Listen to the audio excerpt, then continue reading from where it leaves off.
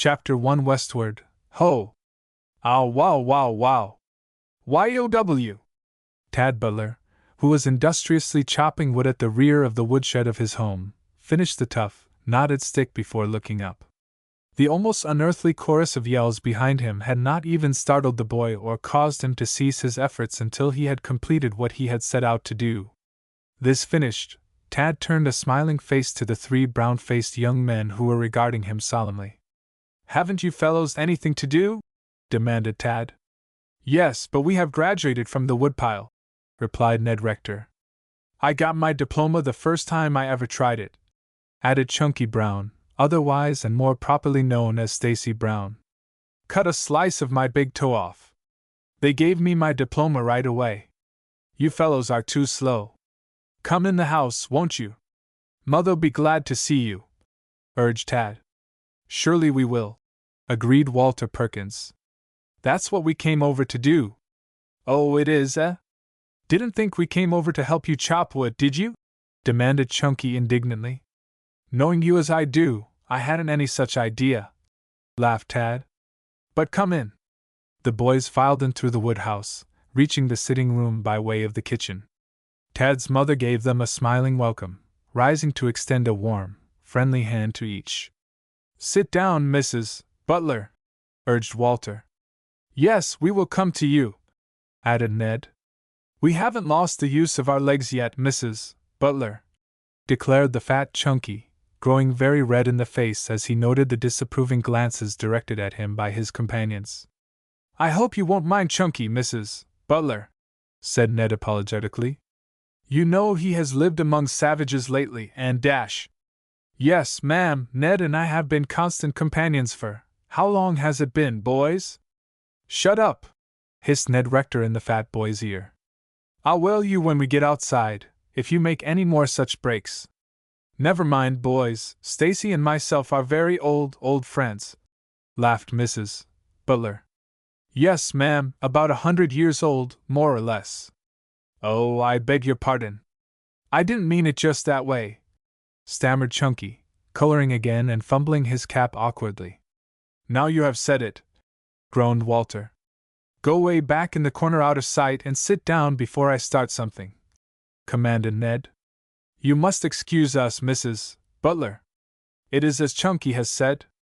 We are all savages, some of us more so than others, some less. It is unnecessary to make apologies. You are just a lot of healthy young men, full of life and spirits." Mrs. Butler patted Tad affectionately on the head.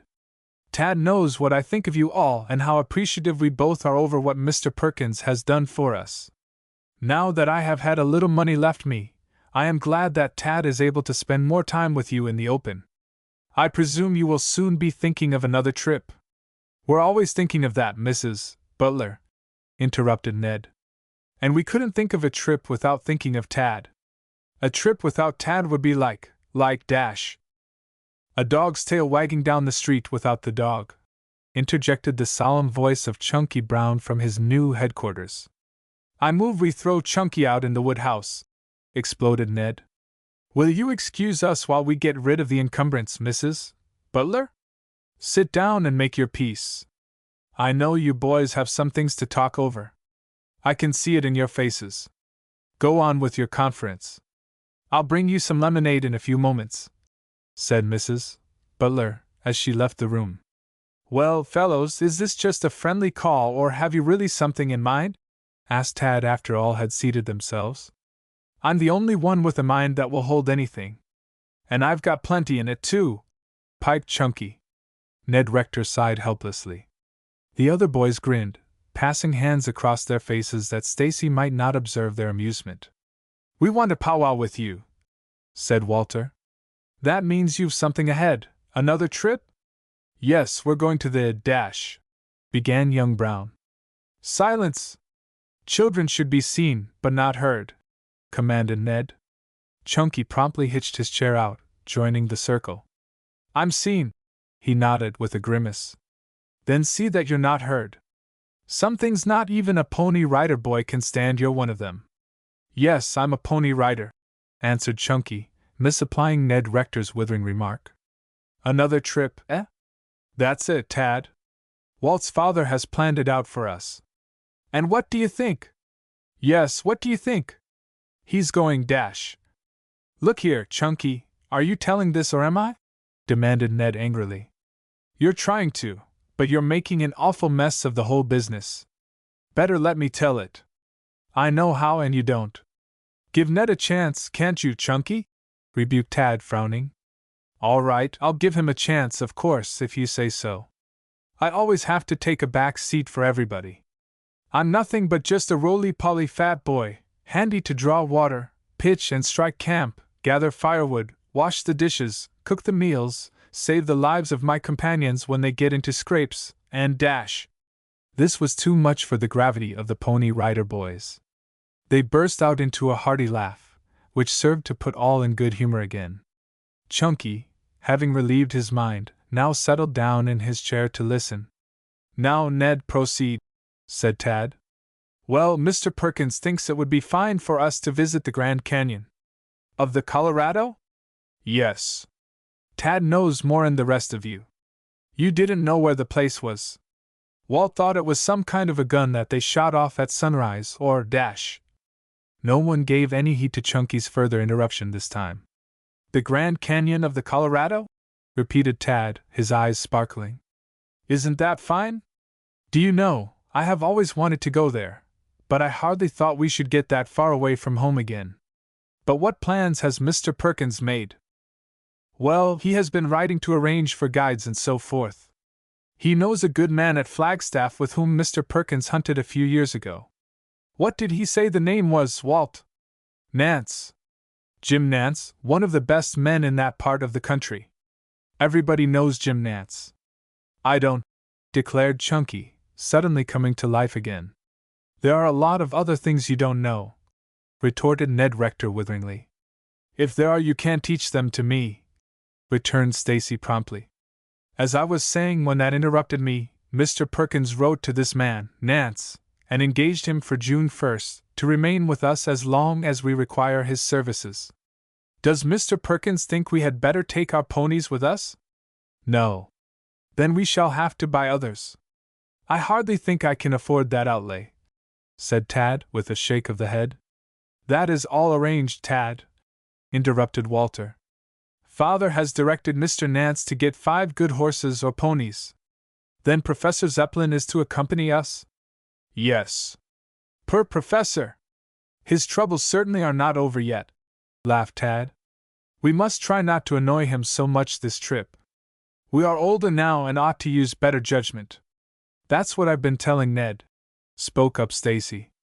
He's old enough to dash. To what? Demanded Ned. Chunky quailed under the threatening gaze of Ned Rector. He mumbled some unintelligible words, settled back in his chair and made himself as inconspicuous as possible. Pooh! Professor Zeppelin enjoys our pranks as much as do we ourselves. He just makes believe that he doesn't. He's a boy himself.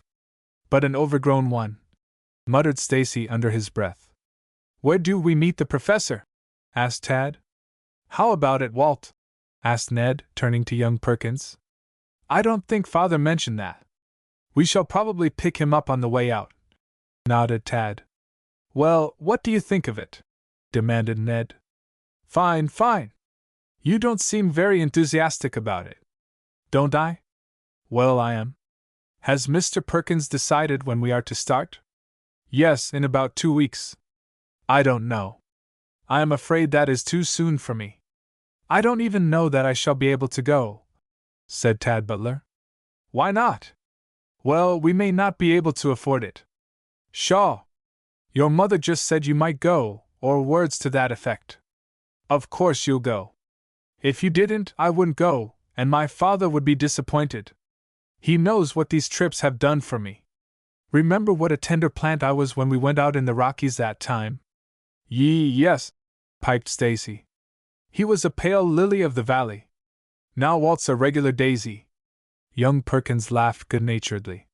He was not easily irritated now, whereas, before beginning to live in the open, the least little annoyance would set his nerves on edge. Mrs. Butler came in at this juncture, carrying a pitcher of lemonade and 4 glasses on a tray. The Pony Riders rose instinctively, standing while Mrs. Butler poured the lemonade. "Oh, I forgot the cookies, didn't I?" she cried. "Yes, we couldn't get along without the cookies," nodded Chunky. "Now don't let your eyes get bigger in your stomach," warned Ned. "Remember, we are in polite society now." "I hope you won't forget yourself either," retorted Stacy. "I'll stand beside you. If you start to make a break, I'll tread on your toes and dash." "Try it," hissed Ned Rector in the fat boy's ear. The entrance of Mrs. Butler with a plate heaped with ginger cookies drove all other thoughts from the minds of the boys. "Mrs. Butler," began Ned, clearing his throat. We thank you. From the bottom of our hearts we thank you, don't we, Stacy?" "Well, I guess so. I can tell better after I've tried the cookies. I know the lemonade's all right." "How do you know?" demanded three voices at once. "Why, I tasted of it," admitted Chunky. "As I was saying, Mrs. Butler, we dash. Never mind thanking me, Ned. I will take your appreciation for granted." "Thank you," answered Stacy, looking longingly at the plate of cookies. "Now help yourselves." "Don't wait, boys," urged Tad's mother, giving the boys a friendly smile before turning to leave the room. "Ah, Mrs. Butler." "One moment, please," said Ned. "Yes." "What is it?" "We, dash." "Oh, let me say it." "You don't know how to talk in public," exclaimed Chunky. "Mrs. Butler, we, the Pony Rider boys, Rough Riders, Indian fighters in general, all-around stars of both plain and mountain, are thinking, dash." Ned thrust Chunky gently aside. Had it not been for Mrs. Butler's presence, Ned undoubtedly would have used more force. Tad sat down grinning broadly. He knew that his mother enjoyed this good-natured badinage fully as much as the boys did. Ned rapped on the table with his knuckles.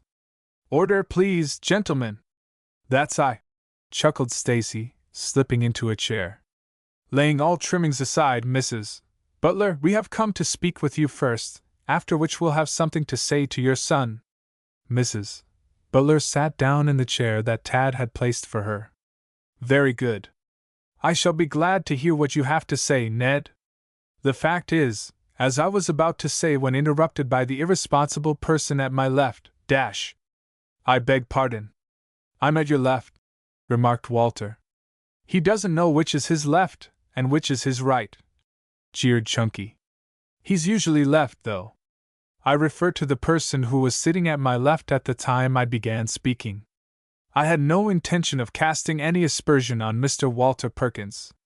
As I was about to say, we are planning another trip, Mrs. Butler." "Where away this time, Ned?" "To the Grand Canyon, dash." "With the accent on the yon," added Stacy. "The Grand Canyon of the Colorado?" "Yes, ma'am. Mr. Perkins has arranged it for us. Everything is fixed.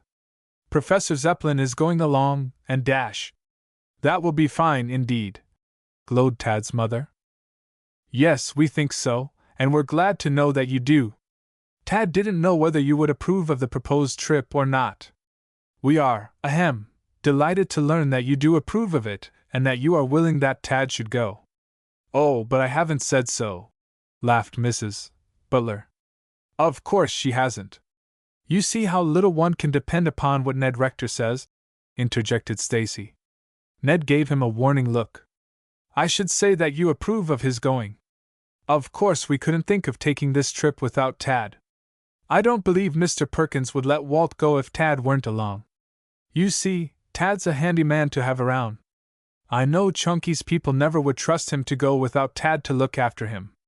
You see, Chunky's such an irresponsible mortal, dash." "Oh, I don't know," interrupted the fat boy. "One never knows what he's going to do next. He needs someone to watch him constantly. We think it is the fault of his bringing up. Or the company I've been keeping," finished Chunky. "At any rate, we need Tad with us." "Then I shall have to say yes," replied Mrs. Butler, nodding and smiling. "Of course Tad may go. I am glad, indeed, that he has such splendid opportunities." "But, Mother, I ought to be at work," protested Tad. "It is time I were doing something." Besides, I think you need me at home. Never mind, Tad. When you have finished with these trips, you will be all the better for them.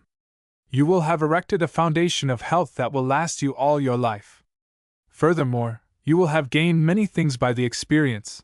When you get at the real serious purpose of your life, you will accomplish what you set yourself to do, with better results. That's what I say, began Chunky. Haven't I always told you, Dash? Stacy is wise beyond his years, smiled Mrs. Butler. When he is grown up, I look for him to be a very clever young man. The eyes of the boys still twinkled merrily, for Chunky, unable to guess whether he were being teased, was still scowling somewhat. However, he kept still for the time being. Yes, Tad may go with you, continued Mrs. Butler.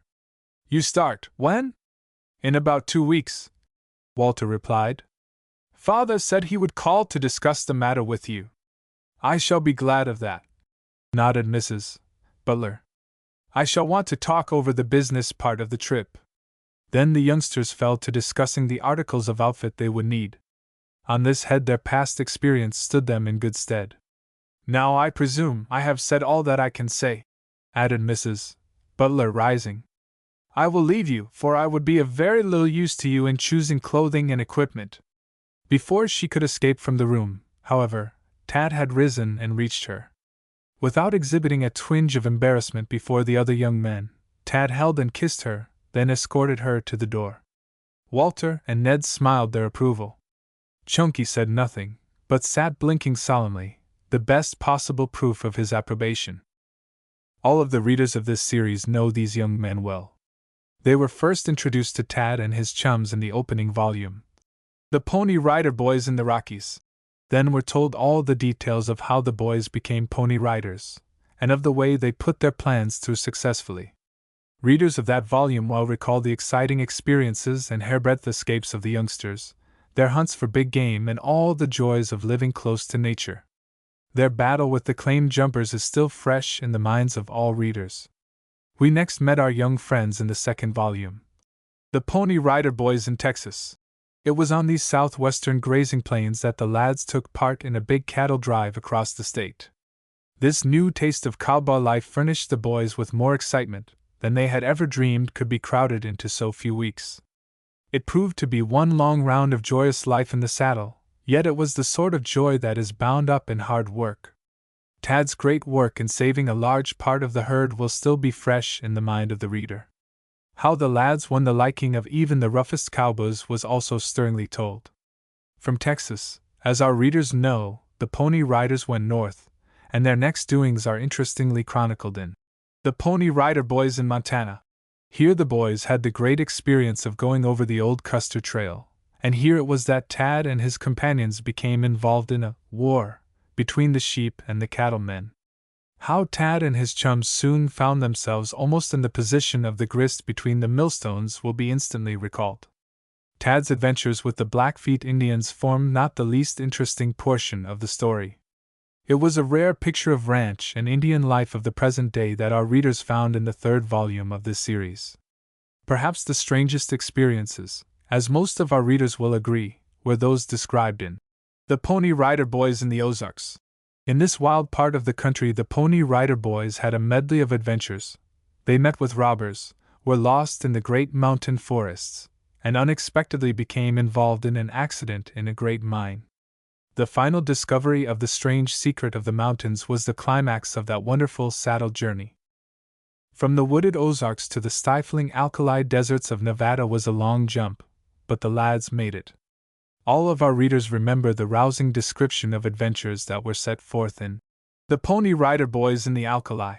This trip through the grim desert with its scanty vegetation and scarcity of water proved to be a journey that fully demonstrated the enduring qualities of these sturdy young men. The life, far away from all connection with civilization, was one of constant privation and well-nigh innumerable perils. The meeting with the crazed hermit of this wild waste formed one of the most thrilling incidents.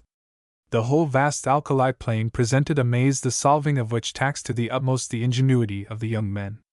However, they bore themselves with credit, and came out with a greater reputation than ever for judgment, courage, and endurance. Our next meeting with these lads, who were fast becoming veterans of the saddle, was in the 6th volume. The Pony Rider Boys in New Mexico. Here, again, the lads ran upon Indian signs and experiences, not the least of which was their chance to be present at the weird fire dance of the Apaches. The race with the prairie fire, the wonderful discoveries made in the former homes of the cave dwellers, and the defense of the lost treasure in the home of the ancient Pueblo Indians are all matters well remembered by our readers. Now another journey, to the scene of one of nature's greatest wonders, the Grand Canyon of the Colorado, was absorbing the thought of Tad Butler and his young friends. "The question is, what do we take with us?" asked Ned Rector. "Yes, that's one of the things about which we wanted to talk with you," spoke up Walter Perkins. "You always think of things that none of the rest of us remembers." "Oh, I don't know. You're all pretty good planners. In the first place, you know you want to travel light. We aren't likely to travel any other way," scoffed Chunky. "Whatever we do, though, let's not travel light on food. I can stand almost anything but food. I mean without food, I mean dash." "I don't believe you know what you do mean," jeered Ned. "Well, what about it, Tad? As I was saying, we should travel light. Of course, we must take our own equipment: saddles, quirts, spurs, chaps, lasso, guns, canteen, slicker, and all that sort of thing. I suppose the guide will arrange for the pack train equipment." "I'll speak to Father about that," said Walter. "I don't know just what arrangements he has made with the guide. We can no doubt get what ammunition we need after we get to Flagstaff, if that is to be our railway destination. Folks usually have ammunition in that country," added Tad, with a faint smile. "Our uniforms or clothes we know about. We shall no doubt need some good tough boots for mountain climbing, dash." "Do we have to climb mountains?" demanded Stacy. "Climb up and fall down," answered Walt. "Oh, dear me, dear me! It'll be the death of me, I know," wailed the fat boy. "I'd rather ride up. I can get down all right, but dash."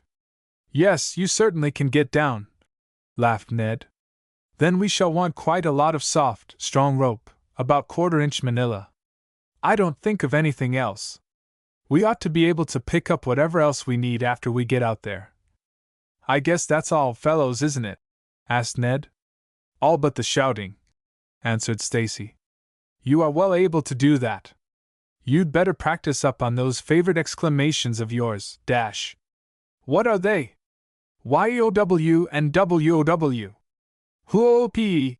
answered Chunky in a shrill, high-pitched voice.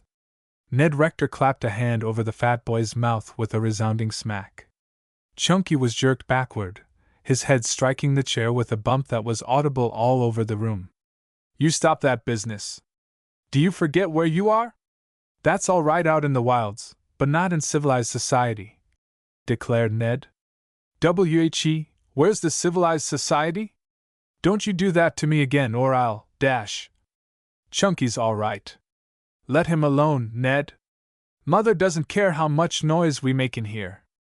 In fact, she'd think something was wrong with us if we didn't make a big racket. Chunky, if you are so full of steam you might go out and finish the woodpile for me. I've got to cut that wood this afternoon." "No, thank you. I'm willing to hunt for the colored man in the woodpile, but I'm a goat if I'll chop the wood. Why, I'd lose my reputation in Chillicothe if I were seen doing such a common thing as that." "No, that would be impossible," answered Ned sarcastically. "Eh? Impossible?" questioned Stacy. "Oh, yes, yes, yes. I'll write it down for you so you'll understand it and dash. He means that you can't lose what you don't possess," explained Walter. Chunky grunted his disgust, but made no reply. The boys then fell to discussing the proposed trip. Tad got out his atlas and together they pored over the map of Arizona. After some time at this task, Chunky pulled a much-soiled railway map from his pocket. This gave them a more detailed plan of the Grand Canyon. "You see, I have to show you. When it comes to doing things, Stacy Brown's the one on whom you all have to fall back. You are almost human at times, Stacy. I'm free to admit that," laughed Tad. "Yes, this is just what we want." Chunky inflated his chest, and with hands clasped behind his back, walked to the window and gazed out into the street, nodding patronizingly now and then to persons passing who had bowed to him. In his own estimation, Stacy was the most important person in Chillicothe. So confident was he of this that several persons in the community had come almost to believe it themselves. Chunky, by his dignified and important bearing, had hopes of converting others to this same belief. As for his three companions, well, a journey without Stacy Brown would be a tame and uneventful journey at best. The greater part of the afternoon was devoted to making plans for the coming trip, each having his suggestions to make or his criticism to offer of the suggestions of others. Though the arguments of the Pony Riders at times became quite heated, the friendship they held for each other was never really strained. They were bound together by ties that would endure for many years to come. Each day thereafter, during their stay at home, they met for consultation, and when 2 weeks later they had assembled at the railroad station in Chillicothe, clad in their khaki suits, sombreros, each with a red bandana handkerchief tied carelessly about his neck, they presented an imposing appearance, and were the center of a great crowd of admiring boys and smiling grown-ups.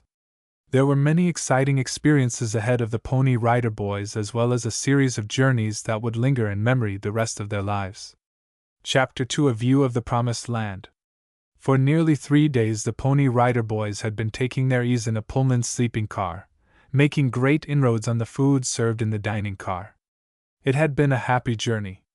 The boys were full of anticipation of what was before them. At intervals during the day they would study their maps and enter into long discussions with Professor Zeppelin, the grizzled, stern-looking man who in so many other journeys had been their guardian and faithful companion. The professor had joined them at St. Louis, where the real journey had commenced. All that day they had been racing over baked deserts, a cloud of dust sifting into the car and making life miserable for the more tender passengers, though the hardy Pony Riders gave no heed to such trivial discomforts as heat and dust. They were used to that sort of thing. Furthermore, they expected, ere many more days had passed, to be treated to discomforts that were real. Suddenly the train dashed from the baked desert into a green forest. The temperature seemed to drop several degrees in an instant. Everyone drew a long breath, faces were pressed against windows, and expressions of delight were heard in many parts of the sleeper. They had entered a forest of tall pines, so tall that the lads were obliged to crane their necks to see the tops. "This is the beginning of the beginning," announced Professor Zeppelin somewhat enigmatically. "This is the forest's primeval." "I don't know," replied Chunky, peering through a car window. "It strikes me that we've left the evil behind and got into the real thing." "What is it, Professor?" asked Tad Butler. "As I have said, it is a primeval forest. This great woodland stretches away from the very base of the San Francisco Mountains southward for a distance of nearly 200 miles. We are taking a short cut through it, and should reach Flagstaff in about an hour from now." "Hurrah! We're going to see the Flagstaff in an hour!" cried Stacy, his face wreathed in smiles. "A further fact, which is no doubt unknown to you, is that this enormous forest covers an area of over 10,000 square miles, and contains 6,400,000 acres. The boys uttered exclamations of amazement and wonder. "If you'd said 10 acres, I'd understand you better," replied Stacy. "I never could think in such big figures. I'm like a rich fellow in our town, who doesn't know what money is above a certain sum." "Well, what about it?" demanded Tad. "Up to $50, he knows how much it is, but for anything above that it's a check," finished Chunky, looking about him expectantly. No one laughed. "Speaking of checks," said Ned Rector after an interval of silence, "did you bring along that snaffle bit, Tad?" "What snaffle bit?" "The one we were going to put on Stacy Brown to hold him in check?" A series of groans greeted Ned's words. Chunky grumbled something about making a checkerboard of Ned's face if he didn't watch out, after which the professor turned the rising tide into other and safer channels by continuing his lecture on the great Arizona forest. As the train dashed on, the Pony Riders were greeted with occasional views of a mountain differing from anything they ever had seen. One peak especially attracted their attention. Its blackened sides, and its summit bathed in a warm glow of yellow sunshine, gave it a most striking appearance. "What is it, Professor?" asked Tad, with an inquiring gaze and nod toward the mountain. Sunset Mountain, answered Professor Zeppelin. You should have discovered that. But it isn't sunset, objected Walter. It is always sunset there. The effect is always a sunset effect. In the night, too? Questioned Chunky. No, it's moonset then, scoffed Rector. In the same direction you will observe the others of the San Francisco Mountains. However, we shall have more of this later on.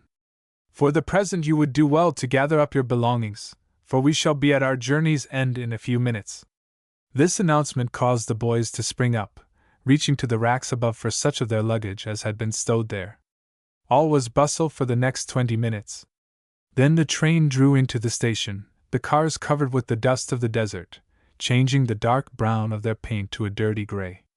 The boys found that they had arrived at a typical western town, a tree-surrounded, mountain-shadowed, breeze-blown place set like a gem in a frame of green and gold, nestling, it seemed, at the very base of the towering peaks of the San Francisco Mountains, whose 3 rough volcanic peaks stood silent sentinel over the little community clustered at their base.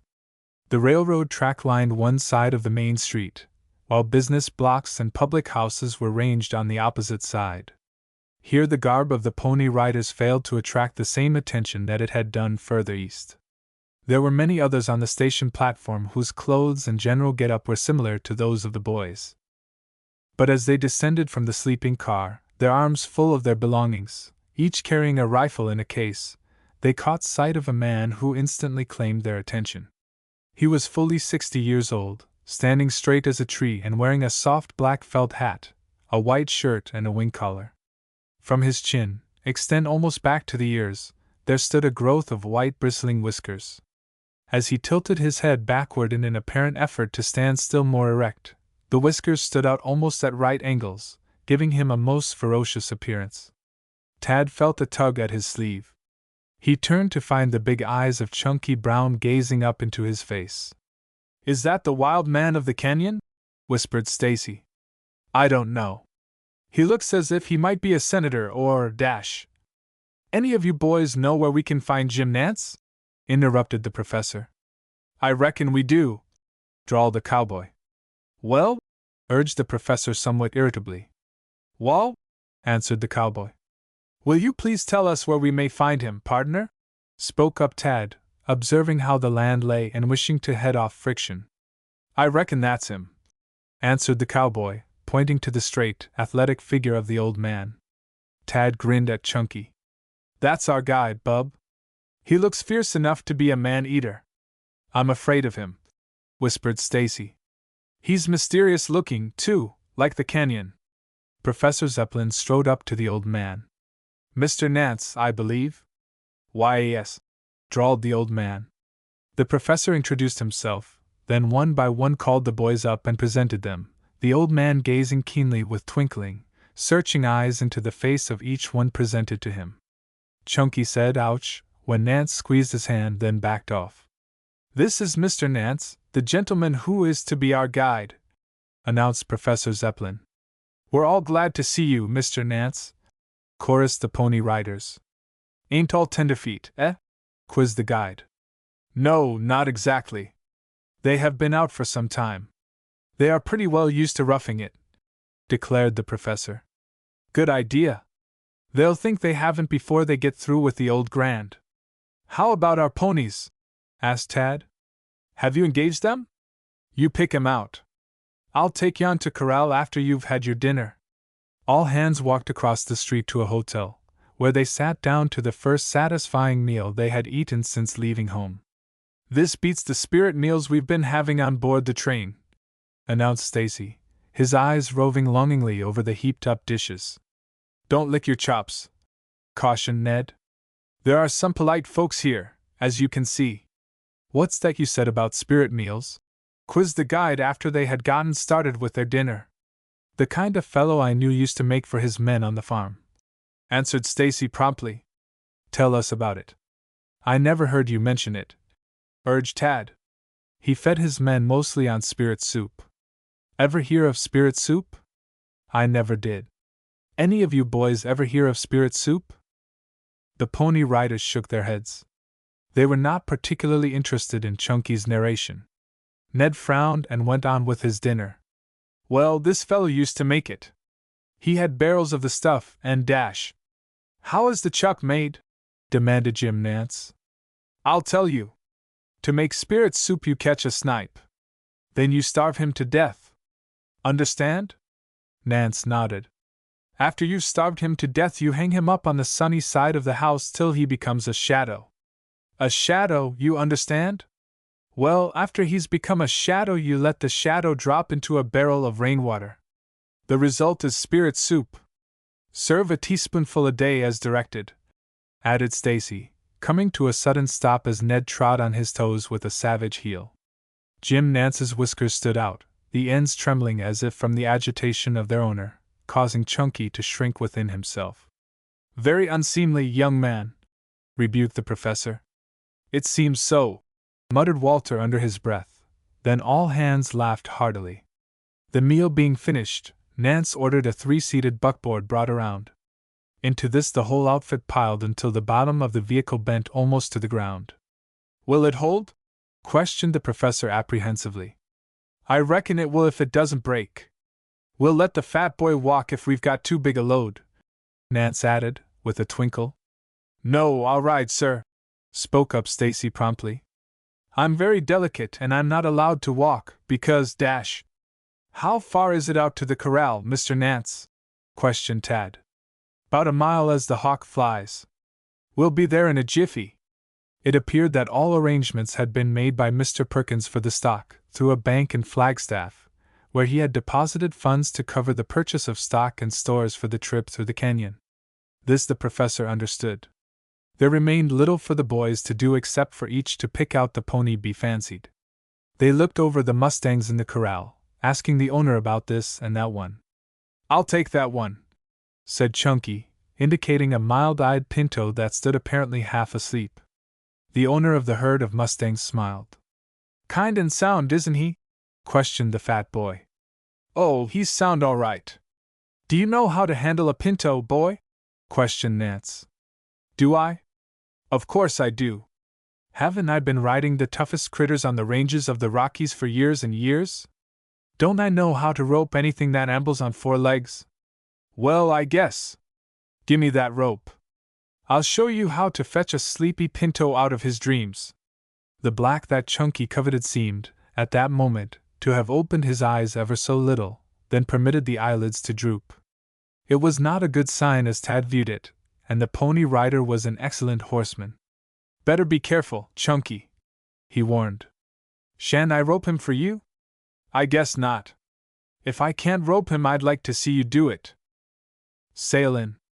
You know best, answered Tad, with a grin, winking at Ned and the professor. Jim Nance appeared to take only a passive interest in the matter. He might have his say later provided his advice were needed. Chunky ran his rope through his hands, then grasping the hondo, strode boldly into the corral. I reckon it's time we were climbing the fence, announced Tad. I reckon it is, agreed the guide, vaulting to the top rail, which action was followed by the other 2 boys, only the owner of the herd and Professor Zeppelin remaining inside the corral with Stacy. Suddenly Stacy let go the loop of his lariat. It dropped over the head of the sleepy pinto. The pinto, at the touch of the rope, sprang into sudden life. Then things began to happen in that corral. Stacy Brown was the center of the happenings. Chapter 3 Tenderfeet Show Their Skill. Woof! Exclaimed Ned Rector. Oh! Cried Walter Perkins. Good boy! Hang on! Shouted Tad encouragingly. It is doubtful whether Stacy heard either the words of warning or those of encouragement from Tad, for at that moment Stacy's feet were up in the air. The pinto had leaped forward like a shot the instant it felt the touch of the rope. Of course Chunky, who had clung to the rope, went along at the same rate of speed. A great cloud of dust rose from the corral. The mustang was darting here and there, bucking, squealing and kicking. In a moment most of the other mustangs were doing likewise. The owner of the herd, calling to the professor, darted out, leaving 1 bar of the fence down. Professor Zeppelin, becoming confused, missed his way and found himself penned into one corner at the far side, almost the center of a circle of kicking mustangs. Tad saw the danger of their companion almost at once. The lad leaped down, and darting among the kicking animals, made his way toward the professor just as Stacy's mustang leaped the bars.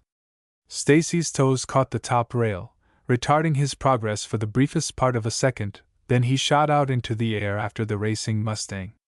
"Leggo!" roared the boys. "Let go!" shouted the guide. "The little fool! Doesn't he know enough to come in out of the wet?" "You'll find he doesn't, sir. Your troubles have only just begun. You'll be demanding an increase of wages before you have followed Stacy Brown for a full 24 hours, prophesied Ned. In the meantime, Tad had reached the professor, regardless of the flying hoofs about him. With his rope, the boy drove the animals off just in time.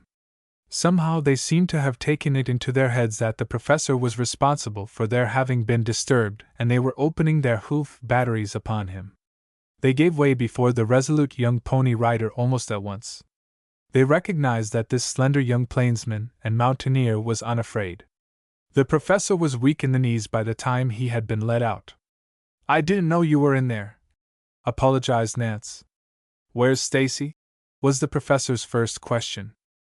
"He's gone by the airline," answered Walter. While all this had been taking place, Chunky had continued in his mad flight for a short distance. He had a long hold on the rope by which the mustang was hauling him. The wary beast, espying a tree whose limbs hung low, changed his course and darted under the lowest of the limbs. Its intention was plain to those who knew the habits of these gentle beasts.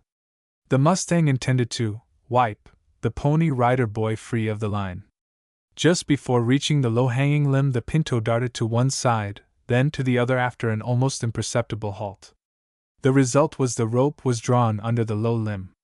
A quick leap on the part of the mustang, that exhibited almost human intelligence by this maneuver, caused Chunky to do a picturesque flop over the limb, falling flat on his back on the other side. This brought the mustang to a quick stop, for the rope had taken a firm hitch around the limb. The sudden jolt and stoppage of his progress threw the mustang on his nose, where he poised for a few seconds, then he too toppled over on his back. The owner of the herd was screaming with merriment. Jim Nance was slapping his sides as he ran, while the professor was making for the fat boy with long strides. Tad reached Stacy first. The fat boy lay blinking, looking up at him. Stacy's clothes were pretty well torn, though his body did not seem to be harmed beyond the loss of considerable skin. "Let me have that rope," commanded Tad. "And no, you don't. Let me have that rope, I tell you. I'll attend to the pinto for you." "Here, give it to me," ordered Jim Nance, reaching for the rope which Tad Butler had taken. "I can handle him, Mr. Nance." The handling was not easy. Tad was hauled over the best part of an acre of ground ere he succeeded finally in getting an opportunity to cast his own rope. When, however, he did make the cast, the rope caught the pinto by a hind foot, sending the stubborn little beast to the ground. Then Tad was jerked this way and that as the animal sought to kick the foot free. "Grab the neck rope, some of you," he cried. Nance was the first to obey the command. It was the work of but a moment temporarily to subdue the pinto. "Take him back. We don't want the critter," ordered the guide. I want him," declared Stacy, limping up to the former sleepy beast. "I'll break him so I guess Stacy can ride him," said Tad. "Ned, will you fetch my saddle and bridle? I can't let go here just yet." "Has this fellow ever been ridden?" demanded the boy, looking up at the owner. "I reckon he has, but not much." "Why did you let Brown rope the pinto, then?" "He said he wanted him." "Let him up," directed Tad. The mustang had another spell, but ere he had finished his bucking, Tad had skillfully thrown the saddle on and made fast the saddle girth at the risk of his own life. Next came the bridle, which was not so easily put in place. It was secured at last, after which the lad stepped back to wipe the perspiration from his face and forehead. Dark spots on his khaki blouse showed where the sweat had come through the tough cloth. "Now I'll ride him," Butler announced. For the next quarter of an hour there followed an exhibition that won the admiration of all who saw it. All the bucking and kicking that the pinto could do failed to unseat Tad Butler. When finally he rode back to the group, Mr. Mustang's head was held straight out. Once more the sleepy look had come into his eyes, but it was not the same crafty look that had been there before. He was conquered, at least for the time being. "Now, Chunky, you may try him." "What do you think of that for riding?" demanded Stacy, turning to the guide. "Oh, he'll ride one of these days," answered the guide.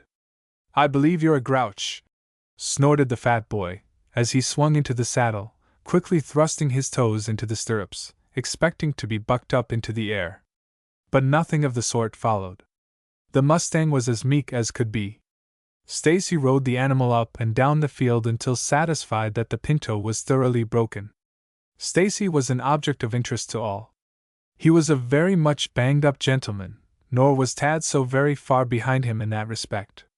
Young Butler chose for his mount a Mustang with a white face. Already Tad had decided to call him Silver Face. The two very quickly came to an understanding, after a lively but brief rustle about the enclosure.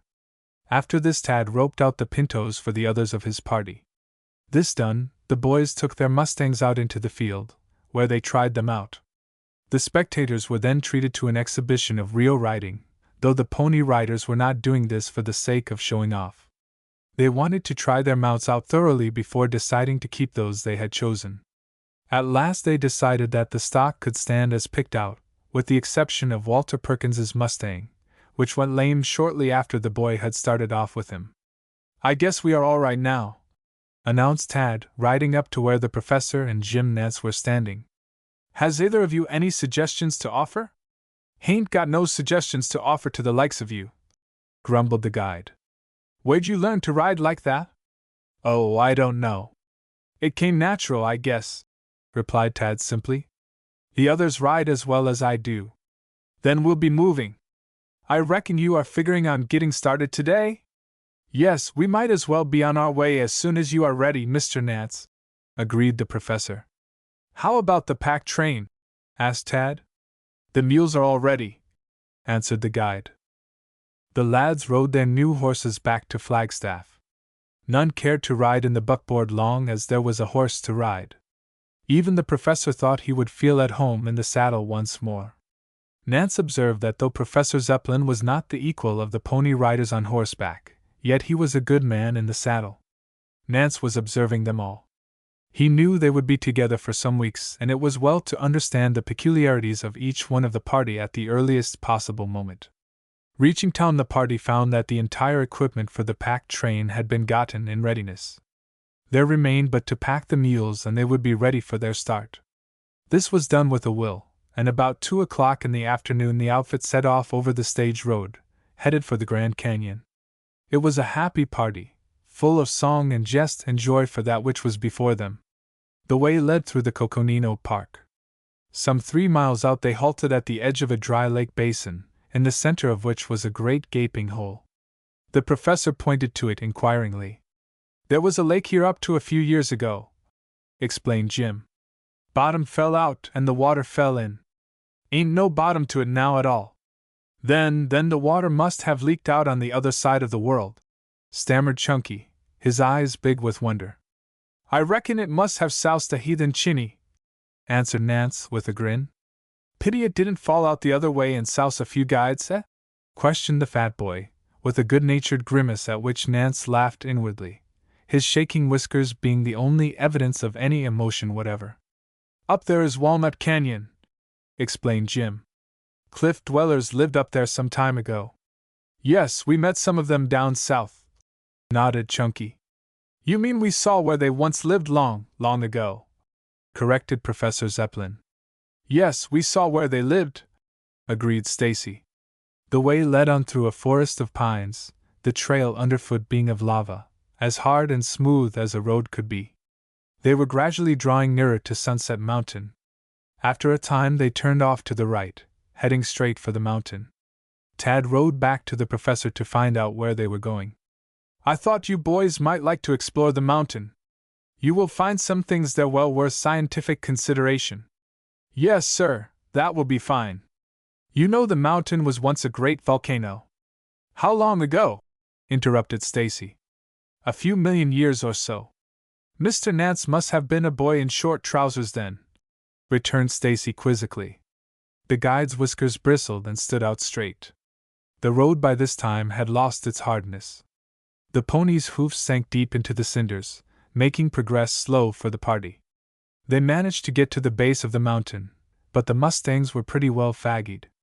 The animals were turned out for the night after having been hobbled so that they could not stray far away. Now each of you will have to carry a pack, announced the guide. I will tell you what to take. Why, where are we going? Asked Tad. We are going to spend the night in the crater of the extinct volcano, said the professor. Will not that be a strange experience? Hurrah for the crater! Shouted the boys. Speaking of volcanoes, I wish you wouldn't open your mouth so wide, Ned. It makes me dizzy. I'm afraid I'll fall in, growled Chunky. Chapter 4: A Night in the Crater.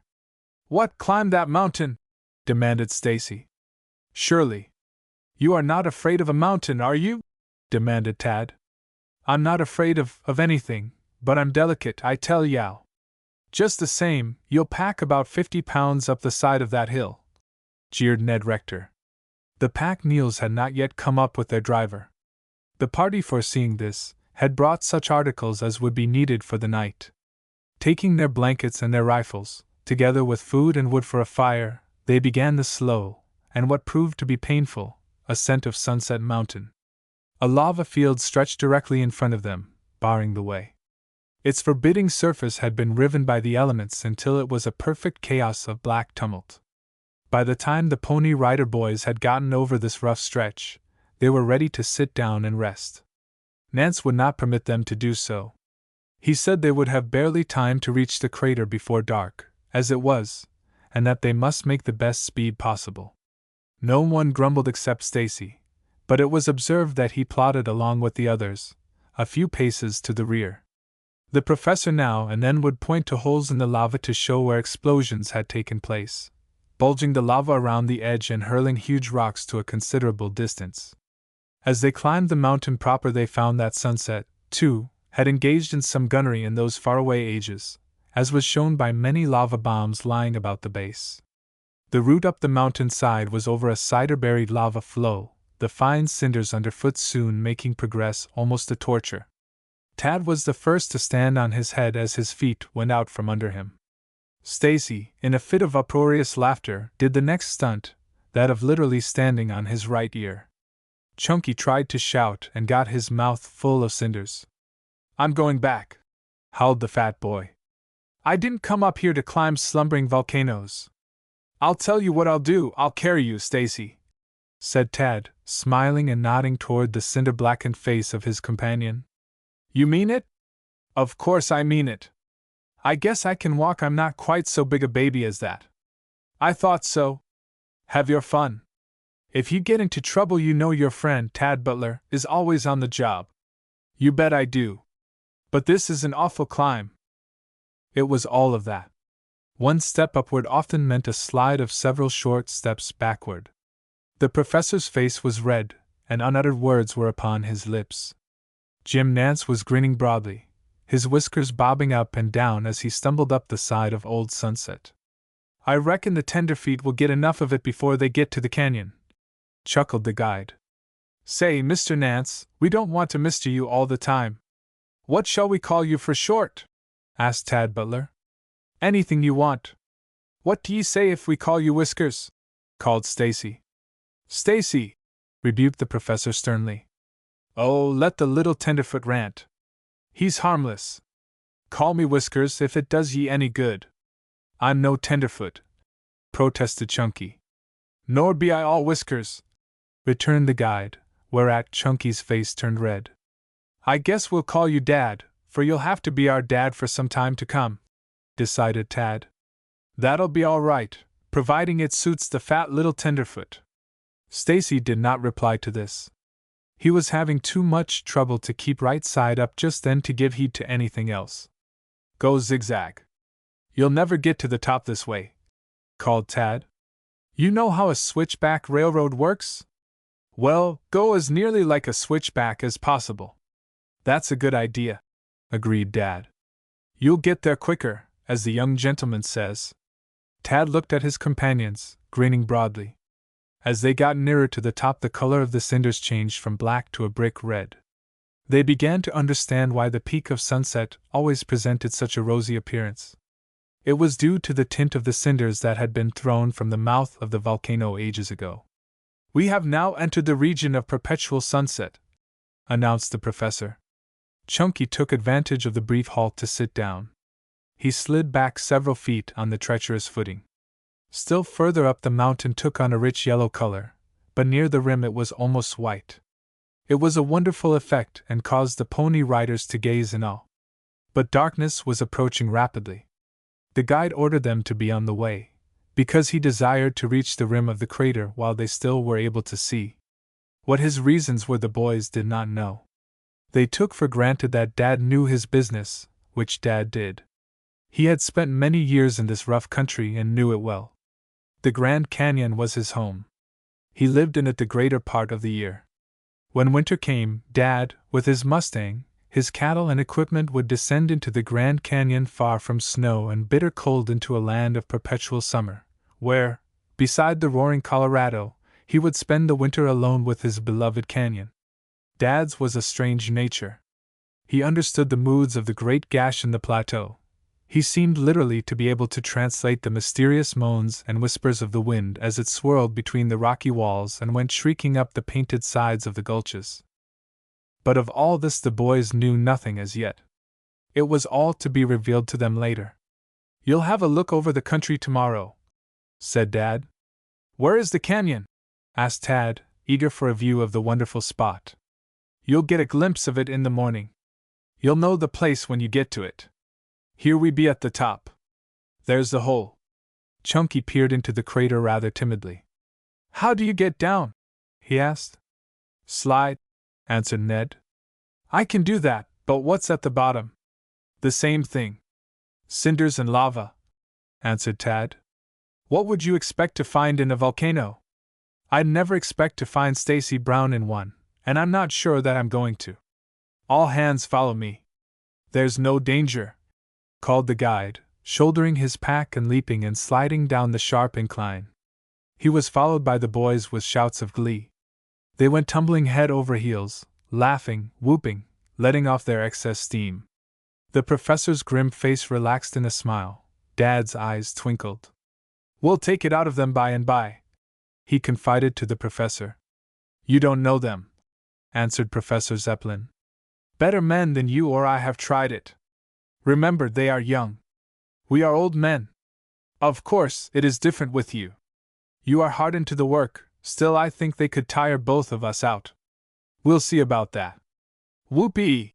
came the voice of Tad Butler far below them. "I'm at the bottom." "Any wild animals down here, Dad?" "Only one at present. There'll be 3 more in a minute." "6, you mean?" laughed Tad. The others had soon joined him. "How far are we from the surface?" asked Walter. "About 500 feet down." "We're in the bowels of the mountain for sure, kid," answered the guide. "That's pretty tough on the mountain. I'm afraid it will have a bad case of indigestion," laughed Tad. "You needn't be. It has swallowed tougher mouthfuls than you are," returned the guide, ever ready with an answer. "Dad's able to give as good as you send," laughed Ned. "That's good. All the better for us," nodded Tad. "What about some light? Unload the wood from your packs. This is where you are glad you did pack some stuff." In a few minutes a fire was blazing, lighting up the interior of the crater. The boys found themselves in a circular opening of almost terrifying roughness, and something like 1/4 of a mile across. Here, in ages past, the forces of nature had been at work with fearful earnestness. Weird shadows, mysterious shapes, somewhat resembling moving figures, were thrown by the flickering blaze of the camp fire. While the boys were exploring the crater, Dad was busy getting the supper ready, talking with Professor Zeppelin as he worked. The voices of the boys echoed from side to side of the crater, sounding strange and unreal. The call to supper put an end to their explorations. They sat down with keen edges to their appetites. It was their first meal in the open on this journey. All were in high spirits. I think we should agree upon our work for the future, declared the professor. Work? Exclaimed Chunky, opening wide his big eyes. Yes.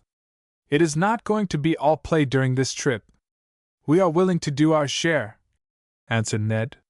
Yes, of course we are, chorused Walt and Stacy, though there was no enthusiasm in the fat boy's tone.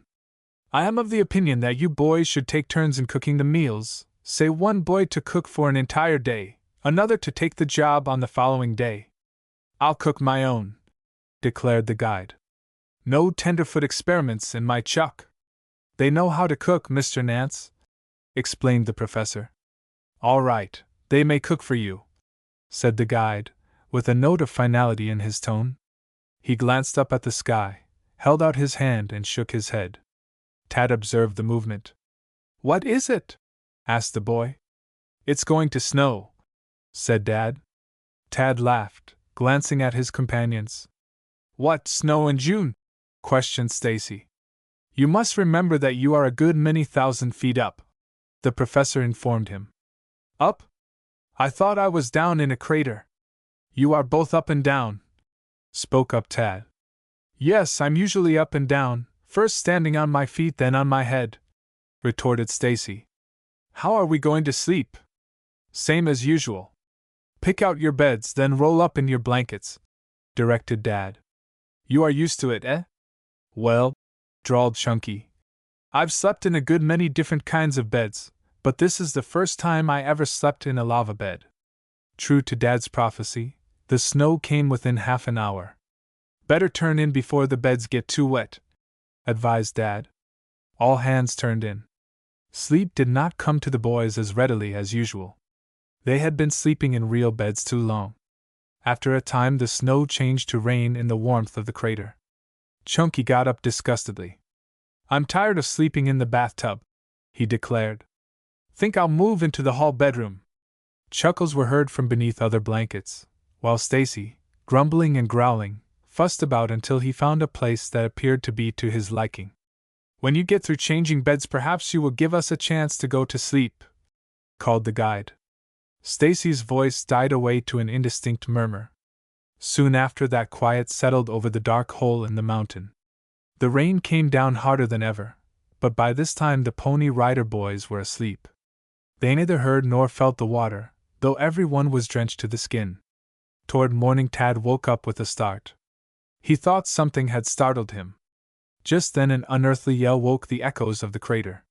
Yell upon yell followed for the next few seconds, each yell seeming to be further away than the preceding one, and finally dying out altogether. It's Chunky!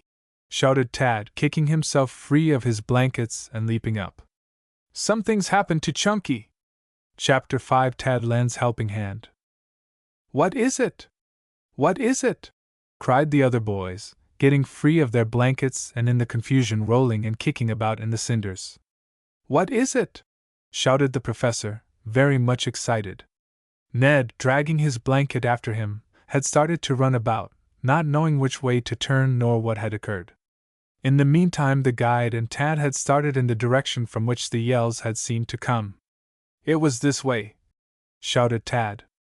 Ned headed them off, running toward the west edge of the crater. All at once a new note sounded. With an unearthly howl, Ned Rector disappeared. They heard his voice growing fainter, too, just as Stacy's had done. They've fallen in! Cried Tad. Everybody stand still! Commanded Dad. Recognizing that he was right, the others obeyed, with the exception of Tad Butler, who crept cautiously forward, feeling his way with the toes of his boots, that he too might not share the fate of his two companions. Dad, from somewhere about his person, produced a bundle of sticks which he lighted. He was prepared for just such an emergency. A flickering light pierced the deep shadows, just enough to show the party that two of their number had disappeared. There is the place! Cried Tad. It's a hole in the ground. They've fallen in. Chunky's always falling in, laughed Walter half hysterically. With his rope in hand, Tad sprang forward. Light this way, please, called Butler. Hello down there, he cried, peering into the hole in the ground. Hello? Came back a faint answer from Ned Rector. Get us out quick. What happened? I don't know. Chunky fell in and I fell on him. Is he hurt? I don't know. I guess I knocked the wind out of him. How far down are you? Demanded Dad, peering in, holding his torch low, exposing a hole about 6 feet square at the top, widening out as it extended downward. I don't know. It felt like a mile when I came down. Hurry. Think I want to stay here all night? If Stacy isn't able to help himself, tie the rope around his waist and we will haul him up, directed Tad. Serve him right to leave him here, retorted Ned. All right, we will leave you both there, if you feel that way, answered Nance grimly. He doesn't mean it, said Tad. Ned must have his joke, no matter how serious the situation may be. Tad lowered his rope, loop first. Well, how about it? He called. I've made it fast. Haul away. Chunky was something of a heavy weight. It required the combined efforts of those at the top to haul him out. Dragging Stacy to the surface, Tad dropped beside the fat boy, giving him a shake and peering anxiously into his eyes, shouting, Stacy! Stacy! Chunky opened one eye and winked knowingly at Tad. Oh, you rascal! You've made us pull until we are out of breath. Why'd you make a dead weight of yourself? Is he all right? Inquired Professor Zeppelin anxiously. He hasn't been hurt, Dash. Yes, I have. I'm all bunged up, I'm all shot to pieces. The mountain blew up and Dash. Well, are you fellows going to leave me down here all the rest of the night? Demanded the faraway voice of Ned Rector. Yes, you stay there. You're out of the wet, answered Stacy. That's a fine way to talk after I have saved your life almost at the expense of my own. Shaw! Saved my life! You nearly knocked it all out of me when you fell on top of me. Here comes the rope, Ned, called Tad. If you can help us a little, you will make the haul easier for us. I'll use my feet. Better take a hitch around your waist in case you should slip, advised Butler. Ned did so, and by bracing his feet against the side of the rock he was able to aid them not a little in their efforts to haul him to the surface. Ned fixed Stacy with stern eye. Were you bluffing all the time? He demanded. Was I bluffing? Think a fellow would need to bluff when a big chump like you fell in on him? I thought the mountain had caved in on me, but it was something softer than a mountain, I guess, added Stacy maliciously. What did happen? Demanded Ned, gazing at the hole wonderingly. It's one of those thin crusts, announced the guide, examining the broken place in the lava with critical eyes, in which occupation the professor joined. Yes, it was pretty crusty, muttered Chunky. You see, sir, this occurs occasionally, nodded the guide, looking up at the grizzled face of Professor Zeppelin. One never knows in this country when the crust is going to give way and let him down. I guess the rain must have weakened the ground. And I fell in again, growled Stacy. You were bound to fall in sooner or later, answered Tad. Perhaps it is just as well that you fell in a soft place. A soft place? Shouted Stacy. If you think so, just take a drop in there yourself. I thought it was the softest thing I ever fell on, grinned Rector, whereupon the laugh was on Stacy. There was no more sleep in the camp in the crater of Sunset Peak that night. Nor was there fire to warm the campers. They walked about until daylight. That morning they made a breakfast on cold biscuit and snowballs at the rim of the crater. But as the sun came out they felt well repaid for all that they had passed through on the previous night. Such a vista of wonderful peaks as lay before them none of the Pony Riders ever had gazed upon. To the west lay the San Francisco Peaks, those ever-present landmarks of northern Arizona. To the south the boys looked off over a vast area of forest and hills, while to the east in the foreground were grouped many superb cinder cones, similar to the one on which they were standing, though not nearly so high. Lava beds, rugged and barren, reached out like fingers to the edge of the plateau as if reaching for the faraway painted desert. Where is the canyon? Asked Tad in a low voice. Yonder, said Dad, pointing to the north over an unbroken stretch of forest. There in the dim distance lay the walls of the Grand Canyon, the stupendous expanse of the ramparts of the canyon stretching as far as the eye could see. How far away are they? Asked Tad.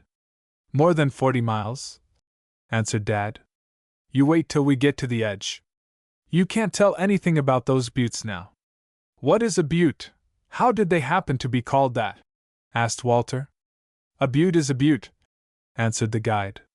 A butte is a bump on the landscape, interjected Stacy. A butte is a mound of earth or stone worn away by erosion, answered the professor, with an assurance that forbade anyone to question the correctness of his statement. Yes, sir, murmured the Pony Rider boys. A ward on the hand of fair nature, as it were, added Chunky under his breath. Come, we must be on our way, urged Dad. We want to make half the distance to the canyon before night. I reckon the pack train will have gone on. We'll have to live on what we have in our saddle bags till we catch up with the train, which I reckon we'll do hard on to noon. No great effort was required to descend Sunset Mountain. It was one long slide and roll. The boys screamed with delight as they saw the dignified professor coasting and taking headers down the cinder-covered mountain. By this time the clothes of the explorers had become well dried out in the hot Sunday. When they reached the camp they found that the pack train had long since broken camp and gone on. Where are the ponies? Cried Walter, looking about. I'll get them, answered Dad, circling the camp a few times to pick up the trail. It will be remembered that the animals had been hobbled on the previous afternoon and turned loose to graze. Dad found the trail and was off on it running with head bent, reminding the boys of the actions of a hound. While he was away Tad cooked breakfast, made coffee, and the others showed their appreciation of his efforts by eating all that was placed before them and calling loudly for more. Dad returned about an hour later, riding Silverface, driving the other mustangs before him. When the boys saw the stock coming in they shouted with merriment. The mustangs had been hobbled by tying their 4 feet together. This made it necessary for the animals to hop like kangaroos. The boys named them the kangaroos right then and there. Tad had some hot coffee ready for Nance by the time Dad got back. The guide forgot that he had declared against eating or drinking anything cooked by the Pony Rider boys. He did full justice to Tad's cooking, while the rest of the boys stood around watching the guide eat, offering suggestions and remarks. Dad took it all good-naturedly. He would have plenty of opportunities to get back at them.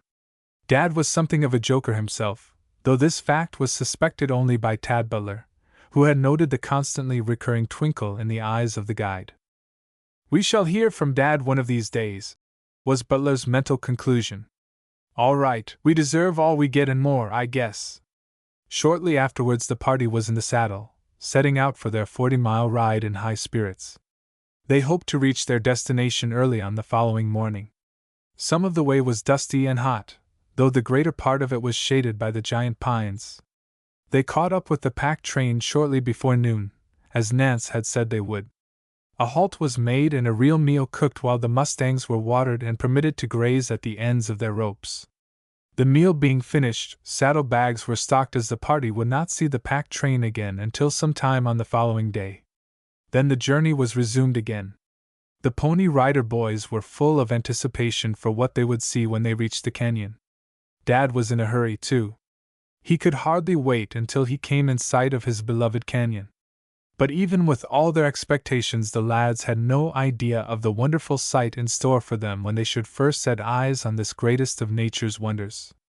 That night they took supper under the tall trees, and after a sleep of some 3 hours, were roughly awakened by the guide, who soon had them started on their way again.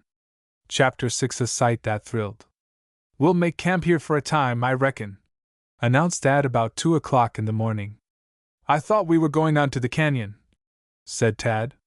We shall see it in the morning, answered the guide somewhat evasively. You boys turn in now, and get some sleep, for you will want to have your eyes wide open in the morning.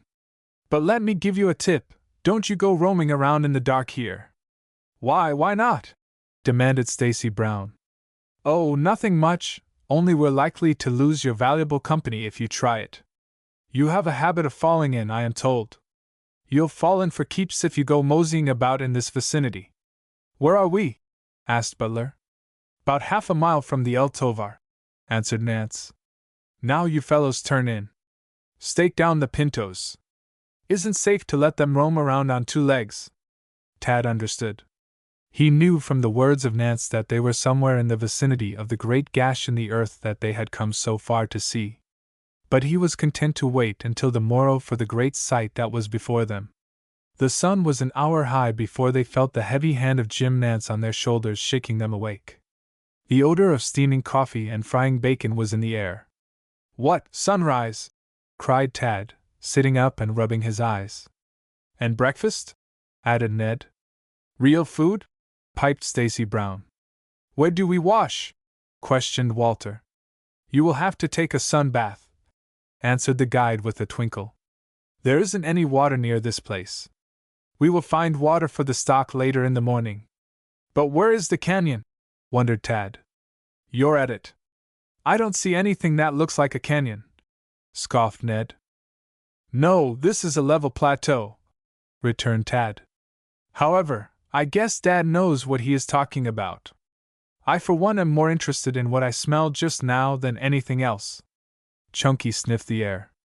"Well, it will take more than a smell to satisfy me this morning," declared Chunky, wrinkling his nose.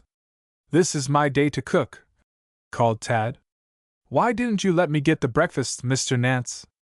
"I'm doing the cooking this morning. I've had a long walk and feel fine, so I decided to be the cook, the wrangler, and the whole outfit this morning. How do you feel, boys?" "Fine," chorused the Pony Riders. "But we thought we should see the canyon when we woke up this morning."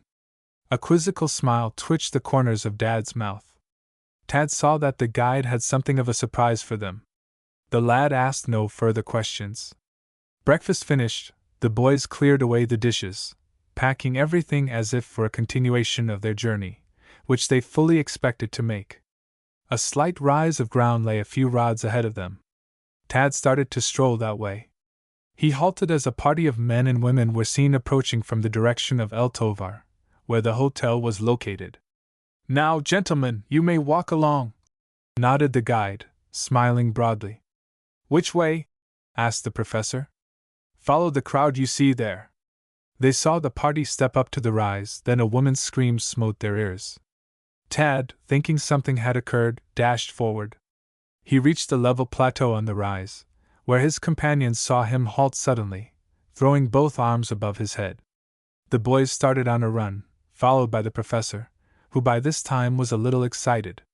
Then all at once the glorious panorama burst upon them. There at their very feet lay the Grand Canyon. Below them lay the wonder of the world, and more than 5,000 feet down, like a slender silver thread, rippled the Colorado. The first sight of the canyon affects different persons differently. It overwhelmed the Pony Rider boys, leaving them speechless. They shrank back as they gazed into the awful chasm at their feet, and into which they might have plunged had the hour been earlier, for it had burst upon them almost with the suddenness of the crack of a rifle. They had thought to see mountains. There were none. What they saw was really a break in the level plateau. From where they stood they looked almost straight down into the abyss for something more than a mile. Gazing straight ahead they saw to the other side of the chasm 12 miles away. To the right and to the left their gaze reached more than 20 miles in each direction. This great space was filled with gigantic architectural constructions, with amphitheaters, gorges, precipices, walls of masonry, fortresses, terraced up to the level of the eyes, temples, mountain high, all brilliant with horizontal lines of color, streaks of hues from a few feet to 1,000 feet in width, mottled here and there with all the colors of the rainbow. Such coloring, such harmony of tints the Pony Rider boys never had gazed on before. It seemed to them as if they themselves were standing in midair looking down upon a new and wonderful world. There was neither laughter nor jest upon the lips of these brown-faced, hardy boys now. Professor Zeppelin slowly took off his hat in homage to what was there at his feet. He wiped the perspiration from his forehead. A glance at Tad Butler showed teardrops glistening on his cheeks. He was trembling. Never before had a more profound emotion taken hold of him. Ned Rector and Walter Perkins's faces wore expressions of fear. No other moment in the lives of the four boys had been like this. Dad's face shone as with a reflected light from the canyon that he loved so well, and that had been his almost constant companion for more than 30 years, whose moods he knew almost as well as his own, and whose every smile or frown had its meaning for him. The travelers each forgot that there was any other human being than himself present. They were drawn sharply to the fact that there were others present, when one of the little party of sightseers that had come over from the hotel picked up a rock, the weight of which was almost too much for him. The lads watched him with fascinated eyes. The man swung the rock back and forth a few times, then hurled it over the edge. The Pony Rider boys waited, actually holding their breath, to catch the report when the rock should strike the bottom. No report came. It requires some little time for a rock to fall a mile, and when it does land it is doubtful if those at the other end of the mile would hear the report. The faces of the Pony Riders actually paled. This was indeed the next thing to a bottomless pit. Walter Perkins recalled afterwards that his head had spun dizzily, Ned that he was too frightened to move a muscle. Suddenly the silence was broken by a shout that was really an agonized yell. The voice was Stacy Brown's. "Hold me! Somebody hold me!" he screamed. The others glanced at him with disapproving eyes. Could nothing impress Chunky? The fat boy had begun to move forward toward the edge, both hands extended in front of him as to ward off something. "Hold me! I'm going to jump! Oh, won't somebody hold me?" Even then only one in that little party appeared to understand. They were paralyzed with amazement, and unable to move a muscle. The one who did see and understand was Tad Butler. Chunky was giving way to an irresistible impulse. He was at that instant being drawn toward the terrible abyss. Chapter 7 On the Rim of Eternity. Tad caught his breath sharply. He, too, for the instant seemed unable to move. Then all at once he sprang forward, throwing himself upon the fat boy, both going to earth together, locked in a tight embrace. "Leggo! Leggo!" shrieked Stacy. The fat boy fought desperately. He had appealed for help, now he refused to accept it. He was possessed with a maddened desire to throw himself into the mile-deep chasm. It was all Tad Butler could do at the moment to keep from being rolled to the rim himself. Dad, suddenly discovering the situation, ran at full speed toward the struggling boys. "Grab his legs! I will look out for his shoulders!" gasped Tad, sitting down on Chunky's face for a brief respite. "I'll handle him," said the guide quietly. "They get taken that way sometimes when they first look into the hole." By this time the others, having shaken off the spell, started to move toward the scene of the brief conflict. Dad waved them back. Then, with Tad holding up the fat boy's shoulders, Dad with Chunky's feet in hand, the two carried him back some distance, where they laid him on the ground. Stacy did not move. His face was ghastly. "I think he has fainted away," stammered Tad. "Let him alone. He'll be all right in a few minutes," directed the guide. "What made him do that?" wondered Tad, turning large eyes on Nance. "He just couldn't help it. I told you you'd see something, but I didn't think Fatty would be taken quite so hard. You go back." "No, I'll wait. You perhaps had better look after the others. Ned or the professor might be taken the same way," answered Tad, with a faint smile. Nance hurried back. After a time Chunky opened his eyes. He sat up, looking dazed, then he reached a feeble hand toward Tad. "I'd 'a gone sure, Tad," he said weakly. "Nonsense! I would sure. Come back and look at it." "Not for a million I wouldn't." "Oh, pooh! Don't be a baby. Come back, I tell you. You've got to get over that fright. We shall have to be around this canyon for some time. If you haven't any nerve, why dash." "Nerve? Nerve?" queried Stacy, rousing himself suddenly. "Talk about nerve! Don't you think it takes nerve for a fellow to start in to jump off a rock a mile high? Well, I guess it does. Don't you talk to me about nerve. There come the others." The professor, the guide, and the other boys walked slowly up to them at this juncture. Chunky expected that Ned would make fun of him. Ned did nothing of the sort. Both Ned and Walter were solemn and their faces were drawn. They sighed as if they had just awakened from a deep sleep. "What do you think of it, Professor?" asked Tad, looking up. "Words fail me. I must have another look," announced Butler. He walked straight to the edge of the rim, then lying flat on his stomach, head out over the chasm, he gazed down into the terrible abyss. Jim Nance nodded approvingly. "He's going to love it just the same as I do." The old man's heart warmed toward Tad Butler in that moment, when Tad, all alone, sought a closer acquaintance with the mystery of the great gash. After a time the others walked back, Dad taking Chunky by the nape of the neck. Perhaps it was the method of approach, or else Chunky, having had his fright, had been cured. At least this time he felt no fear. He was lost in wonder. "Buck up now!" urged the guide. "I am bucked. Leggo my neck. I won't make a fool of myself this time, I promise you." "You can't blame him," said Tad, rising from his perilous position and walking calmly back to them. "I nearly got them myself." "Got what?" demanded Stacy. "The jiggers." "That's it. That describes it." Professor Zeppelin, who had informed himself before starting out, now turned suddenly upon them. "He's going to give us a lecture." "Listen," whispered Tad. "Young gentlemen, you have, perhaps, little idea of the vastness of that upon which you are now gazing." "We know it is the biggest thing in the world, Professor," said Ned. "Imagine, if you can," continued the professor, without heeding the interruption, "that this amphitheater is a real theater, allowing twice as much room as is given for the seat of each person in the most comfortable theater in the world, and you could seat here an audience of 250 millions of people. These would all be in the boxes on this side." The boys opened their eyes at the magnitude of the figures. An orchestra of 100 million pieces and a chorus of 150 million voices could be placed comfortably on the opposite side. Can you conceive of such a scene? What do you think of it? "I think," stammered Chunky, "that I'd like to be in the box office of that show, holding on to the ticket money." Without appearing to have heard Stacy Brown's flippant reply, Professor Zeppelin began again. "Now that you are about to explore this fairyland, it is well that you be informed in advance as to what it is. The river which you see down there is the Colorado.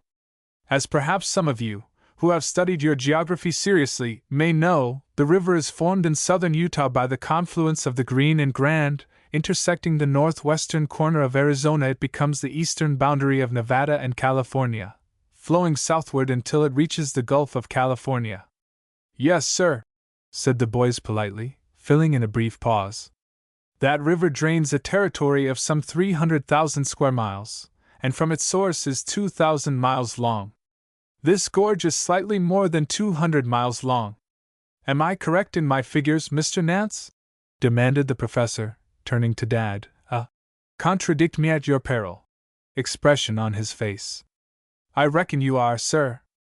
The river has a winding way, dash. That's the way with rivers," muttered Chunky to himself. "Millions of years have been consumed in the building of this great canyon.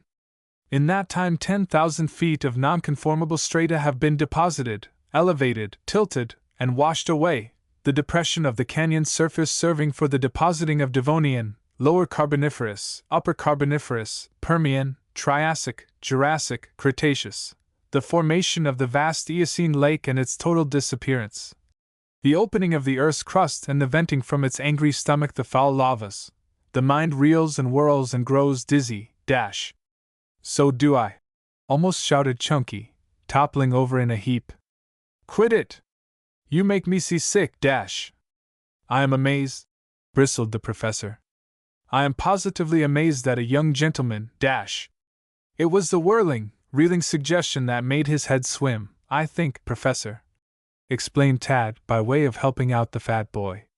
The lecture was not continued from that point just then. The professor postponed the rest of his recital until a more opportune time. "Will you go down today, or will you wait?" asked the guide.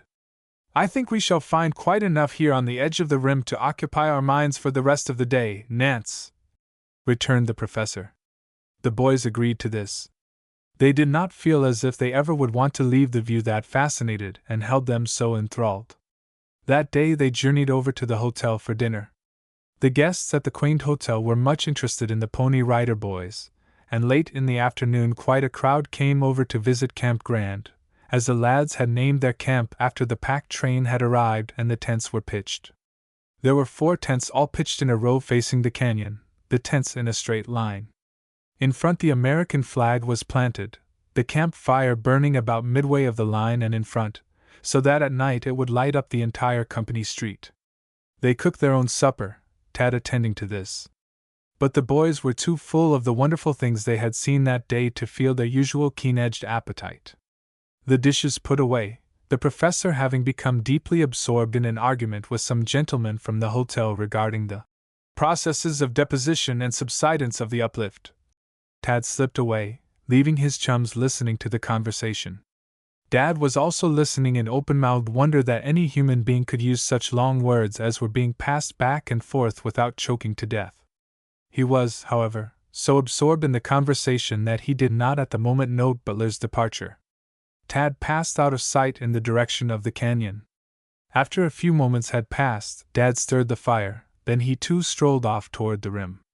Tad, fearless, regardless of the peril to himself, was lying flat on his stomach gazing down over the rim, listening to the mysterious voices of the canyon. "I don't want you to be here, boy," said the guide gently. Though he had approached silently, without revealing his presence, Tad never moved nor started, the tone was so gentle, and then again the boy's mind was full of other things. "Why don't you want me here, Mr. Nance?" Dad squatted down on the very edge of the rim, both feet banging over, one arm thrown lightly over Tad's shoulders. "You might fall." "What about yourself?" "You might fall, too. You are in more danger than am I." "Dad is not afraid. The canyon is his home, dash." "You mean you live here?" "The greater part of the year." "Where?" "Some day I will show you. It is far, far down in my beloved canyon, where the foot of the white man seldom strays." "Have you heard the strange voices of Dad's friend?"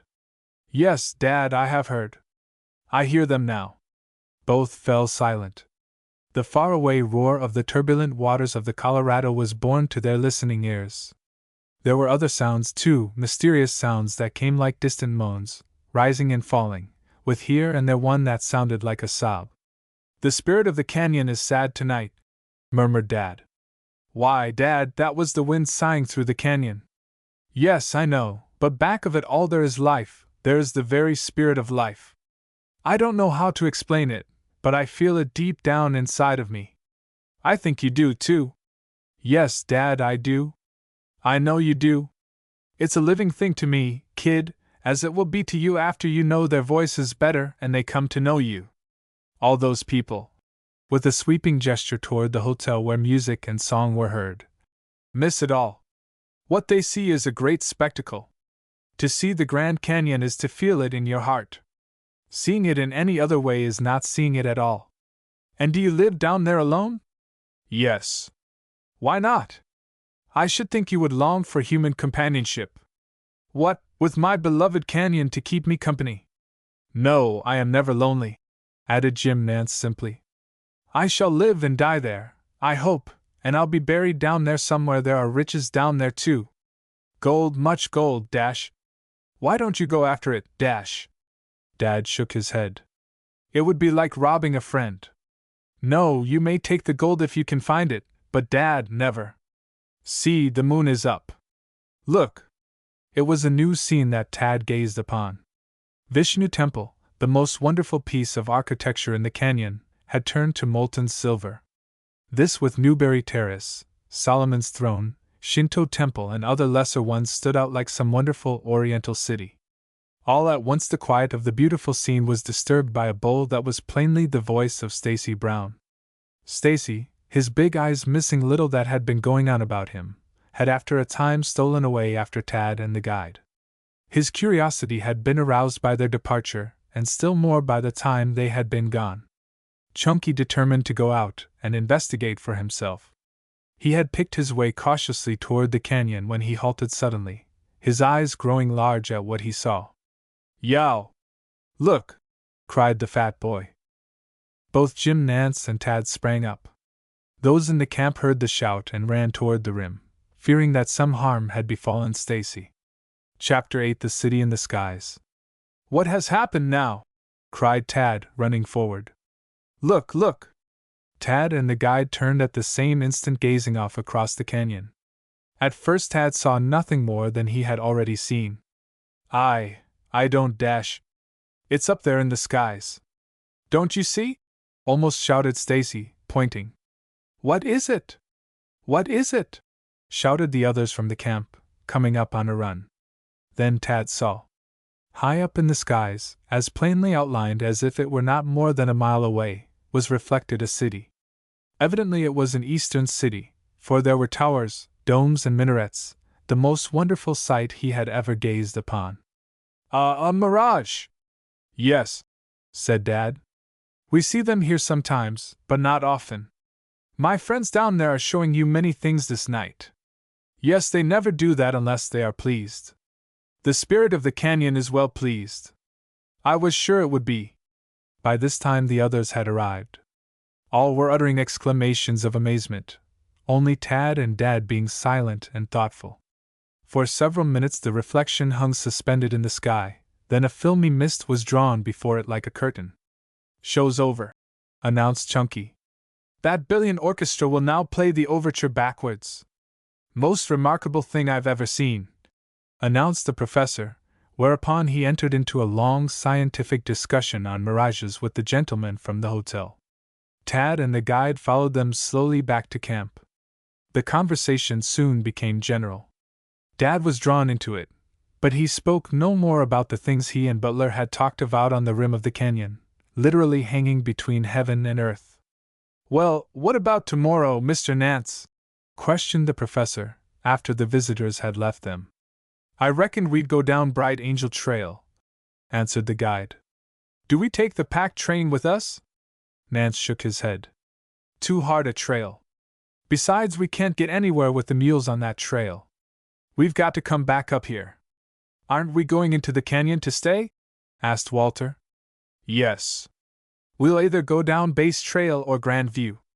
We can get the pack mules down those trails, but on the Bright Angel we'll have to leave the pintos before we get to the bottom and climb down. Any Indians down there? Asked Ned. Sure, there are Indians. What's that, Indians? Demanded Stacy, alive with quick interest. Yes. There's a Havasupai camp down in Cataract Canyon, then there are always some Navajos gunning about to make trouble for themselves and everybody else. The Apaches used to come down here too, but we don't see them very often except when the Havasus give a peace dance or there's something out of the ordinary going on. And do we see them? See the Indians? Of course you'll see them. Are they bad? Asked the fat boy innocently. All Indians are bad. However, the Havasus won't bother you if you treat them right. Don't play any of your funny, sudden tricks on them or they might resent it. They're a peaceable lot when they're let alone. One of the gentlemen who were here this evening told me the Navajos, quite a party of them, had made a camp down near Bright Angel Gulch, if you know where that is. Spoke up Professor Zeppelin. Dad pricked up his ears at this. Then they aren't here for any good. The agent will be after them if they don't watch out. I'll have a look at those bucks and see what rascality they're up to now, said Nance. Any chance of a row? Questioned Ned. No row. Leastwise not for us.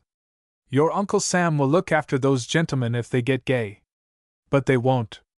It will be some crooked little trick under cover, taking the deer or something of the sort. Will we get any chance to shoot deer?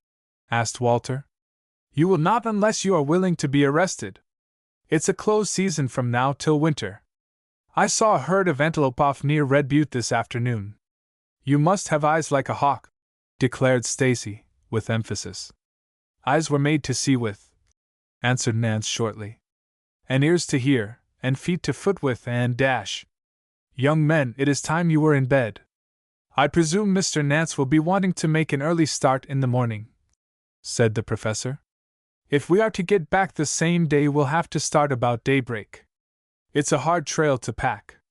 You'll be ready to stretch your legs when we get back tomorrow night. The boys were not ready to use those same legs when they were turned out at daybreak.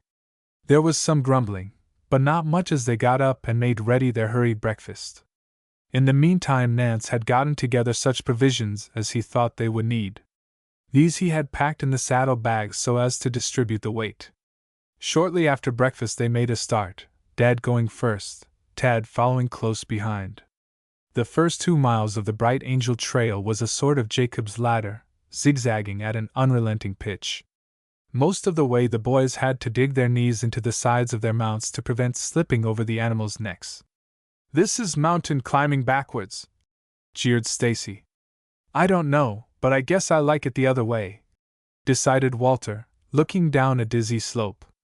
"I hope my pony doesn't stumble," answered Ned. "You won't know much about it if he does," called Tad over his shoulder. "Never mind. We'll borrow an Indian basket to bring you home," laughed Stacy in a comforting voice. The trail was the roughest and the most perilous they had ever essayed. The ponies were obliged to pick their way over rocks, around sharp, narrow corners, where the slightest misstep would send horse and rider crashing to the rocks hundreds of feet below. But to the credit of the Pony Rider boys, it may be said that not one of them lost his head for an instant. "How did this trail ever get such a name?" asked Tad of the guide. "Yes, I don't see any signs of angels hereabouts," agreed Chunky. "You never will unless you mend your ways," flung back Nance. "Oh, I don't know. There are others. On the government maps this is called Cameron Trail, but it is best known by its original name, Bright Angel, named after Bright Angel Creek, which flows down the canyon." "Where is Bright Angel Canyon?" asked Tad. "That's where the wild red men are hanging out," said Stacy. "That's some distance from here. We shan't see it until some days later," replied the guide. "This, in days long ago, was a Havasupai Indian trail. You see those things that look like ditches? Yes. Those were their irrigating canals. They knew how to irrigate a long time before we understood its advantages. Their canals conveyed large volumes of water from springs to the Indian gardens beyond here. Yonder is what is known as the Battleship Iowa," said the guide, pointing to the left to a majestic pile of red sandstone that capped the red wall of the canyon. "Don't shoot," cried Stacy, ducking. "You'll be shooting down into the Colorado," warned Nance. "You'd better watch out." The rock indicated did very much resemble a battleship. The boys marveled at it. Then a little further on they came upon a sandstone plateau from which they could look down into the Indian garden, another plateau rich with foliage, green grass, and a riot of flowers. It was like looking into a bit of the tropics. "Here is the worst piece of trail we have yet found," called Nance. "Go carefully," he directed when they reached the Blue Lime. For the next few minutes, until they had passed over this most dangerous portion, little was said. The riders were too busy watching out for their own safety, the professor examining the different strata of rocks that so appealed to the geologist. He was entranced with what he beheld about him. Professor Zeppelin had no time in which to enjoy being nervous. From there on to the garden they rode more at ease in the boulder bed, where lay large blocks of rock of many shapes and sizes that had rolled from some upper strata. Small shrubs and plants grew on every hand, many-hued lizards and inquisitive swifts darted across the trail, acting as if they resented the intrusion. Chunky regarded the lizards with disapproving eyes. But his thoughts were interrupted by the voice of the guide pointing out the temple of Isis that looks down 6,000 feet into the dark depths of the inner abyss, surrounded by innumerable smaller buttes. The wonderful colorings of the rocks did not suffer by closer inspection. In fact, the colors appeared to be even brighter than when viewed from the rim a few thousand feet above them. Indian Garden was a delight. They wanted to tarry there, but were allowed to do so only long enough to permit horses and riders to refresh themselves with the cold water that trickled down through the canals from the springs far above. Reaching the end of Angel Plateau, they gazed down a sheer descent of 1,200 feet into the black depths of the inner gorge, where flowed the Colorado with a sullen roar that now was borne plainly to their ears. "It sounds as I have heard the rapids at Niagara do," declared Chunky somewhat ambiguously. "All off," called the guide. "What's off?" demanded Chunky. "Dismount." "Is this as far as we go?" questioned Tad. "It is as far as we go on the Pintos. We have to climb down the rest of the way, and it's a climb for your life." The boys gazed down the wall to the river gorge. The prospect did not look very inviting. "I guess maybe I'd better stay here and mind the tangs," suggested Stacy, a remark that brought smiles to the faces of the other boys. "No, you'd be falling off if we left you here," declared Dad. "You'll go along with us." Before starting on the final 1,000 feet of the descent, the trappings were removed from the horses, after which the animals were staked down so that they might not in a moment of forgetfulness fall over the wall and be dashed to pieces on the rocks below. Dad got out his climbing ropes, the boys watching the preparations with keen interest. "Are you going down, Professor?" asked Tad smilingly. "Certainly I am going down. I for one have no intention of remaining to watch the stock," with a grim glance in Chunky's direction. Chunky saw fit to ignore the fling at him. He was gazing off across the chasm at the Temple of Isis, which at that moment absorbed his full attention. "Now I guess we are ready," announced the guide finally. "I will go first. In places it will be necessary to cling to the rope. Don't let go. Then, in case you stumble, you won't get the nasty fall that you otherwise would be likely to get." Away up, just below the Indian garden, they picked up the slender trail that led on down to the roaring river. They had never had quite such a climb, either up or down. Every time they looked down they saw a possible fall upon rough, blade-like granite edges. "We'd be sausage meat if we landed on those," declared Chunky. "You are likely to go through the machine if you don't pay closer attention to your business," answered Dad. Carefully, cautiously, laboriously they lowered themselves one by one over the steep and slippery rocks, down for hundreds of feet until they stood on the ragged edge of nowhere, a direct drop of several hundred feet more before them. The guide knew a trail further on, so they crept along the smooth wall of the canyon with scarcely room to plant their feet. A misstep meant death. 300 feet and we shall be there," came the encouraging voice of the guide. "Half an hour more. I could make it half a minute if I wanted to," said Stacy. "But I don't want to. I feel it my duty to stay and look after my friends." "Yes, your friends need you," answered Ned sarcastically. "If they hadn't, I never should have pulled you out of the hole in the crater. I was just wondering how Chunky could resist the temptation of falling in here." "He'll never have a better opportunity for making a clean job of," said Walter. "He has explained why," replied Tad. "We need him." "Of course we do. We need him every hour, and a half," added Ned. The roar of the river became louder as they descended. Now they were obliged to raise their voices to make themselves heard. The professor was toiling and sweating, but making no complaint of the hardships. He was plucky, as game as any of those hardy boys for whom he was the companion, and they knew it. "Hold on here," cried Stacy, halting. All turned to see what was wrong. I want to know before I take another step." "Well, what do you want to know?" demanded Tad. "If it's all this trouble to climb down, I want to know how in the name of Bright Angel Trail we're ever going to be able to climb up again." "Fall up, of course," flung back the guide. "You said this was mountain climbing backwards. It'll be that way going back," chuckled the guide. "And I so delicate," muttered the lad, gazing up the hundreds of feet of almost sheer precipice. But ere the Pony Rider boys scaled those rocks again, they would pass through some experiences that were far from pleasurable ones. Chapter 9: Chunky Wants to Go Home. Instead of a half hour, as had been prophesied, a full hour elapsed before they reached the bottom of the trail that was practically no trail at all. Tad was sure that the guide couldn't find his way back over the same ground, or rather rock, to save his life, for the boy could find nothing that looked as if the foot of man had ever trodden upon it before. He doubted if anyone had been over that particular trail from the garden on. As a matter of fact, Dad had led them into new fields. But at last they stood upon the sure foundation of the bottom of the chasm. "Anyone needs to be a mountain goat to take that journey," said Tad with a laugh.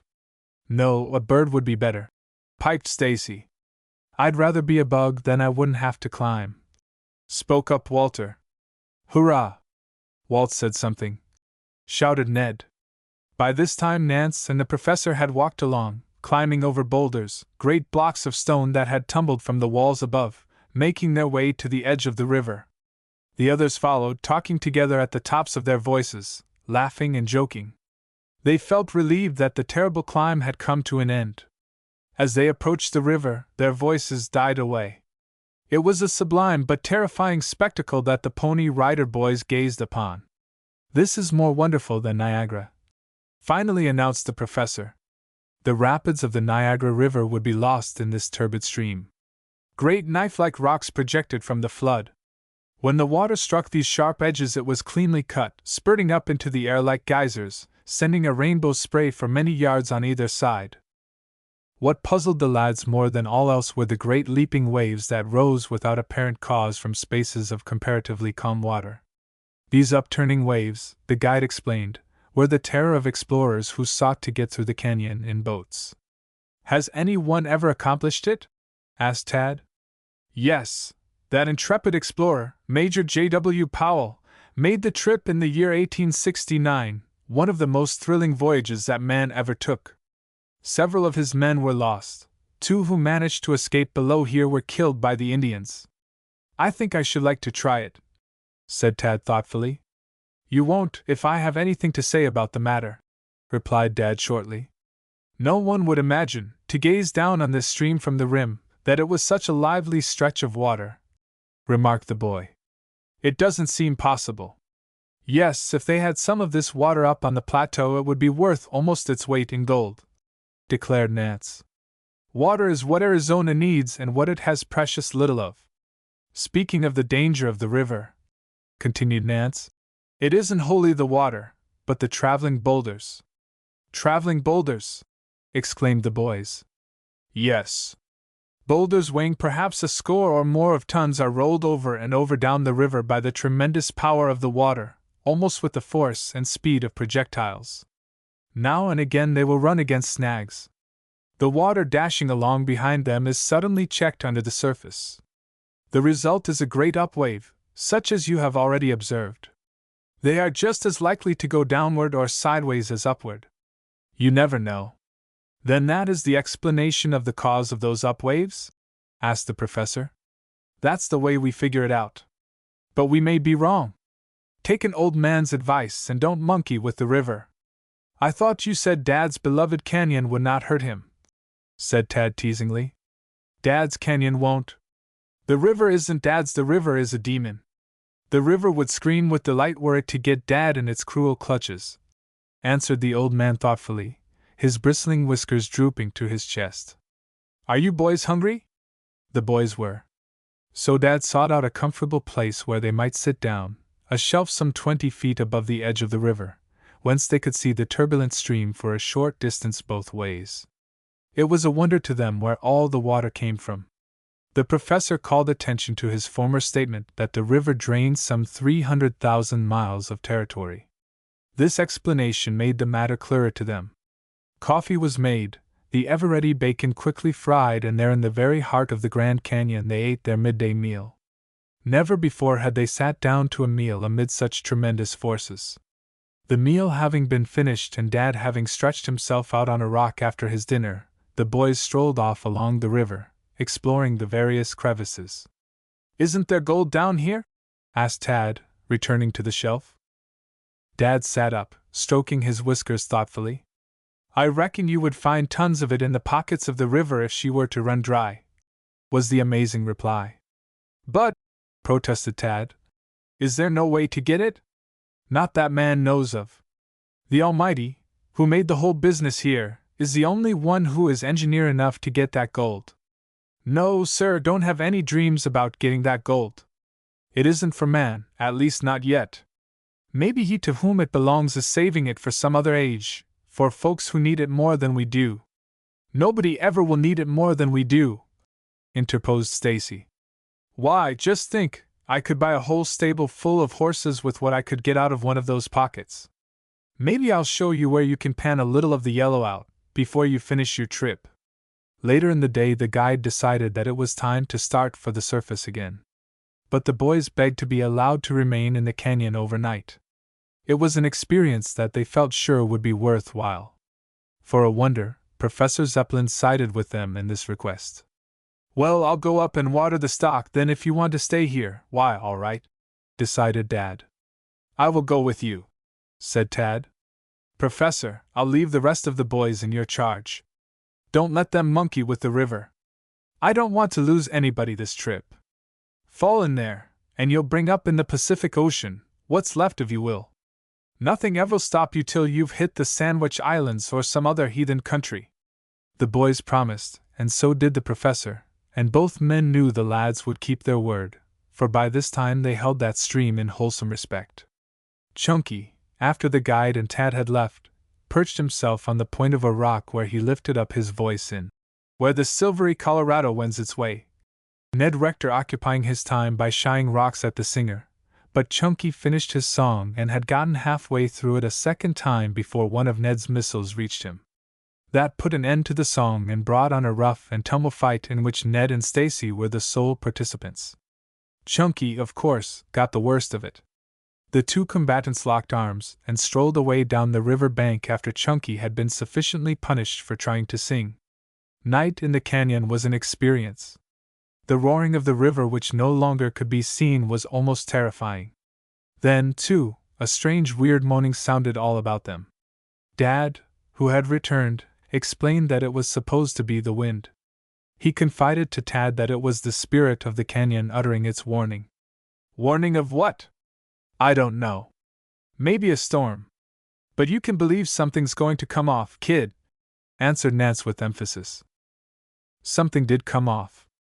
Tad and Nance had fetched the blankets of the party back with them, together with 2 large bundles of wood for the camp fire, which materials they had let down from point to point at the end of their ropes. Tad had learned always to carry his lasso at his belt. It was the most useful part of his equipment.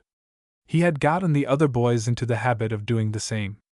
Rifles had been left in the camp above, as they were a burden in climbing down the rocks. But all hands carried their heavy revolvers. A very comfortable camping place was located under an overhanging shelf of rock, the camp fire just outside lighting up the chamber in a most cheerful manner. There after supper the party sat listening to Dad's stories of the canyon during some of his 30 years' experience with it. The wind was plainly rising. It drew the flames of the fire first in one direction, then in another. Nance regarded the signs questioningly. After a little he got up and strolled out to the edge of the roaring river. Tad and Chunky followed him. "We are going to have a storm," said Dad. "A heavy one?" asked Tad. "A regular hummer." "Rain?" "Everything. The whole thing. I'm sorry now that we didn't go back up the trail, but maybe we never got up before we were caught. However, we're pretty safe down here unless "Unless what?" piped Chunky. "Unless we get wet," answered Nance, though Tad knew that was not what was in the guide's mind. Just as they were turning back to the camp there came an explosion that seemed as if the walls of the canyon had been rent in twain.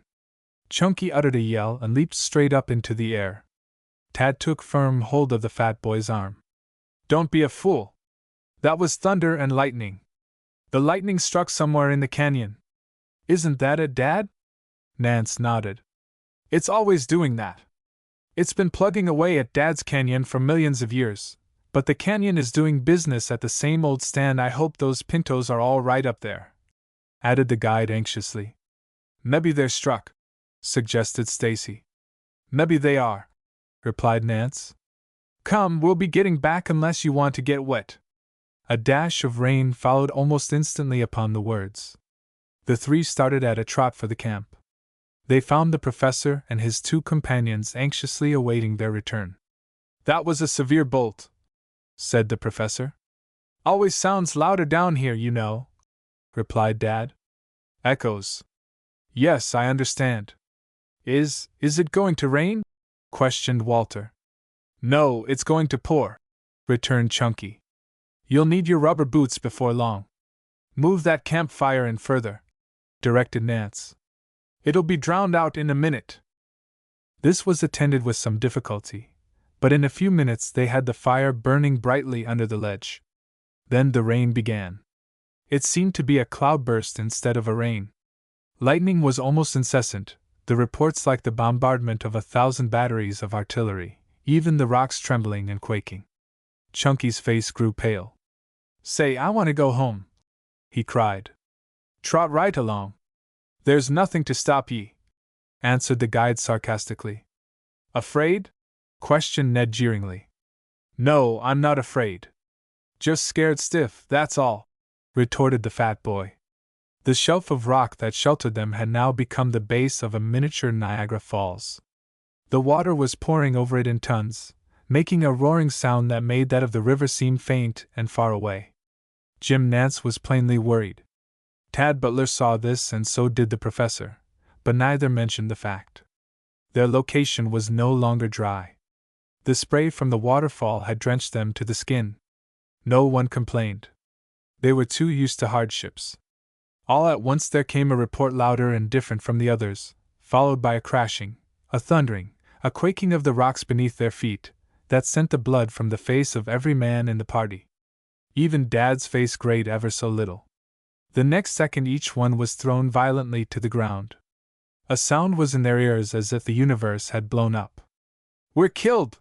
howled Chunky. "Help, help!" yelled Walter Perkins. What is it?" roared the professor. "We're struck!" shouted Tad. "Lie still." "Hug the wall!" bellowed the stentorian voice of Jim Nance, who himself had crept closer to the canyon wall and lay hugging it tightly. The deafening, terrifying reports continued. One corner of the ledge over their heads split off, sending a volley of stones showering over them, leaving the faces of some of the party flecked with blood where the jagged particles had cut into their flesh. It was a terrible moment for the Pony Rider boys. Chapter 10 Escape is wholly cut off. Not one could collect his thoughts sufficiently to reason out what had taken place. The guide, however, had known from the first.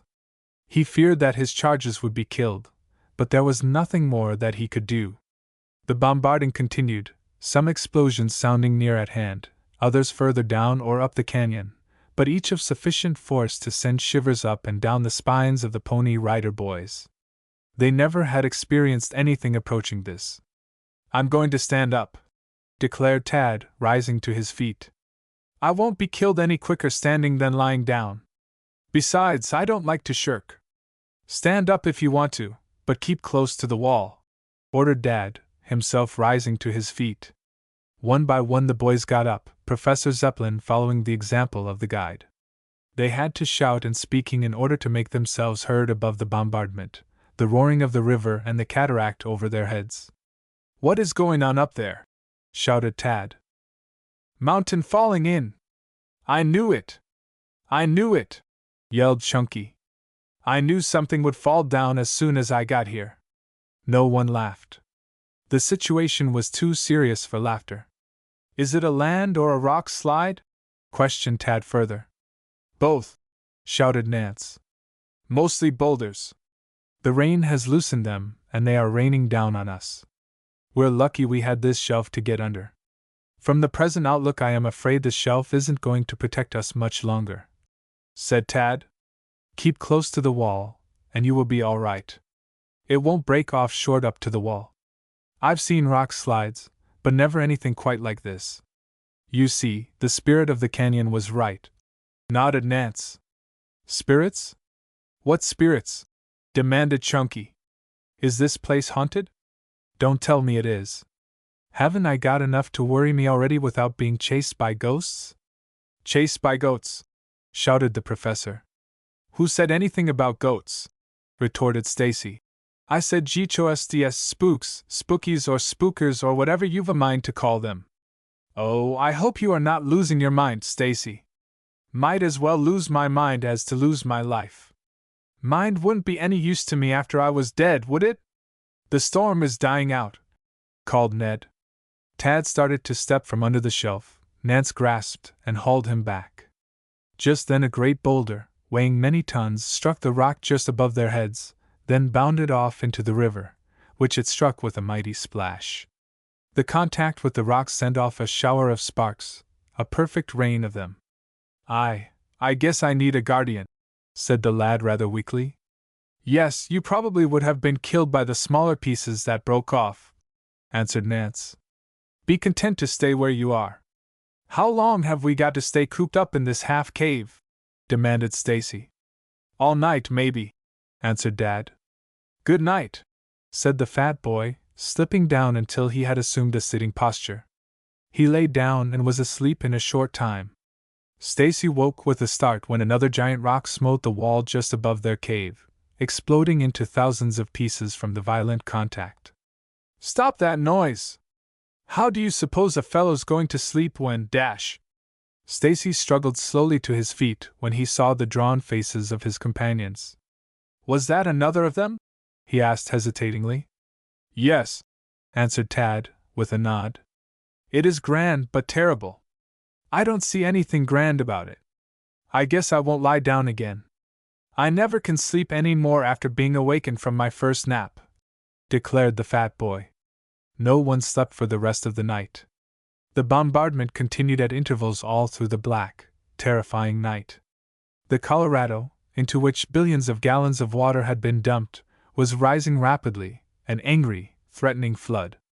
"Is there any danger of the river overflowing on us?" asked Professor Zeppelin. "No, no single night's rain would do it. The rain is pretty nearly ended now, as you can see for yourself. But there's no telling how long those fellows will continue to roll down. I've seen the same thing before, but this is the worst," declared Dad. "All on account of the Pony Rider boys," piped Stacy. "Miss Nature is determined to give us our money's worth in experience. I've had mine already. She can't quit any too soon to suit me."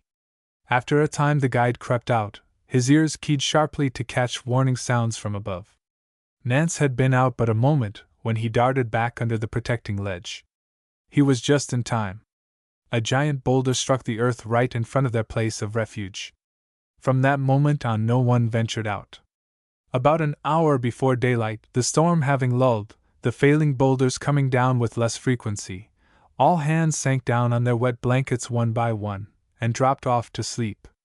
When they awakened the day had dawned.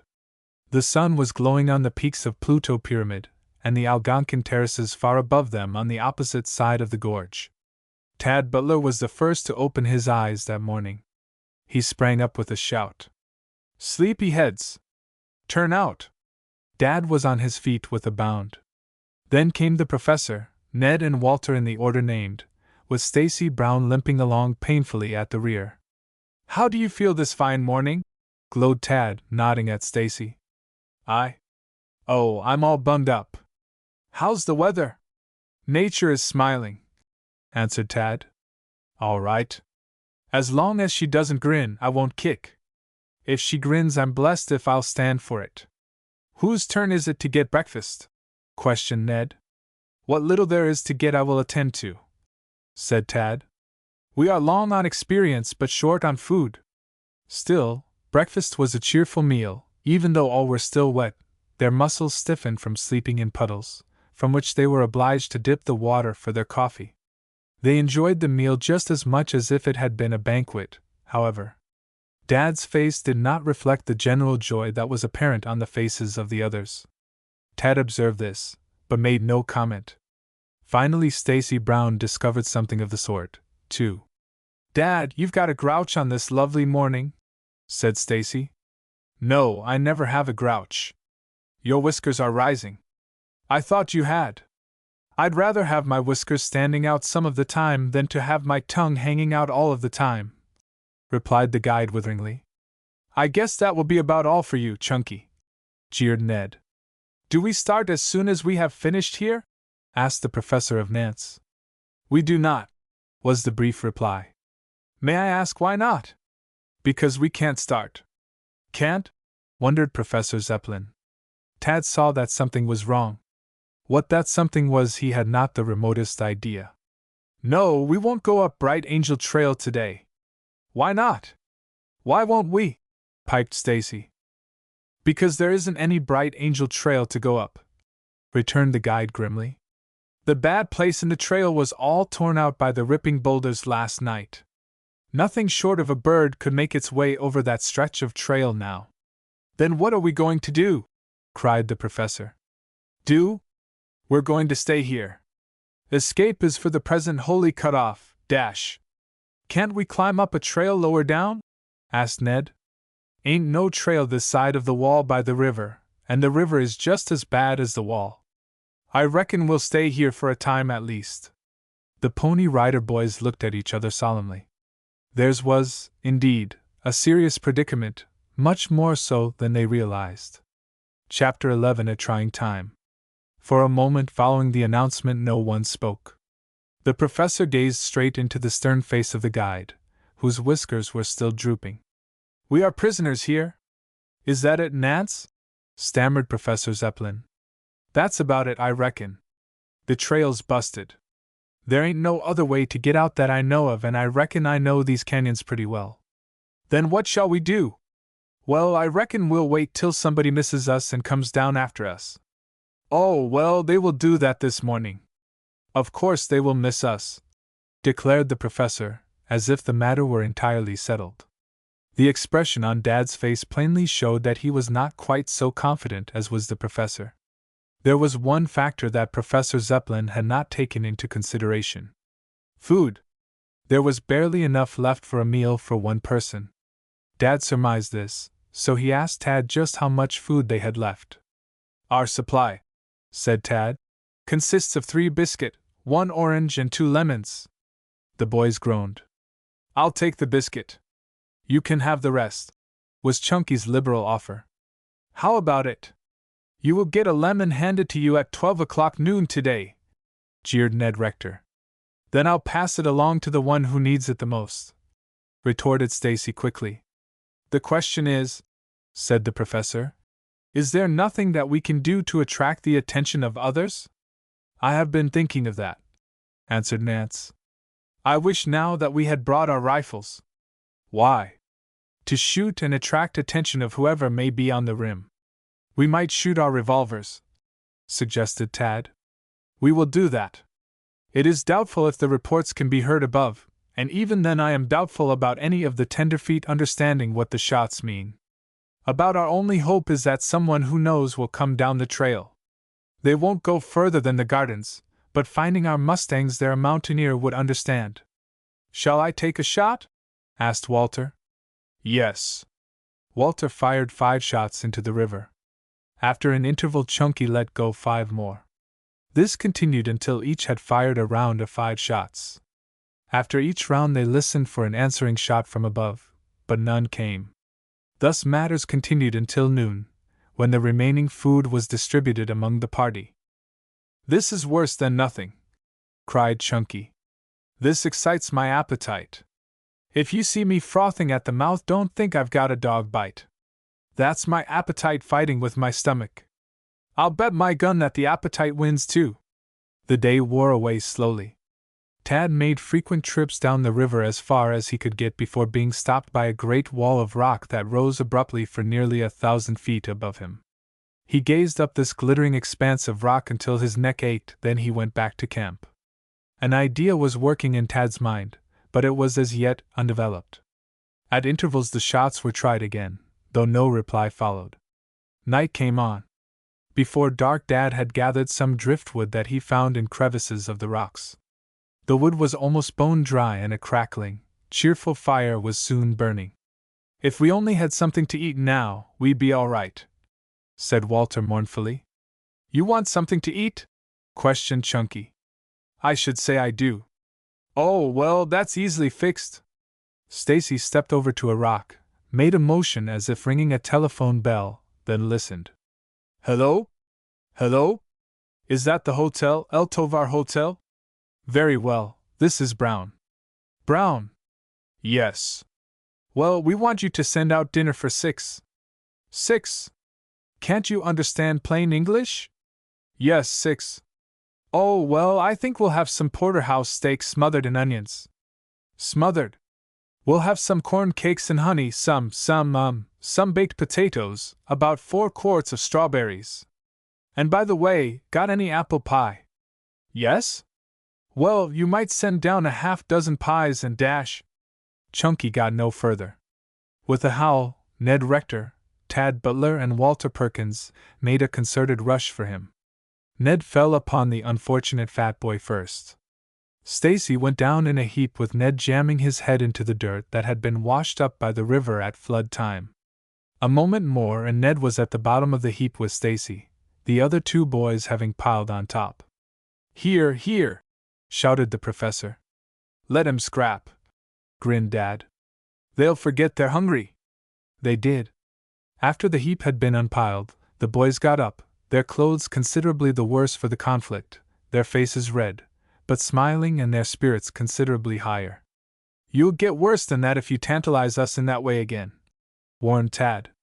We can stand for your harmless jokes, but this is cruel, dash. Tied to animals, finished Chunky. What you'll get will make you sure of that. Come over here and get warm, Brown, called the guide. Oh, he's warm sufficiently, laughed Tad. We have attended to that. He won't get chills tonight, I promise you. Breathing hard, their eyes glowing, the boys squatted down around the campfire.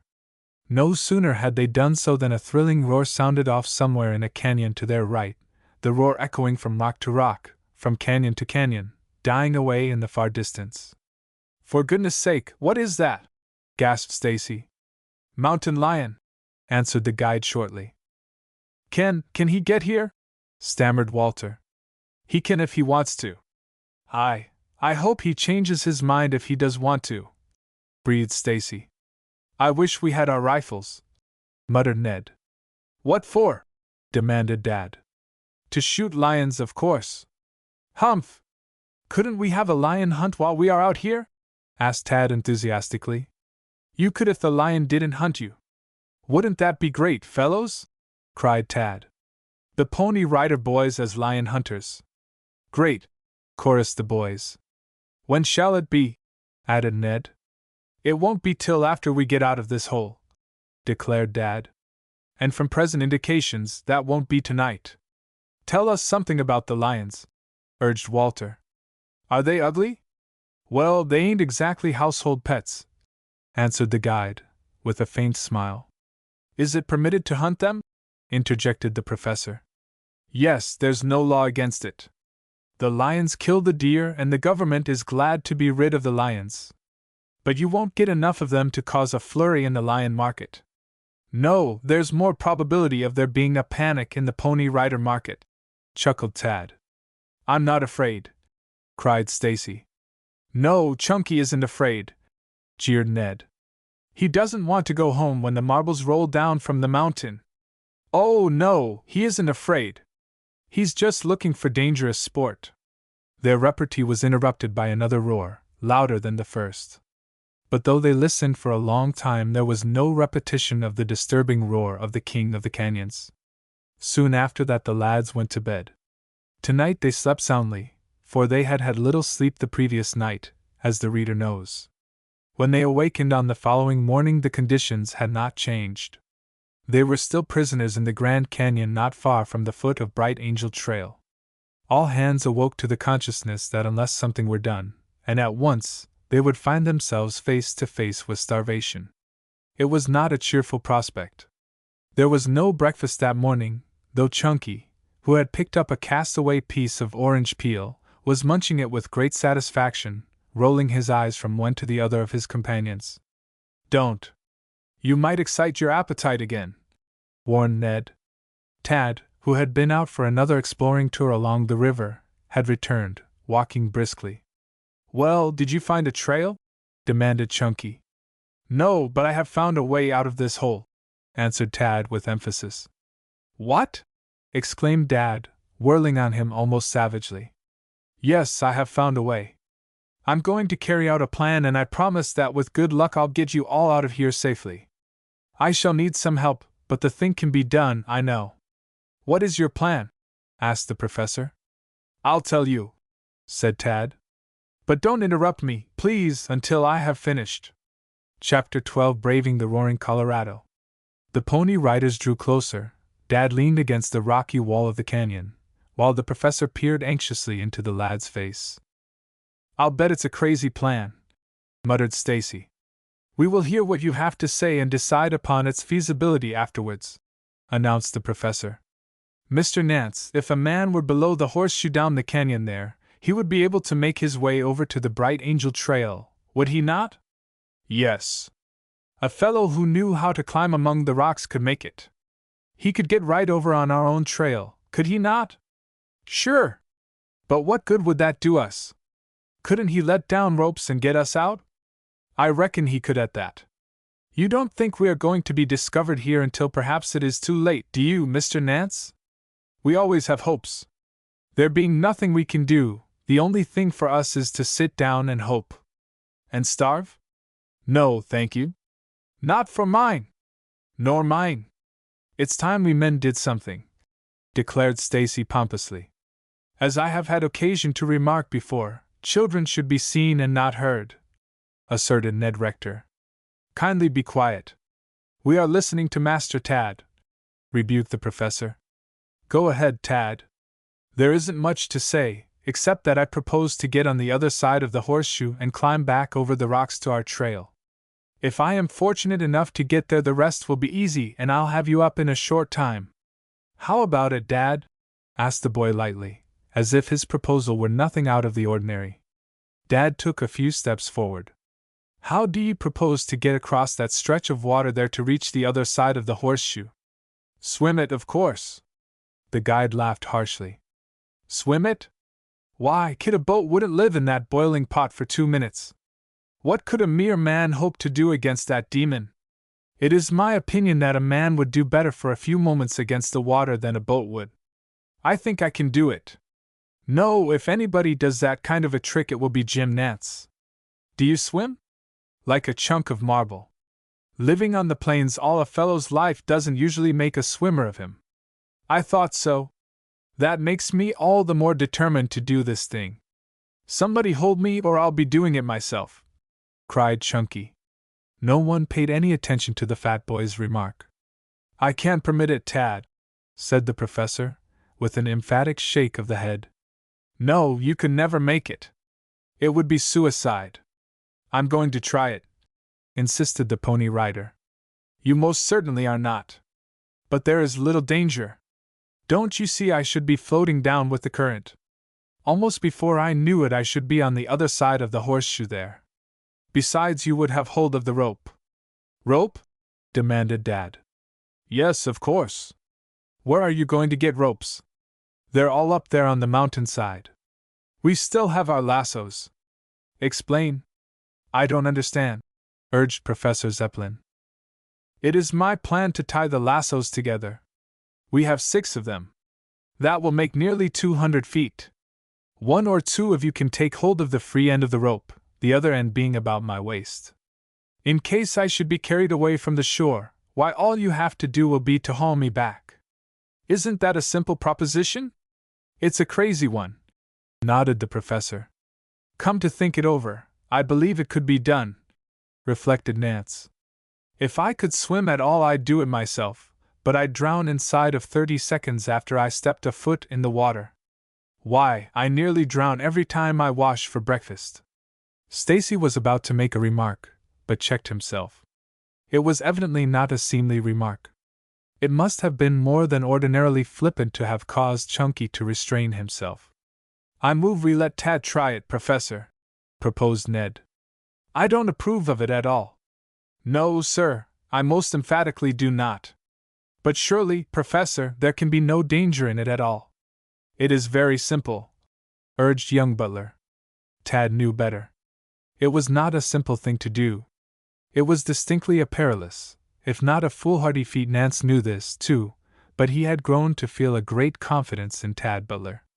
He believed that if anyone could brave those swirling waters and come out alive, that one was Tad Butler. But it was a desperate chance. Still, with the rope tied around the lad's waist, it was as the boy had said, they could haul him back quickly.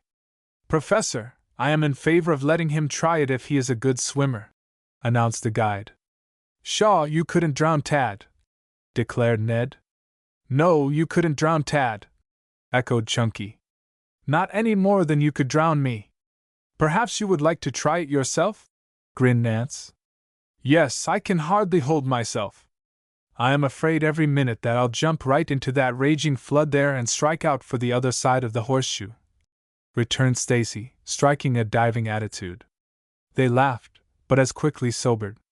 Tad was already at work making firm splices in the 2 ropes that he held in his hand. Pass over your ropes, boys. We have no time to lose.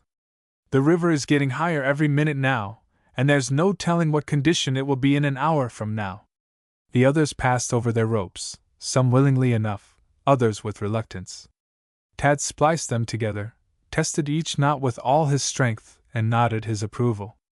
I guess they will hold now, he said, stripping off his coat after having thrown his hat aside and tossed off his cartridge belt and revolver.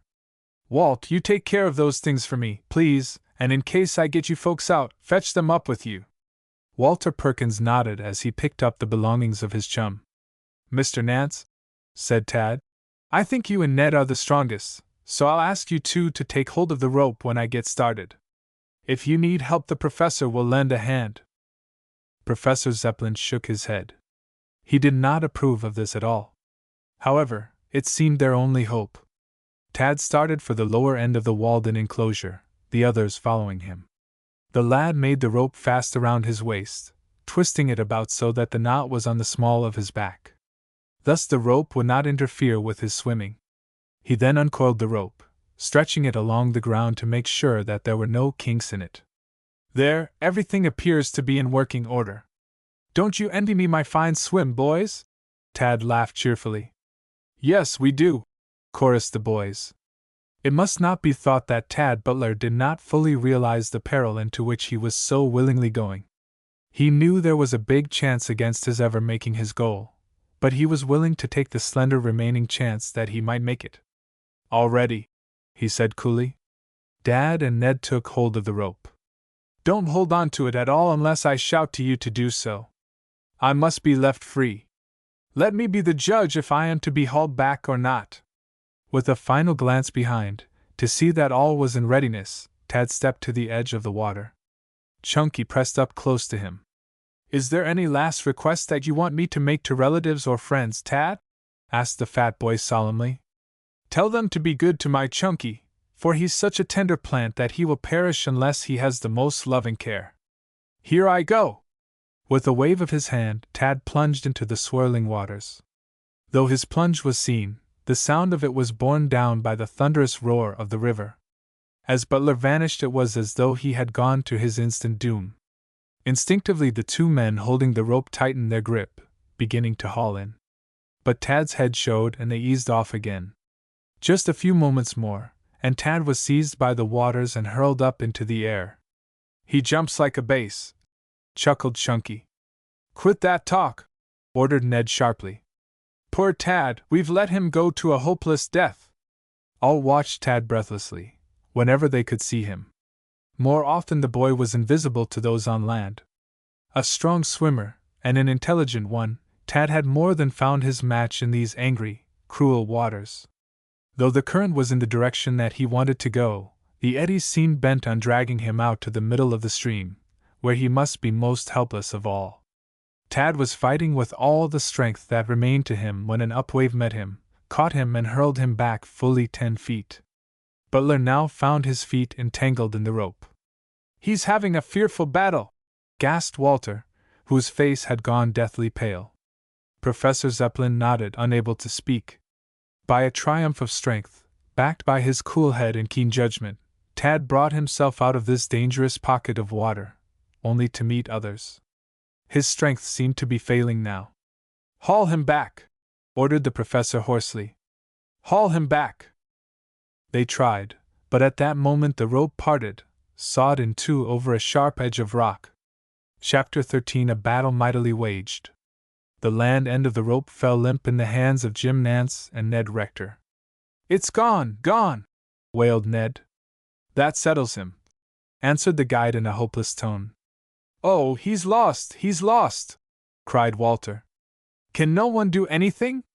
Chunky, with sudden determination, threw off his coat and started on a run for the river. Dodging the professor's outstretched hands, Chunky sprang into the water. With a roar, Dad hurled the rope toward the fat boy. The guide had no time in which to fashion a loop, but he had thrown the rope doubled.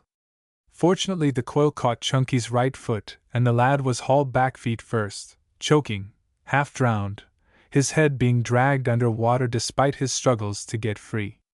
The instant they hauled him to the bank, the professor seized the lad and began shaking him. Leggo! Let me go, I tell you!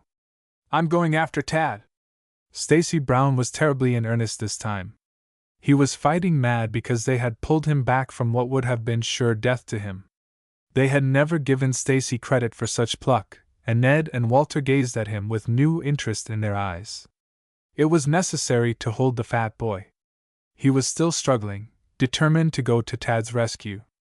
In the meantime, their attention had been drawn from Tad for the moment.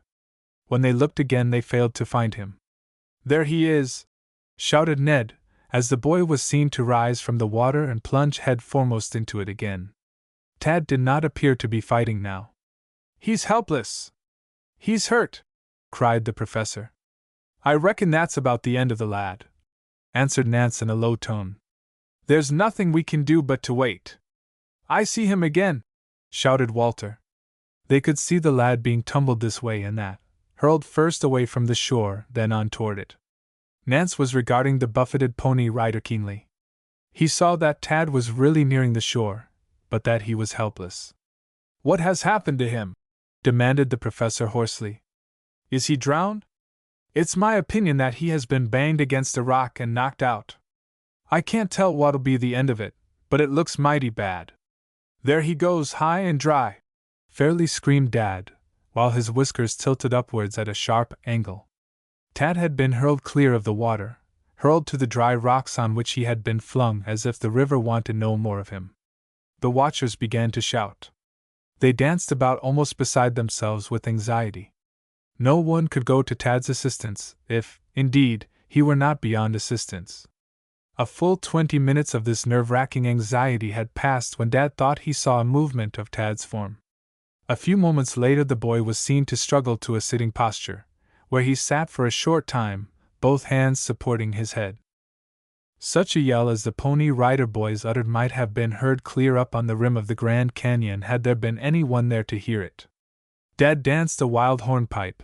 The professor strode up and down, first thrusting his hands into his pockets, then withdrawing and waving them above his head. Stacy had settled down on the rocks with the tears streaming down his cheeks. Stacy wasn't joking now. This emotion was real. They began to shout out Tad's name.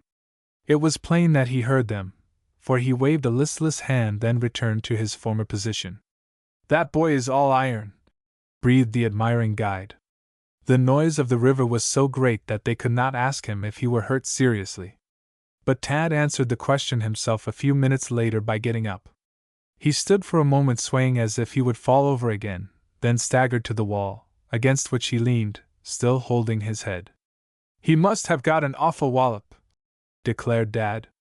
Shortly after that Tad appeared to have recovered somewhat, for he was seen to be gazing up over the rocks, apparently trying to choose a route for himself. "How can he ever make that dizzy climb in his condition?" groaned the professor. "We'll see. I think he can do anything," returned Nance. Tad walked back and forth a few times, exercising his muscles, then turned toward the rocks which he began to climb. He proceeded slowly and with great caution, evidently realizing the peril of his undertaking, but taking no greater chances than he was obliged to do. Little by little he worked his way upward, now and then halting, clinging to the rocks for support, while he rested. After a time he looked down at his companions. Nance waved a hand, signaling Tad to turn to the right. Tad saw and understood the signal and acted accordingly. Once he stood up and gazed off over the rugged peaks, sharp knife-like edges and sheer whales before him. There seemed not sufficient foothold for a bird where he was standing, and though 1,000 feet above the river, he seemed not to feel the height at all nor to be in the least dizzy. It was dangerous work, exhausting work, but oh! What self-reliance, what pluck and level-headedness was Tad Butler displaying! Had he never accomplished anything worthwhile in his life, those who saw him now could but admire the lad's wonderful courage. They hung upon his movements, scarcely breathing at all, as little by little the lad crept along, now swinging by his hands from one ledge to another, now creeping around a sharp bend on hand and knees, now hanging with nothing more secure than thin air underneath him, with face flattened against a rock, resting.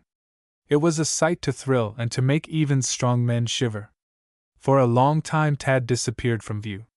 The watchers did not know where he had gone, but Nance explained that he had crept around the opposite side of the butte where he had last been seen, hoping to discover better going there, which Jim was of the opinion he would find.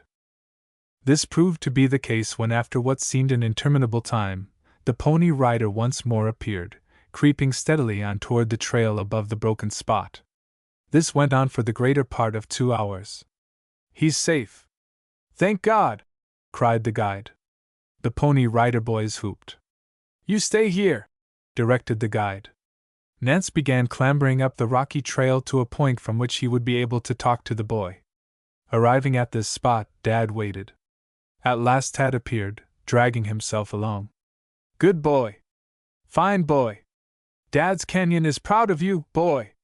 Tad sank down, shaking his head, breathing hard, as the guide could see, even at that distance. After a time, Tad recovered his wind sufficiently to be able to talk. "What happened to you?" called Dad. "I got a bump. I don't really know what did occur. The ropes are all washed away, Dad. I don't know how I'm going to help you up here now that I have got up. Aren't there any vines of which I could make a ladder?" "Nary a vine that'll make a 75-foot ladder." "Then there is only one thing for me to do." "What's that?" "Hurry to the rim and get ropes." "I reckon you'll have to do that, kid, if you think you're able." "Are you much knocked out?" "I'm all right." "Tell them not to worry. I may be gone some time, but I shall be back." "Good luck." "I wish I could help you." "I don't need help now. There is no further danger." "Are my friends down there hungry?" "Stacy Brown is thinking of nibbling rocks." Tad laughed, then began climbing up the trail. Nance, watching him narrowly, saw that the boy was very weary, being scarcely able to drag himself along. After a time, Tad passed out of sight up what was left of Bright Angel Trail. Nance, with a sigh, turned to begin retracing his steps down to the Pony Rider boys' party. "Well, he made it, didn't he?" cried Ned. "We have been watching him all the time." "There's a real man," answered the guide, with an emphatic nod. "Pity there aren't more like him." "There is one like him," spoke up Chunky. "Who?" "Little me," answered the fat boy, tapping his chest modestly. "That's so, Chunky did jump into the raging flood," said Walter. "We mustn't forget that he acted the part of a brave man while we were standing there shivering and almost gasping for breath." "Brave?" drawled Ned sarcastically. "Ned Rector, you know you were scared stiff," retorted Walter. "Well, I'll be honest with you, I was." "Who wouldn't have been?" Even the professor's mustache changed color for the moment. The afternoon passed. It was now growing dark, for the night came on early down there in the canyon. On the tops of the peaks the lowering sun was lighting up the red sandstone, making it appear like a great flame on the polished walls. "Isn't it time, Tad, we're getting back?" asked the professor anxiously. "Well, it's a long, hard climb, you know. All of 7 miles the way one has to go.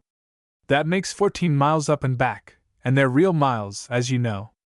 I hope nothing has happened to the boy." "Leave it to him. He knows how to take care of himself." No one thought of lying down to sleep. In the first place, all were too hungry. Then, again, at any moment Tad might return. Midnight arrived. Suddenly Nance held up his hands for silence. "Whoa!" It was a long-drawn, far-away call. "That's Tad," said Nance. "We'd better gather up our belongings and get up to the break in the trail." The guide answered the call by a similar "whoa," after which all began climbing cautiously. In the darkness it was dangerous business, but a torch held in the hands of Jim Nance aided them materially. Far up on the side of the canyon they could see 3 flickering points of light. "It's the kid. He's got somebody with him. I thought he'd do that. He's a wise one," chuckled the guide. The climb was made in safety. The party arrived at the base at last, the boys shouting joyously as they saw Tad waving a torch at them. At least they supposed it was Tad. "What do you think about waiting until daylight for the climb?" shouted Butler. "I'll see what they say," answered Nance. "What about it, gentlemen? I think it perhaps would be safer." This from the professor. "What, spend another night in this hole?" demanded Stacy. "No, siree," Please let us go on up, Professor, begged Walter. Yes, we don't want to stay down here. We can climb at night as well as in daylight, urged Chunky. What have you got, ropes? Called Nance. I've brought down some rope ladders, which I have spliced, dash. I hope you've done a better job on the splicing than you did on your own rope when you sailed across the horseshoe bend, shouted Stacy. If you haven't, I refuse to trust my precious life to your old rope. Too bad about your precious life, laughed Ned. Well, Professor, what do you say? Is it safe, Nance? As safe now as at any other time. All right. Let down your ladder, called the guide. Be sure that it is well secured. How many have you with you? 3 men, if that is what you mean. Very good. The rope ladder was let down. Those below were just able to reach it with their hands. It came within less than a foot of being too short. Who is going up first? Asked the guide. The professor, of course, replied Chunky magnanimously. That is very thoughtful of you, Stacy, smiled Professor Zeppelin. Yes, you are the heaviest. If the rope doesn't break with you, it's safe for the rest of us, answered Chunky, whereat there was a general laugh. Very good, young man. I will accommodate you, announced the professor grimly, grasping the rope and pulling himself up with the assistance of Nance and the boys. The rope swayed dizzily. Hold it there, shouted the professor. Nance had already grasped the end of the ladder and was holding to it with his full weight. After a long time, a shout from above told them that Professor Zeppelin had arrived safely at the top. Walter went up next, then Chunky and Ned, followed finally by Jim Nance himself after their belongings had been hauled to the top. Professor Zeppelin embraced Tad immediately upon reaching the trail above. The boys joked Butler about being such a poor swimmer. About that time they discovered that Tad had a gash nearly 4 inches long on his head where he had come in contact with the sharp edge of a rock in the river. Tad had lost much blood and was still weak and pale from his terrific experiences. Nance wrung Tad Butler's hand until Tad winced. Ain't a man in the whole Grand who could have done what you did, youngster, declared Dad enthusiastically. The question is, did you fetch down anything to eat? Demanded Chunky. Yes, of course I did. Where is it? Lead me to it, shouted the fat boy. I left the stuff up at the garden, where the mustangs are. We will go up there, the professor and Mr. Nance approving. The professor and Mr. Nance most certainly did approve of the suggestion, for both were very hungry. The men who had come down with Tad led the way with their torches. It was a long, hard climb, the use of the ropes being found necessary here and there for convenience, and to save time. Tad had had none of these conveniences when he went up.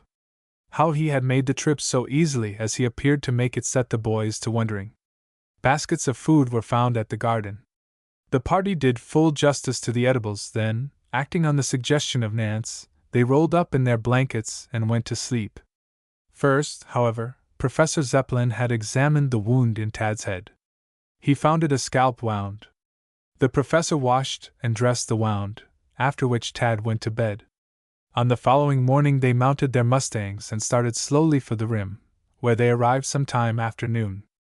The Pony Rider boys instantly went into camp near the hotel, for it had been decided to take a full day's rest before starting out on the long trip.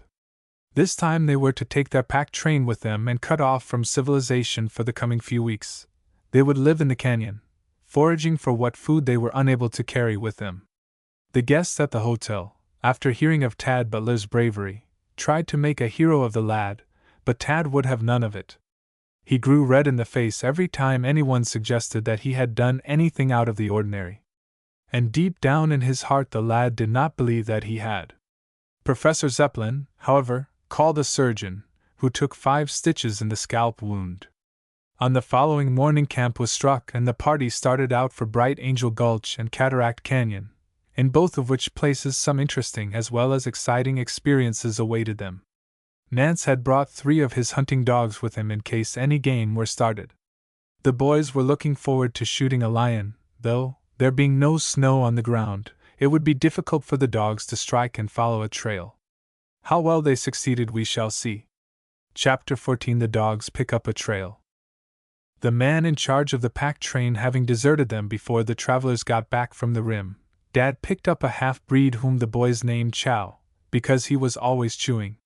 If not food, Chow was forever munching on a leaf or a twig or a stick. His jaws were ever at work until the boys were working their own jaws out of pure sympathy. The march was taken up to Base Trail, which they reached about noon of the second day and started down. No unusual incident occurred during this journey. They found the trail in good condition, and though steep and precipitous in places, it gave the Pony Rider boys no worry. After having experienced the perils of the other trail, this one seemed tame. From Base Trail they worked their way down and across into Bright Angel Gulch, where they made camp and awaited the arrival of Chow and the mules with their tents and provisions. Chow arrived late the same day. Tents were pitched and settled. It was decided for the present to make this point their base of supplies. When on short journeys they would travel light, carrying such equipment as was absolutely necessary, and no more. This gulch was far from the beaten track of the ordinary explorer, a vast but attractive gash in the plateau.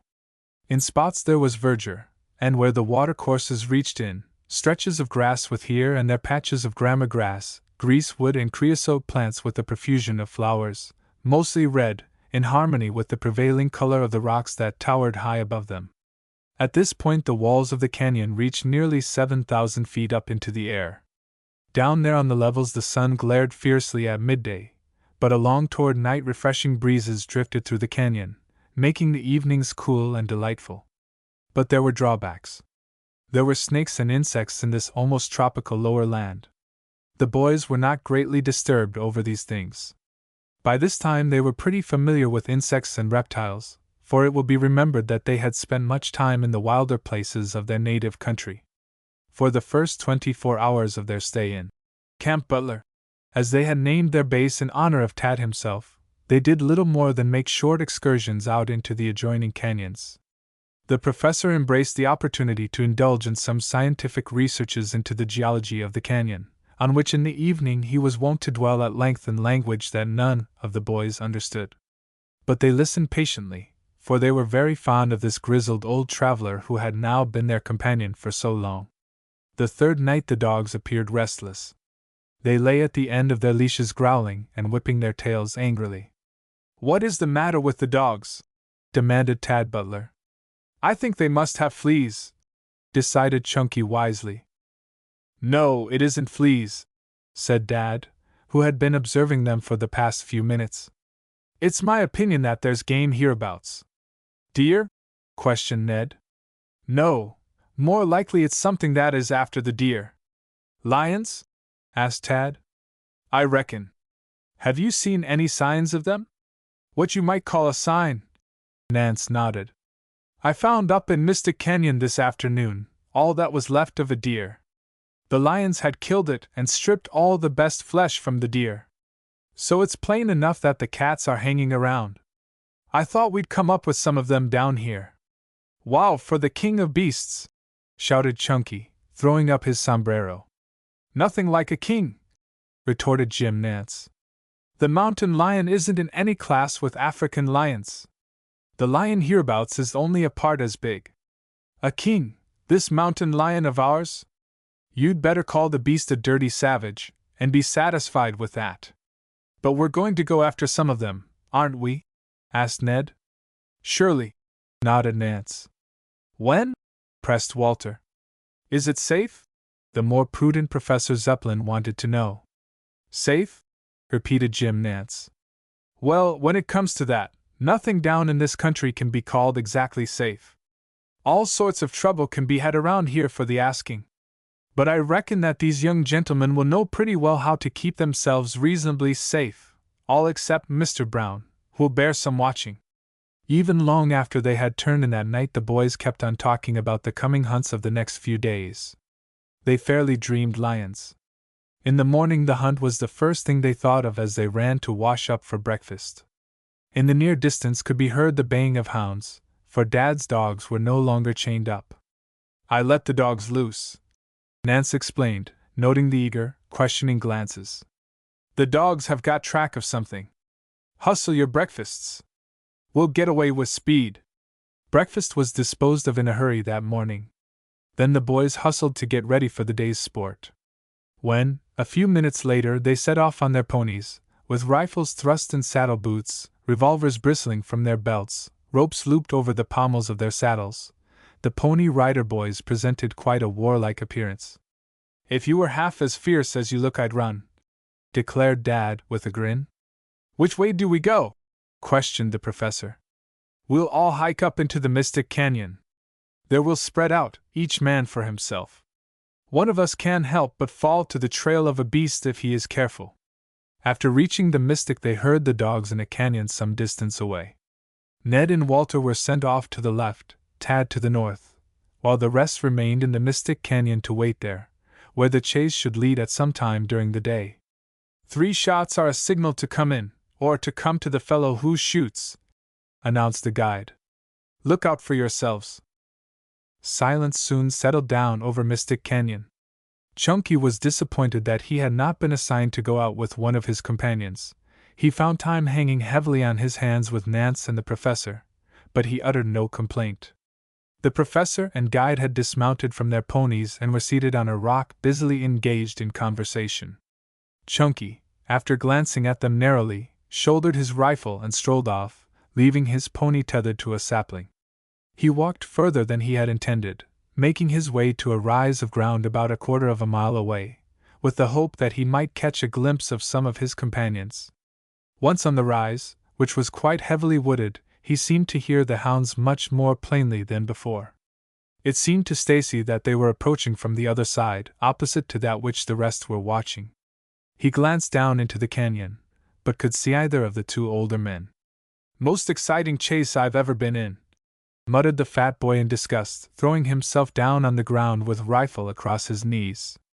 "Lions! I don't believe there are any lions in the whole country. Dad's been having dreams. It's my private opinion that Dad's got an imagination that works overtime once in a while. I think dash—" The words died on the fat boy's lips.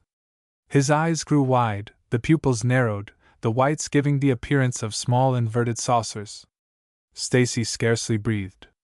There, slinking across an open space on the rise, its tail swishing, its ears laid flat on its cruel, cat-like head, was a tawny, lithe creature. Stacy Brown recognized the object at once. It was a mountain lion, a large one. It seemed to Chunky that he never had seen a beast as large in all his life. The lion was alternately listening to the baying of the hounds and peering about for a suitable tree in which to hide itself. Stacy acted like a man in a trance. Without any clear idea as to what he was doing, he rose slowly to his feet. At that instant the lion discovered him. It crouched down, its eyes like sparks of fire, scintillating and snapping. All at once Stacy threw his gun to his shoulder and pulled the trigger. At least he thought he did. But no report came. A yellow flash, a swish, and the beast had leaped clear of the rise and disappeared even more suddenly than he had come. "Wah wah dash!" gasped Chunky.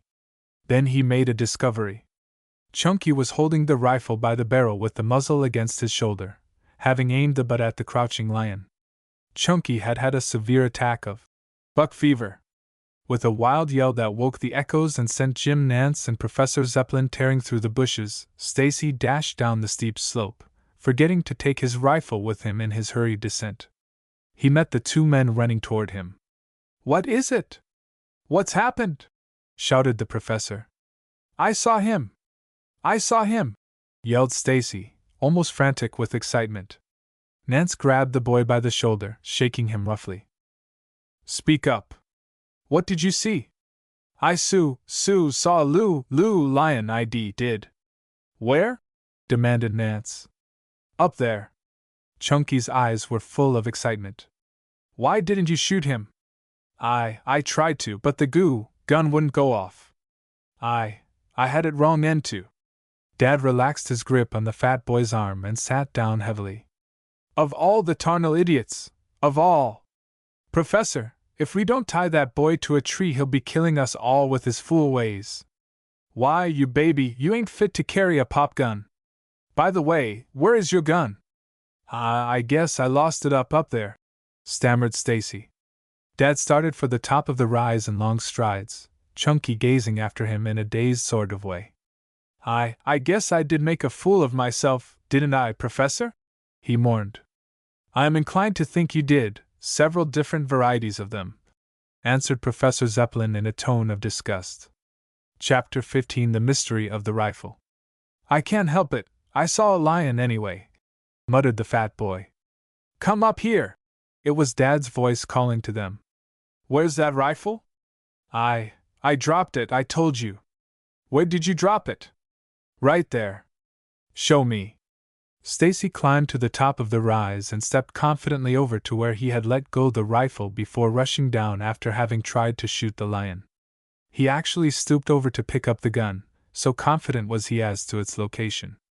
Then a puzzled expression appeared on Stacy's face. Oh, it's there, is it? Why, I say, you're trying to play a joke on me. I rather think you've played it on yourself, jeered the guide. Where did you leave it? Right there, I tell you. Sure you didn't throw it over in the bushes down the other side? I guess I know what I did with it, retorted Chunky indignantly. Well, it isn't here. Dad was somewhat puzzled by this time. He saw that Stacy was very confident of having left the gun at that particular place, but it could not be found. Maybe somebody's stolen it, suggested the boy. Nonsense! Who is there here to steal it, in the first place? In the second, how could anyone slip in here at the right moment and get away with your rifle? You have no idea what has become of it, no theory? Asked the professor. Not the least little bit, replied the guide. Most remarkable, muttered Professor Zeppelin. I cannot understand it. We'll look around a bit, announced Dad. The three men searched everywhere, even going all the way down to the base of the rise on either side, but nowhere did they find the slightest trace of the missing rifle. After they had returned to the summit, Dad, a new idea in mind, went over the rocks and the ground again in search of footprints. The only footprints observable were those of their own party. There was more in the mystery than Dad could fathom. Well, this gets me, declared the guide, wiping the perspiration from his forehead. This certainly does. Is my rifle lost? Wailed Chunky. I reckon you'll never see that pretty bit of firearms again, grinned Jim. But it must be here, insisted Stacy. But it isn't. Fortunately, we have plenty of guns with us. You can get another when we go back to camp. Yes, but this one is mine, Was yours, corrected Nance.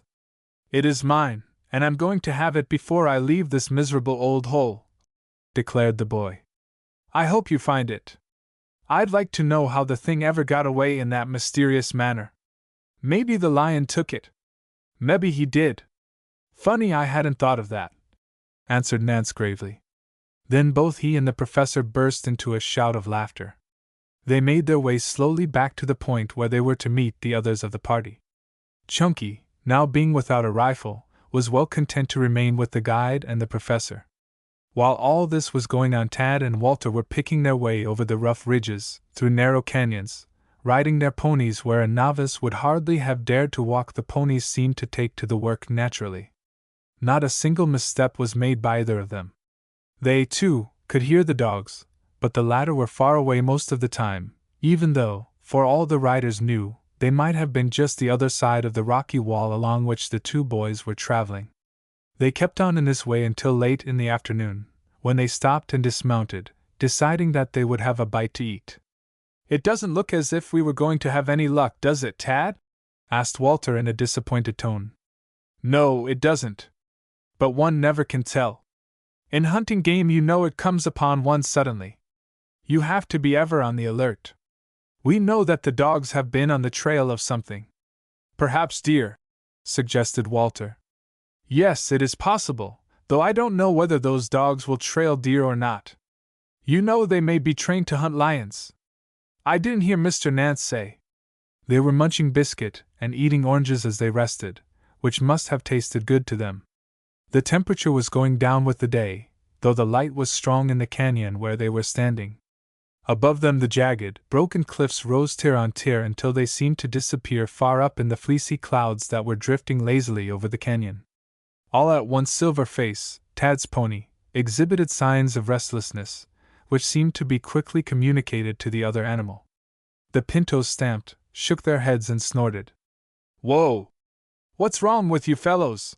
demanded Tad, eyeing the ponies keenly. "Smell something, eh?" "Maybe they smell oats," suggested Walter. "I guess not.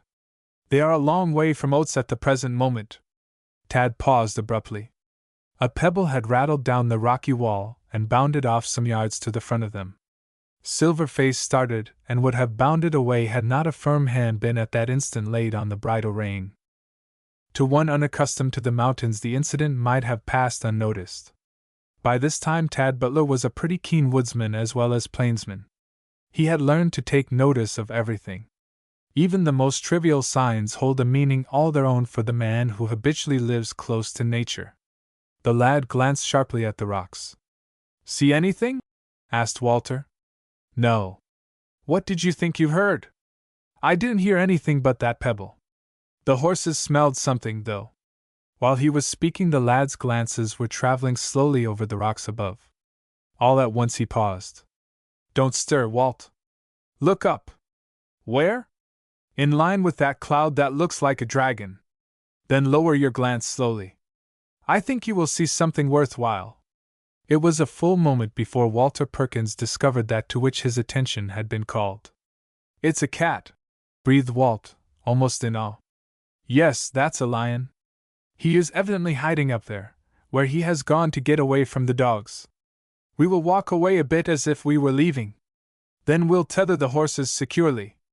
Don't act as if you saw the beast. I know now what was the matter with the mustangs. They scented that beast up there." The ponies were quickly secured, after which the boys crouched in the brush and sought out the lion again. He was still in the same place, but was now standing erect, head toward them, well raised as if in a listening attitude. "My, isn't he a fine one?" whispered Walt. Walter Perkins was not suffering from the same complaint that Chunky had caught when he first saw his lion over in the other canyon, an offshoot from the Bright Angel Canyon, and where he had lost his rifle so mysteriously. "Take careful aim, then, when he turns his side toward us, let him have it," directed Tad. "Oh no, you discovered him. He is your game. You shoot, Tad." Butler shook his head. "I want you to shoot. I have already killed a cougar. This is your chance to distinguish yourself." Walter's eyes sparkled. He raised his rifle, leveling it through the crotch of a small tree. "Wait till he turns," whispered Tad, fingering his own rifle anxiously. He could hardly resist the temptation to take a shot at the animal where it stood facing them far up the side of the canyon wall. "Now!" Tad's tone was calm, steady, and low. Walter's rifle barked. "You've hit him!" yelled Tad. "Look out! He's up again!" warned the boy. The beast had not been killed by the shot. He had been bowled over, dropping down to a lower crag, where he sprang to his feet and with a roar of rage bounded up the mountainside. "Shoot! Shoot!" cried Butler. But Walter did not even raise his rifle. A sudden fit of trembling had taken possession of him. His was the buck fever, in another form. Bang! Butler had let go a quick shot. A roar followed the shot. Bang! "There, I guess that settled him," decided Tad Butler, lowering his rifle. I should say it did," gasped Walter.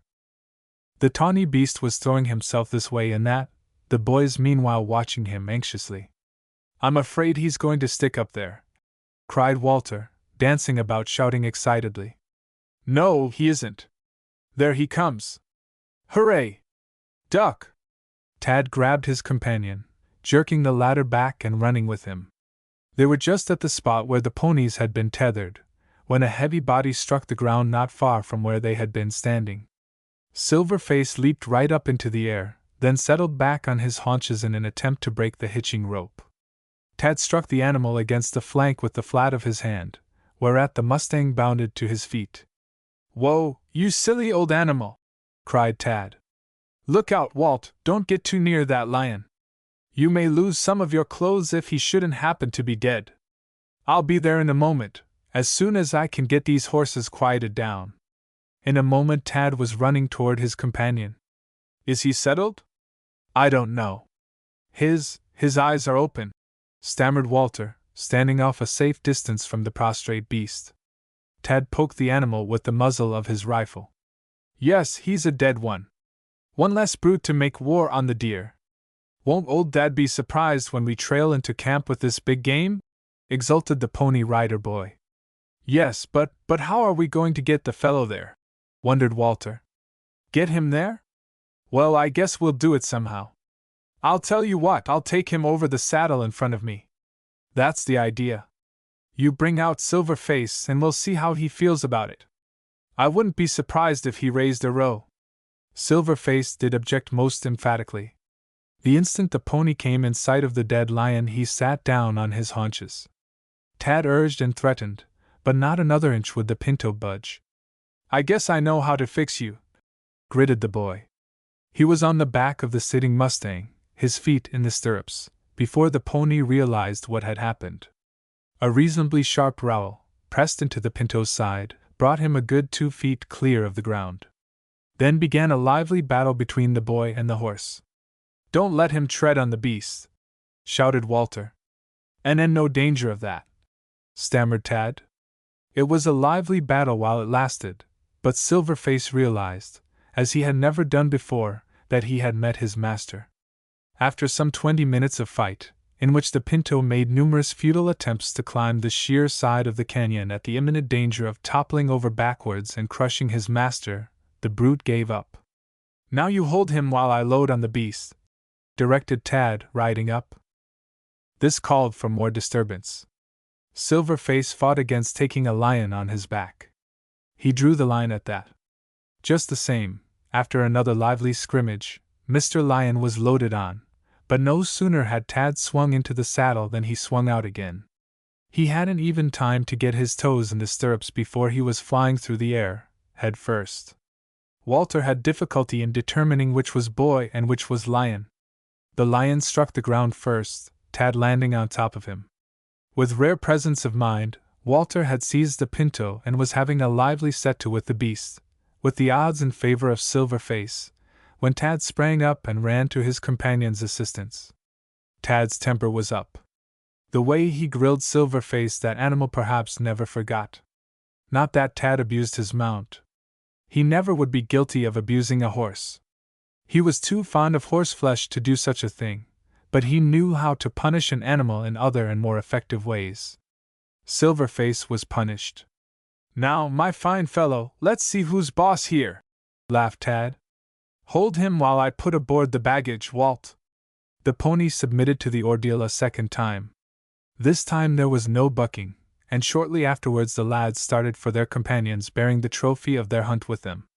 Chapter 16: A New Way to Hunt Lions. Long before they reached the meeting point they heard the long-drawn woo-hoo of Jim Nance calling them in. They were the only ones out at that time. Tad set up a series of answering woos-hoos that caused Silverface to wiggle his ears disapprovingly, as if this were some new method of torture invented for his special benefit. As they got in sight of the rest of the party, the boys set up a shout. Their companions, about that time, discovered that Tad was carrying something before him on the pony. Chunky and Ned started on a run to meet Tad and Walter. How Chunky did yell when he discovered what that something was. "They've got a cat! They've got a cat!" he howled, dancing about and swinging his arms.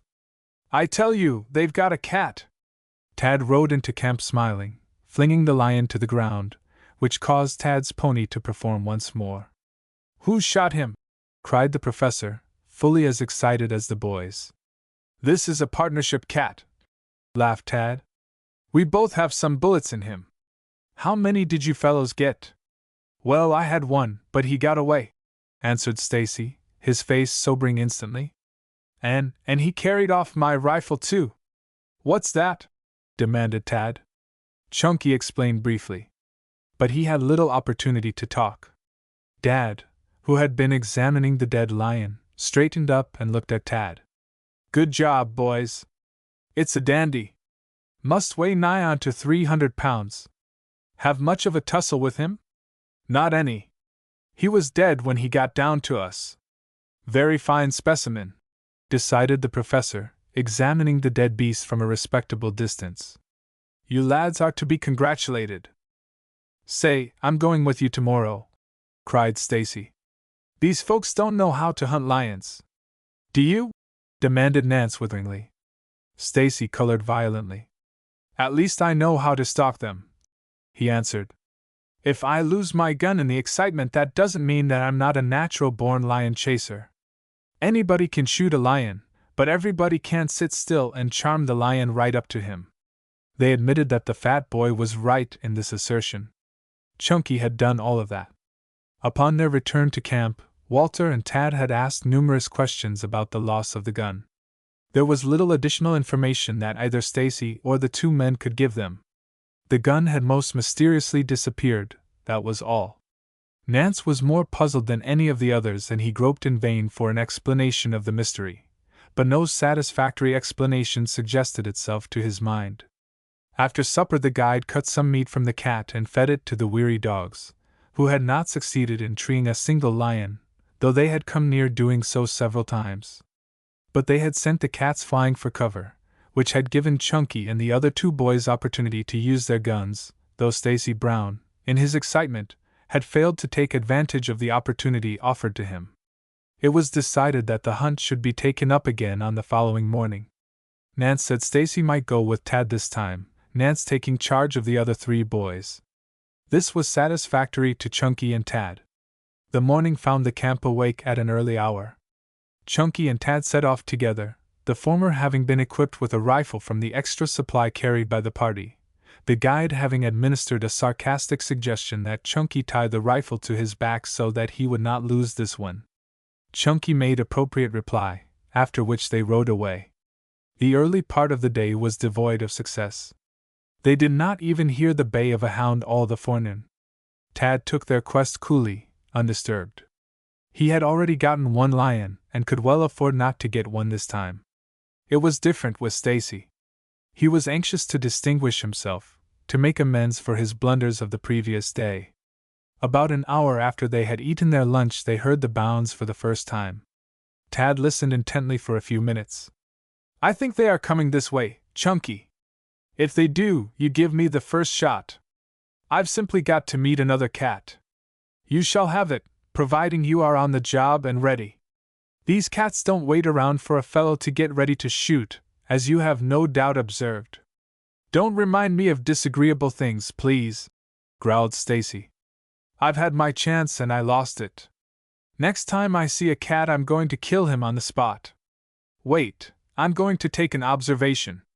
Don't go far, warned Tad. No, I won't. Just want to have a look at the landscape, flung back Stacy, hurrying away, while Tad stretched out for a little rest, well satisfied to have Stacy do the moving about until there was something real to be done, when Tad would be on hand on the jump. Stacy had not taken his gun. In fact, he wholly forgot to do so, not thinking for an instant that he would have opportunity to use it. This was where the fat boy made another serious mistake. A hunter should never be beyond reaching distance of his gun when out on the trail for game. It is a mistake that has cost some men their lives, others the loss of much coveted game.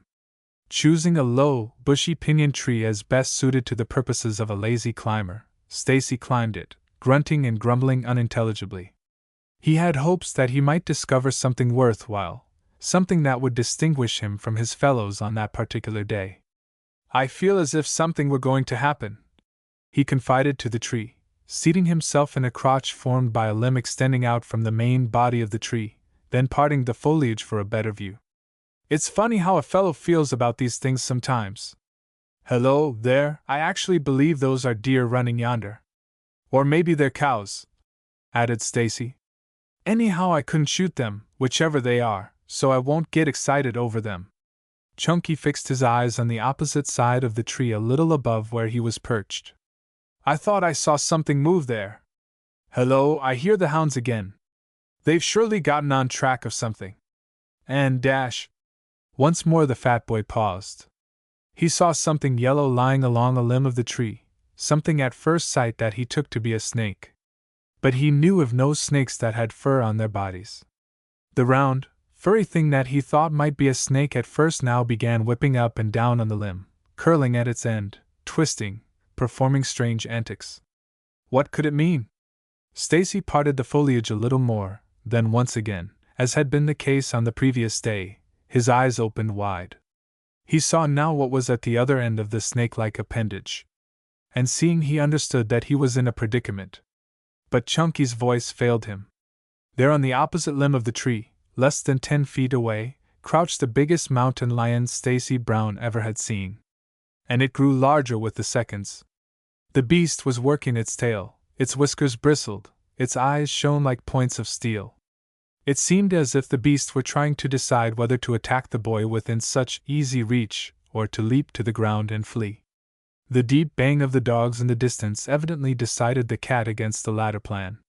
Then, too, perhaps the howls that Chunky now emitted had something to do with the former question. Tad Butler, stretched out on the ground, found himself standing bolt upright as if he had been propelled to that position by a spring. The most unearthly howls he had ever heard broke upon the mountain stillness. Wow! Ow wow wow! Tad! Help help help! Quick! Tad was off like a shot himself, not even pausing to snatch up his gun which lay so near at hand. And how he did run! Where, Chunky? Where are you? Shout quick! Wow! Ow wow wow! Was the only answer Stacy Brown could make, but the sound of his voice unerringly guided Tad to the location. But Stacy could not be found. In the name of Dash! Wow! Ow wow wow! Howled the agonized voice of the fat boy from the branches of the pinyon tree. Tad peered up between the branches. He saw Stacy looking down upon him with panic-stricken gaze. For the love of goodness, what's the matter, Stacy? You nearly frightened me to death. Look out! The words, shouted at the top of the fat boy's voice, were so thrilling that Tad leaped back instinctively. See here, don't make a fool of me, too. What's the matter with you? Come down out of that. I can't. He'll get me. What will get you? Nothing will get you, you ninny. The lion will get me. Have you gone raving mad on the subject of lions? Jeered Butler. Look, if you don't believe me. He's up here. He's trying to get a bite out of me. Shoot him, as you love me, Tad, shoot and shoot straight, or I'm a dead one. For the first time since his arrival on the scene, Tad began to realize that Stacy was not having fun with him.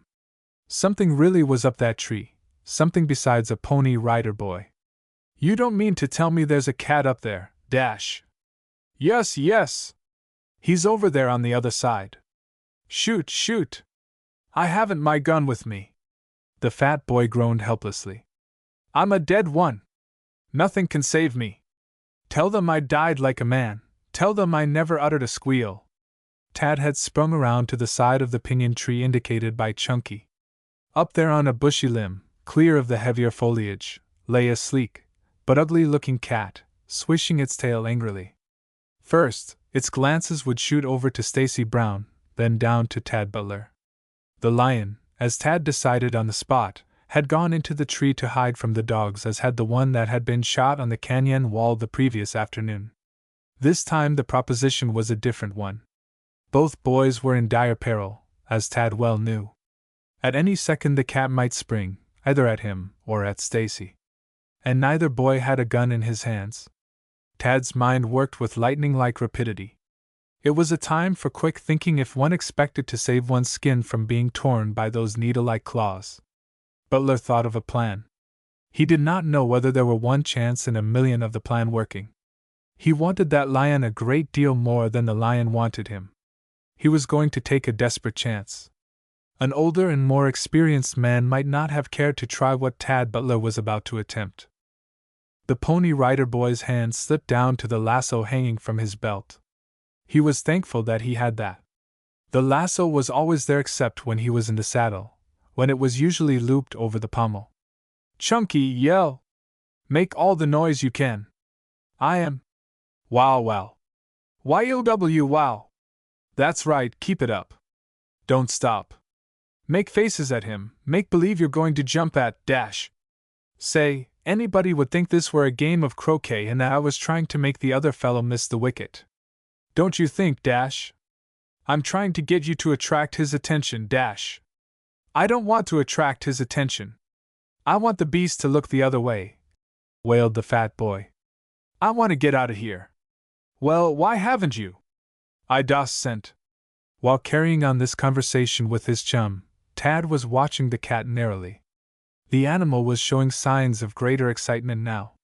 The boy decided that the beast was preparing to jump one way or another, which way was a matter of some concern to both boys at that particular instant. The cat took 2 long paces in Stacy's direction.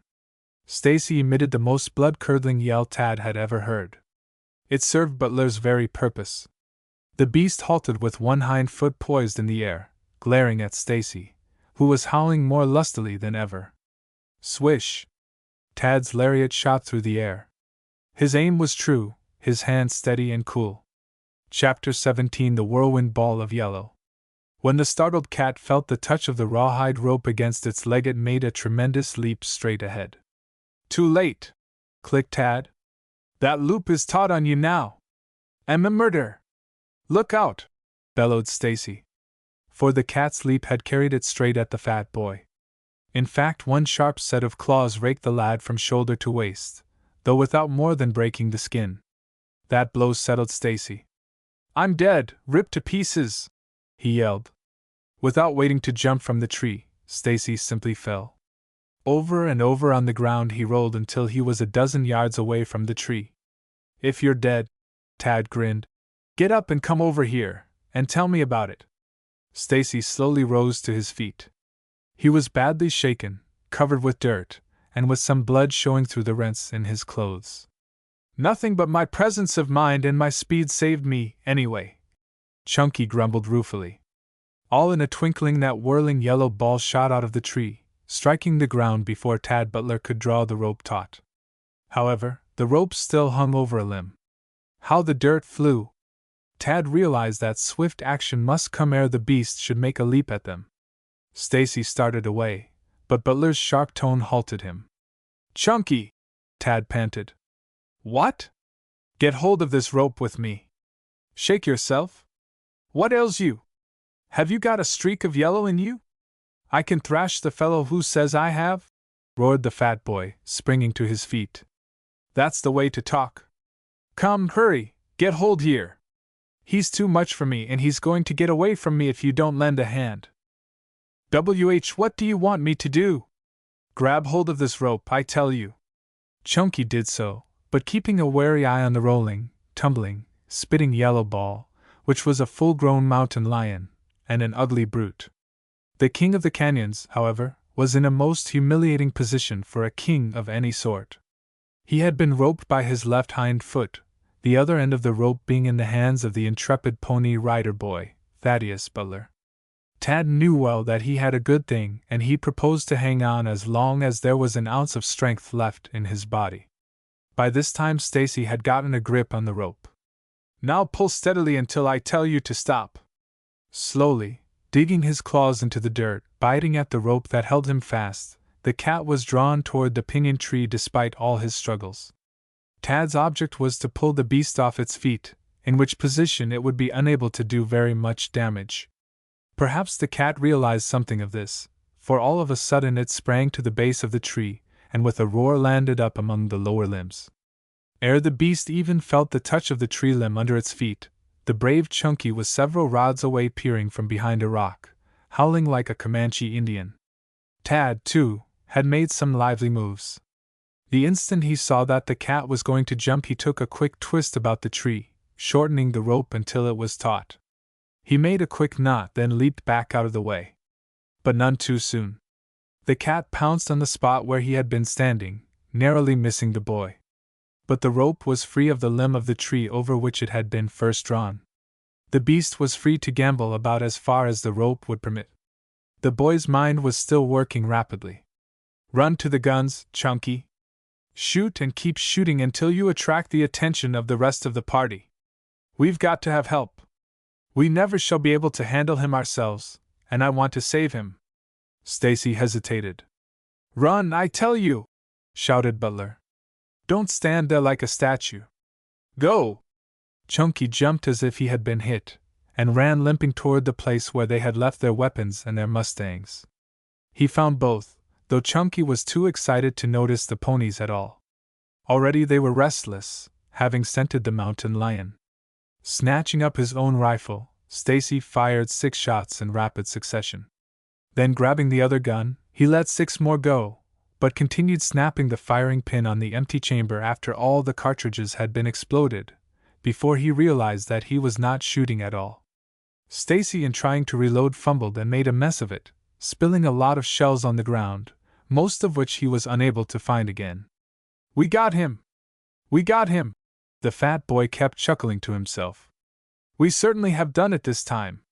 Finally he got one gun loaded, and had fired it off 6 times when he heard Tad Butler's "Hoo-yee!" Chunky hurried back to his companion. They've answered, called Tad. In the meantime the latter had been having a lively time. He knew that were he to give the least possible chance the beast would bite the rope off and escape, even if he did no worse. It was to prevent this that the boy exerted all his ingenuity and effort. This consisted of whoops and howls, throwing rocks at the animal, dodging in now and then to whack the lion with a piece from a limb that had been broken down by the cat in its thrashing above. The dust was flying. At times it seemed as if the lion must have gotten the hardy Pony Rider boy. At such times the lithe, active form of Tad Butler could be seen leaping from the cloud of dust while the beast followed with savage lunges to the end of its rope.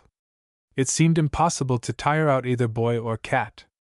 It was this condition of affairs that Stacy Brown came upon on his return. He stood gazing at the scene, fascinated. "Look out, Tad! He'll get you!" shouted the boy. "Get in here and give him a poke in the ribs!" cried Butler. "Not for $1,000,000, badly as I need money," returned the fat boy. "What do you take me for, an animal trainer? Then I'll have to keep on doing it till Mr. Nance gets here to help me. This is the greatest thing we've ever done, old boy. Yes, it'll be a great thing when the brute hands you one from those garden rakes of his. Get away and I'll shoot him," directed Stacy, swinging his rifle into position. "Put that gun down!" thundered Tad. "You'll be winging me next thing you do. Put it down, I say!" Stacy grumblingly obeyed. Meanwhile the gymnastic exercise continued with unabated vigor. There was not an instant's pause. The mountain lion was busier perhaps than it ever had been in its life. It was battling for its life, too, and it knew it. Once Tad was raked from head to foot by a vicious claw, but the Pony Rider boy merely laughed. His endurance, too, was most remarkable. Stacy would hardly get within gunshot of the beast, always standing near a tree convenient for climbing. Tad was not saying much now. He was rather too busy for conversation. At last the report of a rifle was heard not far away. "Answer them. It's the gang," called Tad. Chunky fired a shot into the air, following it with 4 others. It was only a short time before Jim Nance with Professor Zeppelin and the 2 other boys came dashing up, shouting to know where Tad and Chunky were. They saw Chunky first, on guard with his rifle as if holding off an enemy. "What's the trouble?" cried Nance. "We've got him! We've got him!" yelled Stacy. About that time Nance discovered the swirling cloud of dust, from which at intervals emerged a yellow ball. The guide caught the significance of the scene at a single glance. "It's a cat!" howled Ned. "Let me shoot him. Put away your guns. I guess we know how to catch lions in a scientific manner," declared Stacy. "They've roped the cat," snapped the guide. "Beats anything I ever heard of." He was off his Mustang instantly, and running toward Tad. keep him busy, boy. I'll fix him for you in a minute. I don't want you to kill him." "I'm not going to. We've got to stretch him." Tad did not know what stretching meant in this particular instance, but he was soon to learn. Nance got off to one side of the busy scene, then directed Tad to ease up a bit. The boy did so. He saw that Dad, too, was planning to use his lariat, though the boy had no idea in what way. The cat instantly sat down and began tearing at its bonds. All at once Nance's rope shot through the air. It caught the lion fairly around the neck. For a few moments the air was full of streaks of yellow. The cat was now fast at both ends. The neck hold was the worse of the two, for it choked the beast and soon tired him out. "Now stretch him," directed the guide. "How do you mean?" "Take a single hitch about the tree with your rope, so that we can straighten him out." This Tad did, while Nance performed a similar service on his own line, being careful not to choke the lion to death. During this latter part of the proceeding, the party that had up to that time held off now approached. "Will he bite?" asked Walter. "Stick your finger in his mouth and see," jeered Chunky. "He can scratch, too. But we got him, didn't we? We're the original lion tamers from the wild and woolly West." "Come, who is going to tie those claws together, Stacy?" demanded the guide. "Do what?" "Tie the cat's feet together. Let the professor do it. He hasn't done anything yet on this trip. Besides, I've got to stand here ready to shoot if the lion gets away. If it weren't for that, I'd tie his feet." "Here, you tie his feet, then. I'll handle the gun," volunteered Ned, stepping forward. Chunky drew back. "If someone will hold my end of the line, I'll attend to that little matter," said Tad. "I guess it's time I did something around here," interjected Ned. "What do you want me to do, Mr. Nance?" "Take your rope, watch your opportunity, and rope the forward legs. After that is done, have somebody hold the rope while you tie the feet securely together." Ned roped the feet without further question, then handing the line to Walter Perkins, he calmly tied together the feet of the snarling, spitting beast. The same was done with the hind feet, though the latter proved to be much more dangerous than the forward feet. But the mouth of the animal was still free. He could bite, and he did make desperate efforts to get at his captors.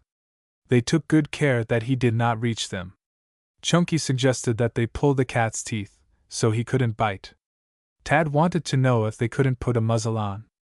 "The question is, what are you going to do with him, now that you have him?" demanded the professor. "That's the first sane word that's been spoken since we arrived here," grinned Nance. "We are going to take him back to camp, of course," declared Tad. "Of course we are. Don't you understand, we're going to take him back to camp," affirmed Stacy. "What's your plan, Butler?" asked Nance. "If you leave it to me, I'll show you." "Go ahead." Tad cut a long, tough sapling.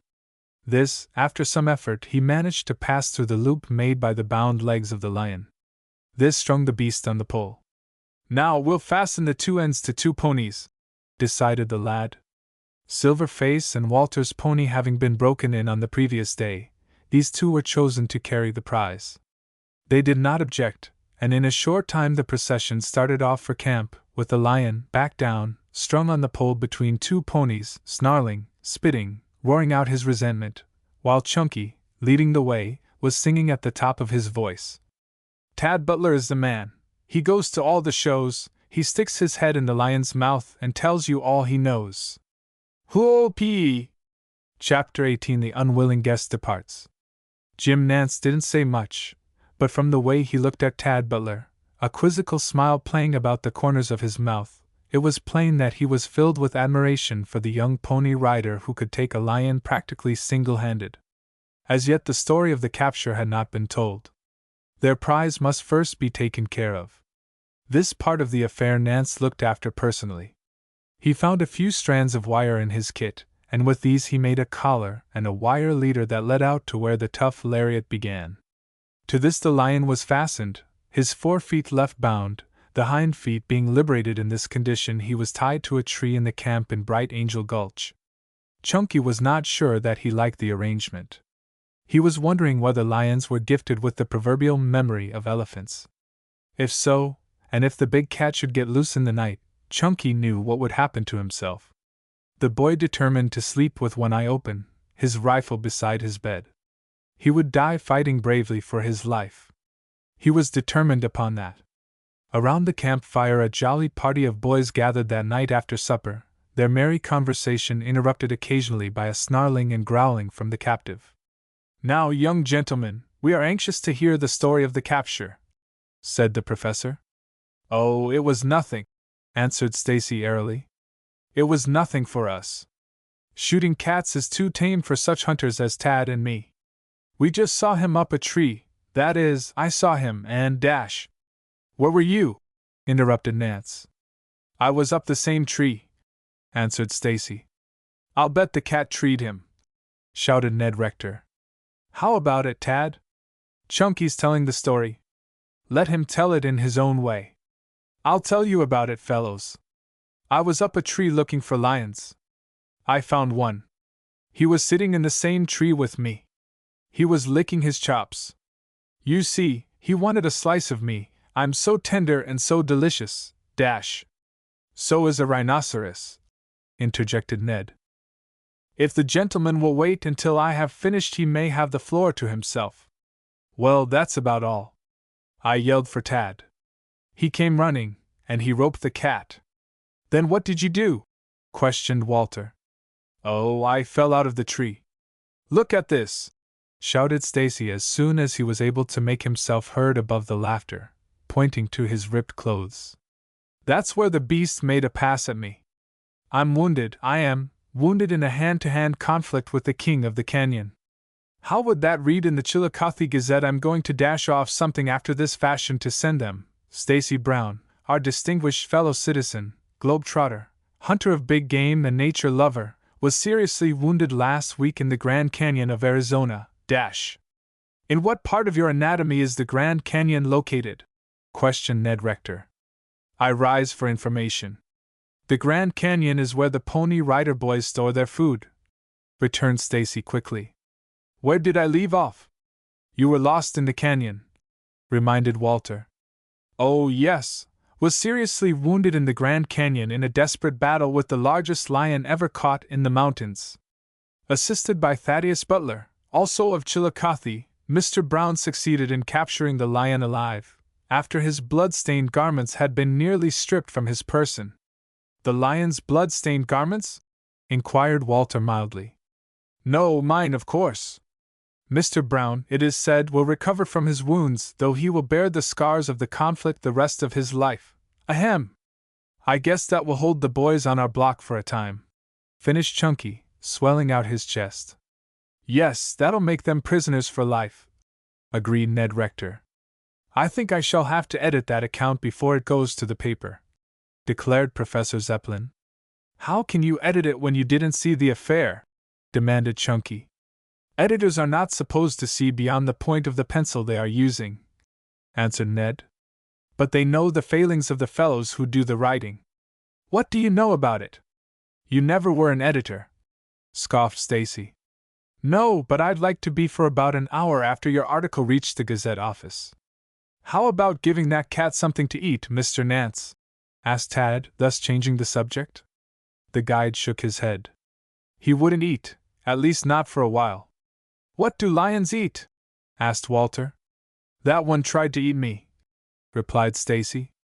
I don't like the look in his eye at all. It says, just as plain as if it were printed, I'd like to have you served up a la mode. At this juncture, Jim Nance walked over, with a burning brand in hand, to look at the cat's fastenings. The lion jumped at him. Jim poked the firebrand into the animal's face, which sent the cat back the full length of his tether. After examining the fastenings carefully, Nance pronounced them so secure that the beast would not get away. The ponies had been tethered some distance from where the prize was tied, the dogs being placed with the ponies so that they might not be disturbed by the captive during the night, and thus keep the camp awake with their barks and growls. After a time all hands went to bed, crawling into their blankets, where they were soon fast asleep. Late in the night Nance sat up. He thought he had heard the lion growl. Stepping to the door of the tent he listened. Not a sound could be heard save the mysterious whisperings of the canyon.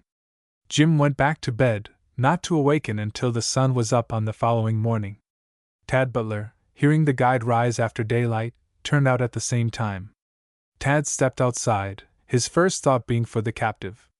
The Pony Rider Boy's eyes grew large as he gazed at the tree where the cat had been left the evening before. There was no lion there. Hey, Mr. Nance, did you move the cat? No, why? He isn't where we left him last night. What? Nance was out on the jump. Sure as you're alive he's gone. Now doesn't that beat all? Tad had hurried over to the place where he stood gloomily surveying the scene. I wonder where the rope and wire are. That's so. He must have carried the whole business with him. How could he? How could he have untied the wire from the tree? There is something peculiar about this affair, Dad. Whatever Dad's opinion might have been, he did not express it at the moment. Instead, he got down on all fours, examining the ground carefully, going over every inch of it for several rods about the scene. Well, this does get me, he declared, standing up, scratching his head reflectively. By that time, the rest of the party had come out. The lion's gone, shouted Tad. What, my lion got away? Wailed Chunky. And he didn't take a chunk out of me to carry away with him? I had no idea we could hold him. Of course he gnawed the rope in two, nodded the professor. He didn't get loose of his own accord, sir, replied the guide. Then you don't mean to tell me that some person or persons liberated him? I don't mean to tell you anything, because I don't know anything about it. I never was so befuddled in my life. I'm dead beat, Professor. Tad was gloomy. He had hoped to take the lion home with him, having already planned where he would keep the beast until the town, which he thought of presenting it to, had prepared a place for the gift. Now his hopes had been dashed. He had no idea that they would be able to get another lion. It was not so easy as all that. But how had the beast gotten away? There was a mystery about it fully as perplexing as had been the loss of Stacy's rifle. Tad was beginning to think, with Dad, that mysterious forces were, indeed, at work in the Grand Canyon. While he was brooding over the problem, Chunky, emulating the movements of the guide, was down on hands and knees, examining the ground. Find any footprints? Called Ned in a jeering voice. Stacy did not reply. His brow was wrinkled, his face wore a wise expression. Look out that you don't get bitten, warned Walter mischievously. By what? Demanded Stacy, glancing up. Footprints, answered Ned. Could any person have gotten in here and let the cat go without our having heard him, Mr. Nance? Asked Tad Butler. I reckon he couldn't. Did you hear anything in the night, Nance? Questioned the professor. Come to think of it, I did get up once. I heard the cat growling, or thought I did, but after I had looked out and seen nothing, nor heard anything, I went back to bed again and didn't know anything more till sunup. I guess I'm pretty slow. I'm getting old for a certainty. No, there is something peculiar, something very strange about this affair, Professor, spoke up Tad. Due wholly to natural causes, declared the professor. No, I reckon you're wrong there, Professor, said Nance. I'd have understood natural causes. It's the unnatural causes that gets a fellow. I've spotted it, I've spotted it. I know who freed the lion, howled Stacy. All hands rushed to him. Who, what, how, where, when? Demanded 5 voices at once. Yes, sir, I've found it. That lion dash. Don't joke, rebuked the professor. I'm not joking. I know what I'm talking about. That cat was let go by a one-legged Indian. Now maybe you won't say I'm not a natural-born sleuth, exclaimed the fat boy proudly. Chapter 19 The Fat Boy Does a Ghost Dance. A one-legged Indian? Chorused the lads. He's crazy, grumbled Dad. He has cat on the brain. That's better than having nothing but hair on the brain, retorted Stacy witheringly. How do you know a one-legged Indian has been here? Questioned Tad, seeing that Chunky was in earnest. Look here, said the boy, pointing to a moccasin print in the soft turf at that point. There's the right foot. Where's the left? Why, there wasn't any left, of course. He had only one foot. Then he must have carried a crutch, laughed Ned. Look for the crutch mark and then you'll have the mystery solved. Jim Nance chuckled. Stacy regarded the guide with disapproving eyes. Tell me so I can laugh too, begged Chunky soberly. Why, you poor little tenderfoot, don't you know how that one track got there? Chunky shook his head. Well, that cowardly half-breed that you call Chow was crossing the rocks here when the cat made a pass at him. Chow made a long leap. One foot struck there, the other about 10 feet the other side. He hadn't time to put the second foot down, else the cat would have got him. A one-legged Indian! Oh, help! Ha ha ha! Mocked Stacy, striding away disgustedly while the shouts of his companions were ringing in his burning ears. But the mystery was unsolved. Tad did not believe it ever would be, though he never ceased puzzling over it for a moment. That day no one got a lion, though on the second day following Ned Rector shot a small cat. Tad did not try to shoot. He wandered with Chunky all over the peaks and through the canyon in that vicinity trying to rope more lions. You let that job out, ordered the guide finally. Don't you know you're monkeying with fire? First thing you know, you won't know anything. One of these times a cat'll put you to sleep for a year of Sundays. I guess you are right. Not that I am afraid, but there is no sense in taking such long chances. I'll drop it. I ought to be pretty well satisfied with what I have done. Tad kept his word. He made no further attempts to rope mountain lions. In the succeeding few days 3 more cats were shot. It was on the night of the 4th day after the escape of the captive that something very exciting occurred in Camp Butler. The camp was silent, all its occupants sound asleep, when suddenly they were brought bounding from their cots by frightful howls and yells of fear. The howls came from the tent of Stacy Brown. Stacy himself followed, leaping out into what they called the company street, dancing up and down, still howling at the top of his voice. Clad in pajamas, the fat boy was unconsciously giving a clever imitation of an Indian ghost dance. Professor Zeppelin was the first to reach the fat boy.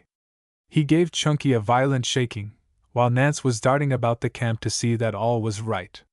He saw nothing unusual. What is the meaning of this, young man? Demanded the professor. I seen it, howled Stacy. What did you see? A ghost. I seen a ghost. You mean you saw a ghost, not you seen, corrected the professor. I tell you I seen a ghost. I guess if you'd seen a ghost you wouldn't stop to choose words.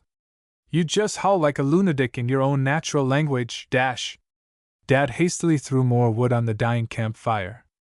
I guess you had a nightmare, suggested Tad. It wasn't a mare, it was a man, persisted Stacy. He's crazy. Pity he doesn't catch sleeping sickness, scoffed Ned.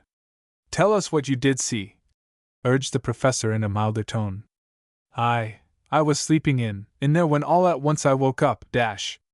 You thought you did, perhaps, nodded Walter. I didn't think anything of the sort. I know I did. Maybe I'd heard something. Well, I woke up and there, dash. Chunky's eyes grew big. He stared wildly across the campfire as if the terrifying scene were once more before him. I woke up. You have told us that before, reminded Dad, who had joined the group. I woke up, dash. That makes 4 times you woke up, laughed Ned. You must, indeed, have had a restless night. I woke up, dash. What again? You wouldn't laugh if you'd seen what I saw, retorted the fat boy, with serious face. There, right at the entrance of the tent, was a ghost. What kind of a ghost? Asked Dad. Just a ghost. It was all white and shiny and brrrr, shivered the boy. It grinning. I could see right through it. You must be an X-ray machine, declared Tad, chuckling. It didn't need anything of that sort. He was so shimmery that you could see right through him. What became of the spook? Did he fly up? Asked the guide. No, the spook just spooked, replied Stacy. How do you mean? Questioned Professor Zeppelin. He thawed out like a snowball, just melted away when I yelled. Very thrilling, very thrilling. Most remarkable. A matter for scientific investigation, muttered the professor, but whether he were in earnest or not the boys could not gather from his expressionless countenance. What did Chunky have for supper? Asked Walter. What didn't he have? Scoffed the guide. We have to eat fast or we wouldn't get enough to keep up our strength. I guess I don't get any more than my share, retorted Stacy. I have to work for that too. Well, I'm going to bed, announced Ned Rector. You fellows may sit up here and tell ghost stories all the rest of the night if you want to. It's me for the feathers. You're right, Ned, agreed Tad. We are a lot of silly boys to be so upset over a fellow who has had a crazy nightmare. Professor, don't you think you ought to give Stacy some medicine? Yes, give him something to make him sleep, chuckled Walter. The boy was interrupted by a roar from Ned Rector's tent. Ned was shouting angrily. He burst out into the circle of light shed by the campfire, waving his hands above his head. They've got mine! They've got mine! He yelled, dancing about with a very good imitation of the ghost dance so recently executed by the fat boy. Got what? Demanded Dad sternly, striding forward. Somebody's stolen my rifle. The spooks robbed me. It's gone, and all my cartridges and my revolver and dash. The camp was in an uproar instantly. Chunky was nodding with satisfaction. It wasn't stolen. The spook just spooked it, that's all, he declared convincingly. But you must be in error, Ned, cried the professor. I'm not. It's gone. I left it beside my bed. It isn't there now. I tell you, somebody's been in this camp and robbed me. A sudden silence settled over the camp. The boys looked into each other's faces questioningly. Was this another mystery of the Bright Angel Gulch? They could not understand. Maybe the kid did see a ghost after all, muttered the guide. The kid did. And I guess the kid ought to know, returned Stacy pompously. Chapter 20. In the home of the Havasupais. An investigation showed that Ned Rector was right in his assertion. His rifle had been taken, likewise his revolver and his cartridges. It lent color to Stacy's statement that he had seen something, but no one believed that something had been a ghost, unless perhaps the guide believed it, for having lived close to nature so long, he might be a superstitious person. There was little sleep in the camp of the Pony Rider boys for the rest of the night. They were too fully absorbed in discussing the events of the evening and the mysteries that seemed to surround them.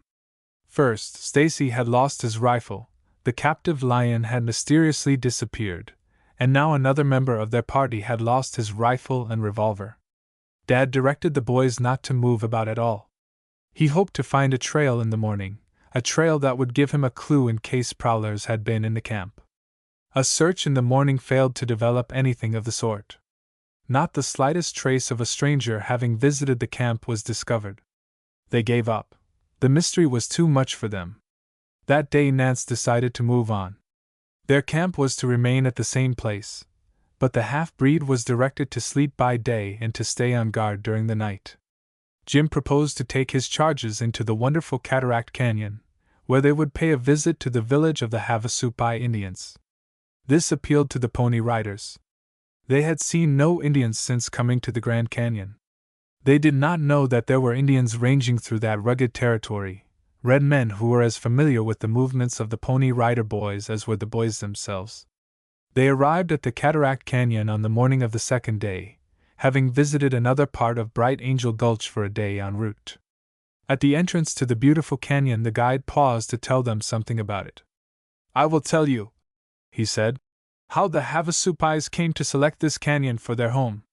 When the several bands of red men, who afterwards became the great tribes of the Southwest, left their sacred canyon, Matawidita, by direction of their Moses, Kanavi, to find new homes, the Havasupai family journeyed eastward on the trail taken by the Navajos and the Hopi. One night they camped in this canyon. Early the next day they took up their burdens to continue on their journey. But as they were starting, a little papoose began to cry.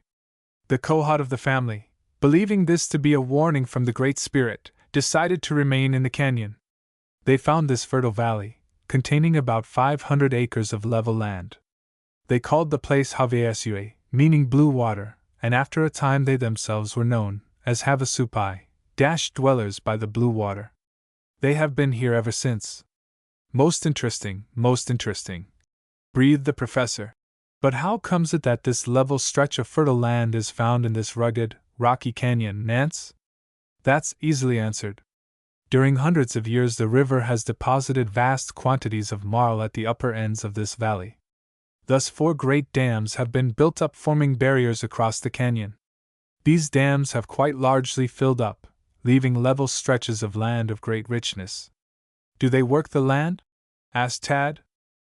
In a primitive way, they do, probably following the methods they learned from the cliff dwellers, who occupied the crude dwellings you have seen all along these walls and the canyons here. The Cataract Canyon proved to be the most interesting of all that the boys had seen for variety and beauty.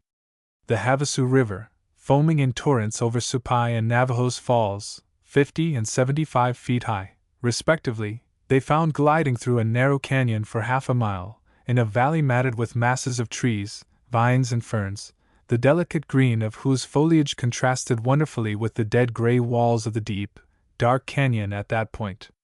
For some 3 miles below this the Pony Riders followed the smoothly gliding stream through a canyon whose straight up and down walls of gray limestone seemed to meet overhead in the blue of the sky.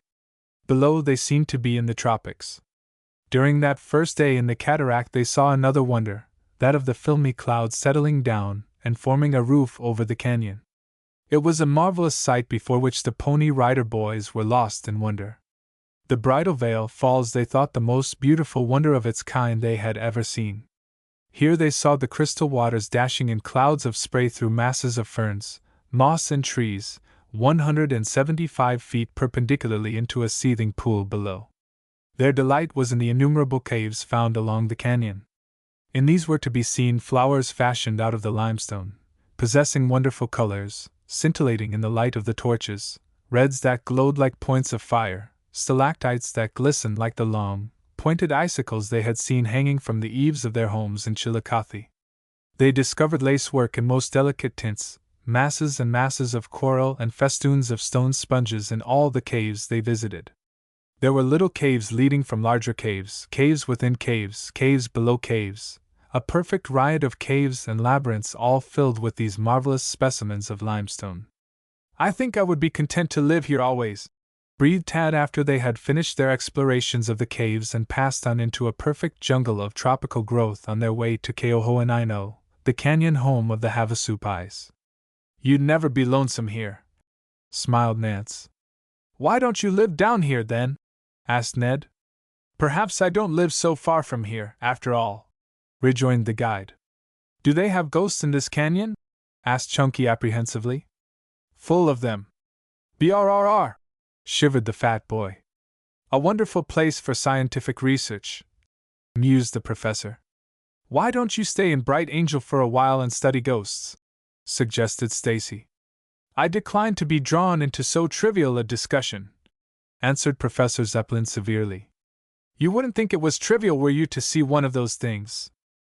Perhaps the professor, too, has overloaded his stomach some time before going to bed, spoke up Tad Butler. You are mistaken, young man. I never make a glutton of myself, was the grim retort. Now will you be good, Tad Butler? Chuckled Walter Perkins. Yes, I have nothing more to say, answered Tad, with a hearty laugh. We are getting down on the level now, the guide informed them. Halting suddenly, Nance pointed to an overhanging ledge about half a mile down the valley. The boys gazed, shading their eyes, wondering what Nance saw. I see, said Tad. Then you see more than do the rest of us, answered Ned. What is it? It looks to me like a man.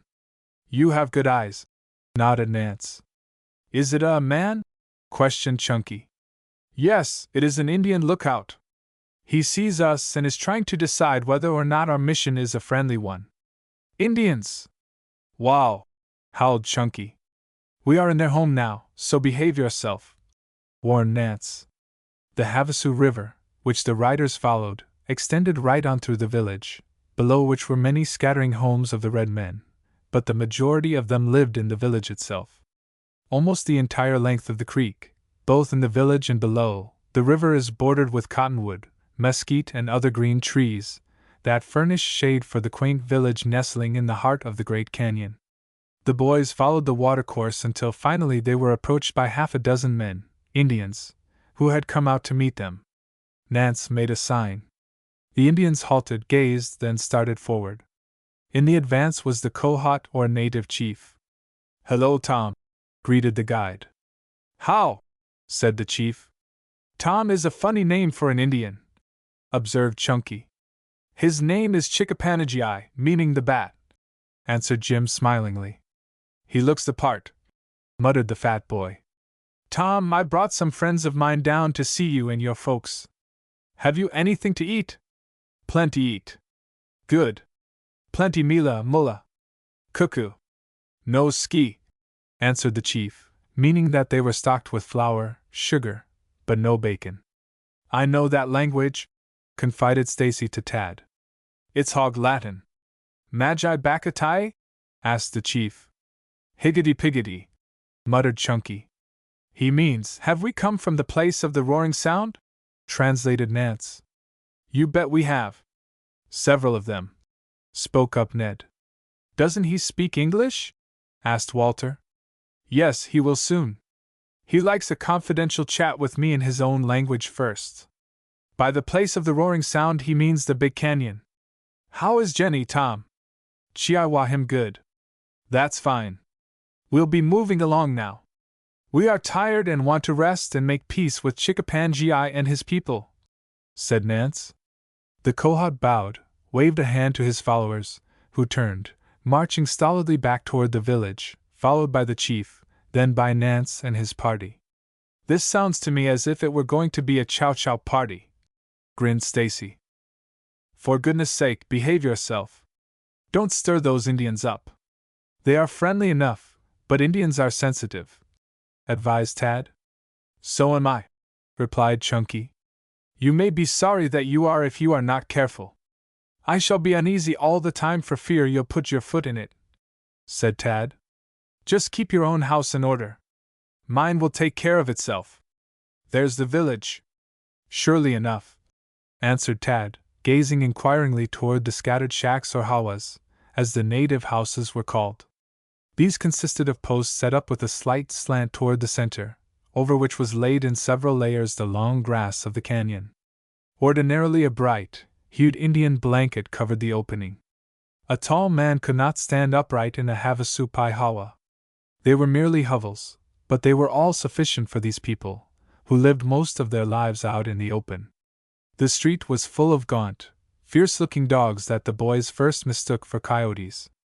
The dogs, ill-fed, were surly, making friends with no one, making threatening movements toward the newcomers in several instances. One of them seized the leg of Chunky's trousers. "Call your dog off, Chief Chickadee!" yelled the fat boy. The Indian merely grunted, whereupon the fat boy laid a hand on the butt of his revolver. A hand gripped his arm at the same time. The hand was Tad Butler's. "You little idiot, take your hand away from there or I'll put a head on you right here." "The dog won't hurt you." Tad was angry. "No, you've scared him off, now. Of course he won't bite me, but he would have done so if he hadn't caught sight of you." "I must be good dog medicine then," replied Tad grimly. "But never mind," he added, with a smile. "Just try to behave yourself for a change." About that time Chief Tom was leading out his squaw by an ear. "White man see Chihuahua," grinned the chief. Chihuahua gave them a toothless smile. She was the most repulsive-looking object the boys ever had looked upon. Chihuahua's hair came down to the neck, where it had been barbered off square all the way around. This was different from her august husband's. His hair lay in straight strands on his shoulders, while a band of gaudy red cloth, the badge of his office, was twisted over the forehead, binding the straight, black locks at the back of the head. The squaw wore baggy trousers bound at the bottom with leggings, while over her shoulder was draped a red and white Indian blanket that was good to look upon. The brilliant reds of the blankets all through the village lent a touch of color that was very pleasing to the eye. The chief's son was then brought out to shake hands with the white men, while Chihuahua squatted down and appeared to lose all interest in life. Dogs and children were by this time gathered about in great numbers regarding the newcomers with no little curiosity. The chief's son was introduced to the boys by Nance as "afraid of his face." Stacy surveyed the straight-limbed but ugly-faced young buck critically. "I don't blame him," said the fat boy. "Don't blame him for what?" snapped Nance. "For being afraid of his face." "So am I." The boys snickered, but their faces suddenly sobered at a sharp glance from the piercing eyes of the Kohat. "Mikiula," said afraid of his face, pointing to the much-soiled trousers of Stacy Brown. "He likes your trousers, he says," grinned the guide. "Well, he can have them, though he certainly does need trousers," decided Stacy reflectively, studying the muscular, half-naked limbs of the young buck. "He couldn't very well appear in polite society in that rig, could he, Tad?" "Not unless he were going in swimming," smiled Tad. It was at this point that Tad Butler himself came near getting into difficulties. The chief's son, having been ordered in a series of explosive guttural sounds to do something, had started away when a yellow, wolfish-looking cur got in way. Afraid of his face, gave the dog a vicious kick, then as if acting upon second thought he grabbed up the snarling dog, and twisting its front legs over on its back, dropped the yelping animal, giving it another kick before it touched the ground. Tad's face went fiery red. He could not stand idly and witness the abuse of an animal. The lad leaped forward and stood confronting the young buck with flaming face. Tad would have struck the Indian had Nance not been on the spot. With a powerful hand he thrust Tad behind him, saying something in the Indian language to Afraid of his face, which caused the buck to smile faintly and proceed on his mission. "If you had struck him, you never would have gotten out of here alive," whispered the guide. Stacy had been a witness to the proceeding. He smiled sarcastically when Tad came back to where the fat boy was standing. "Folks who live in glass houses should not shy rocks," observed the fat boy wisely. By that time the squaws were setting out corn cakes, dried peaches, and a heap of savory meat that was served on a bark platter. The meal was spread on a bright blanket regardless of the fact that grease from the meat was dripping over the beautiful piece of weaving. The boys thought it a pity to see so wonderful a piece of work ruined so uselessly, but they made no comment. Then all sat down, the Indians squatting on their haunches, while the white men seated themselves on the ground. There were neither knives nor forks. Fingers were good enough for the noble red man. First, before beginning the meal, the Kohat lighted a great pipe and took a single puff. Then he passed it to Professor Zeppelin, who, with a sheepish look at the Pony Rider boys, also took a puff. Stacy came next. The chief handed the pipe to the fat boy in person. Stacy's face flushed.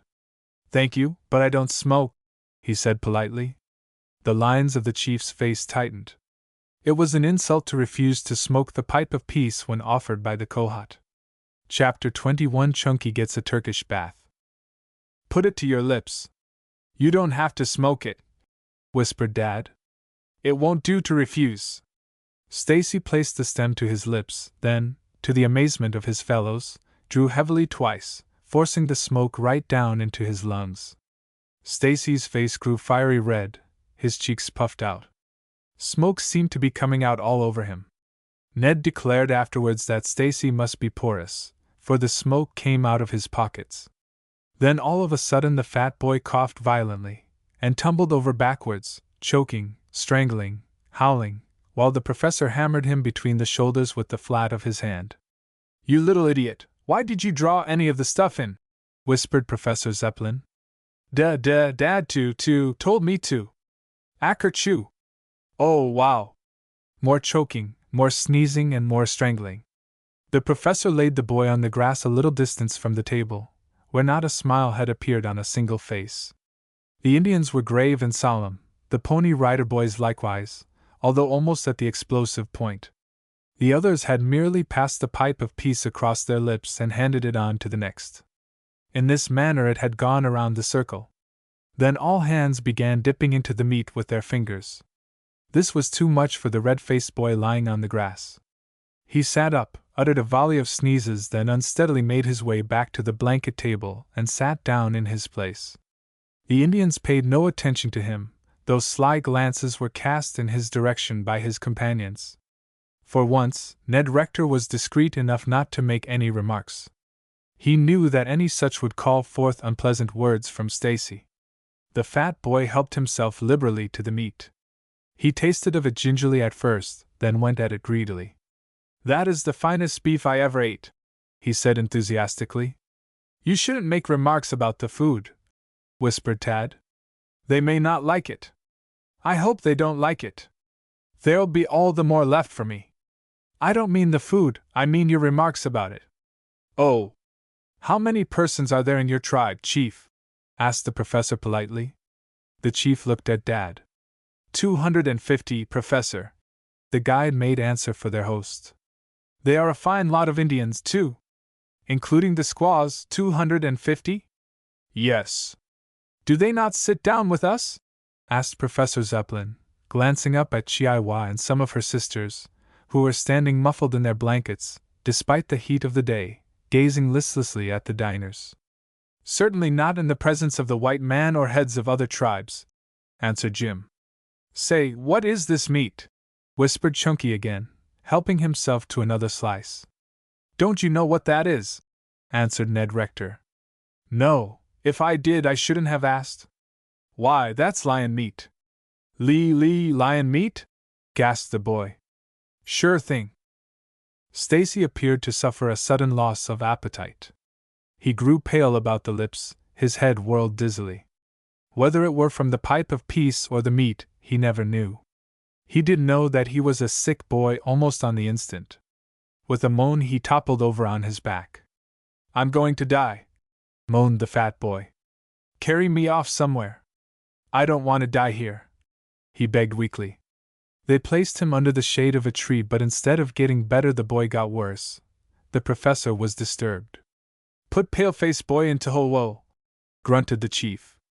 Tohowo, he exclaimed sharply. 3 squaws ran to a low structure of branches that were stuck into the ground, bent in and secured at the middle until it resembled an Eskimo hut in shape. The frame made by the branches was uncovered, but the women quickly threw some brightly colored blankets over the frame, the boys watching the proceeding with keen interest. They then hauled some hot rocks from a fire nearby, thrusting these under the blankets into the enclosure, after which a pail of water also was put inside. Put fat boy in, commanded the Kohat. Take clothes off. Chunky demurred feebly at this. The professor glanced at Dad inquiringly. Dad nodded, grinning from ear to ear. It's a sort of Russo-Turkish bath. It'll do him good. Wouldn't mind one myself right now, said Nance. All right, boys, fix him up and get him in. Dress him down, you mean, chuckled Ned. At a word from the chief, the squaws stumped listlessly to their hawas and were seen no more for some time. About this time the medicine man, a tall, angular, eagle-eyed Havasu, appeared on the scene, examining the Toholwoh critically. What shall we do with him now? Called Tad, after they had stripped off all of Chunky's clothes except his underwear. Chuck him in, ordered the guide.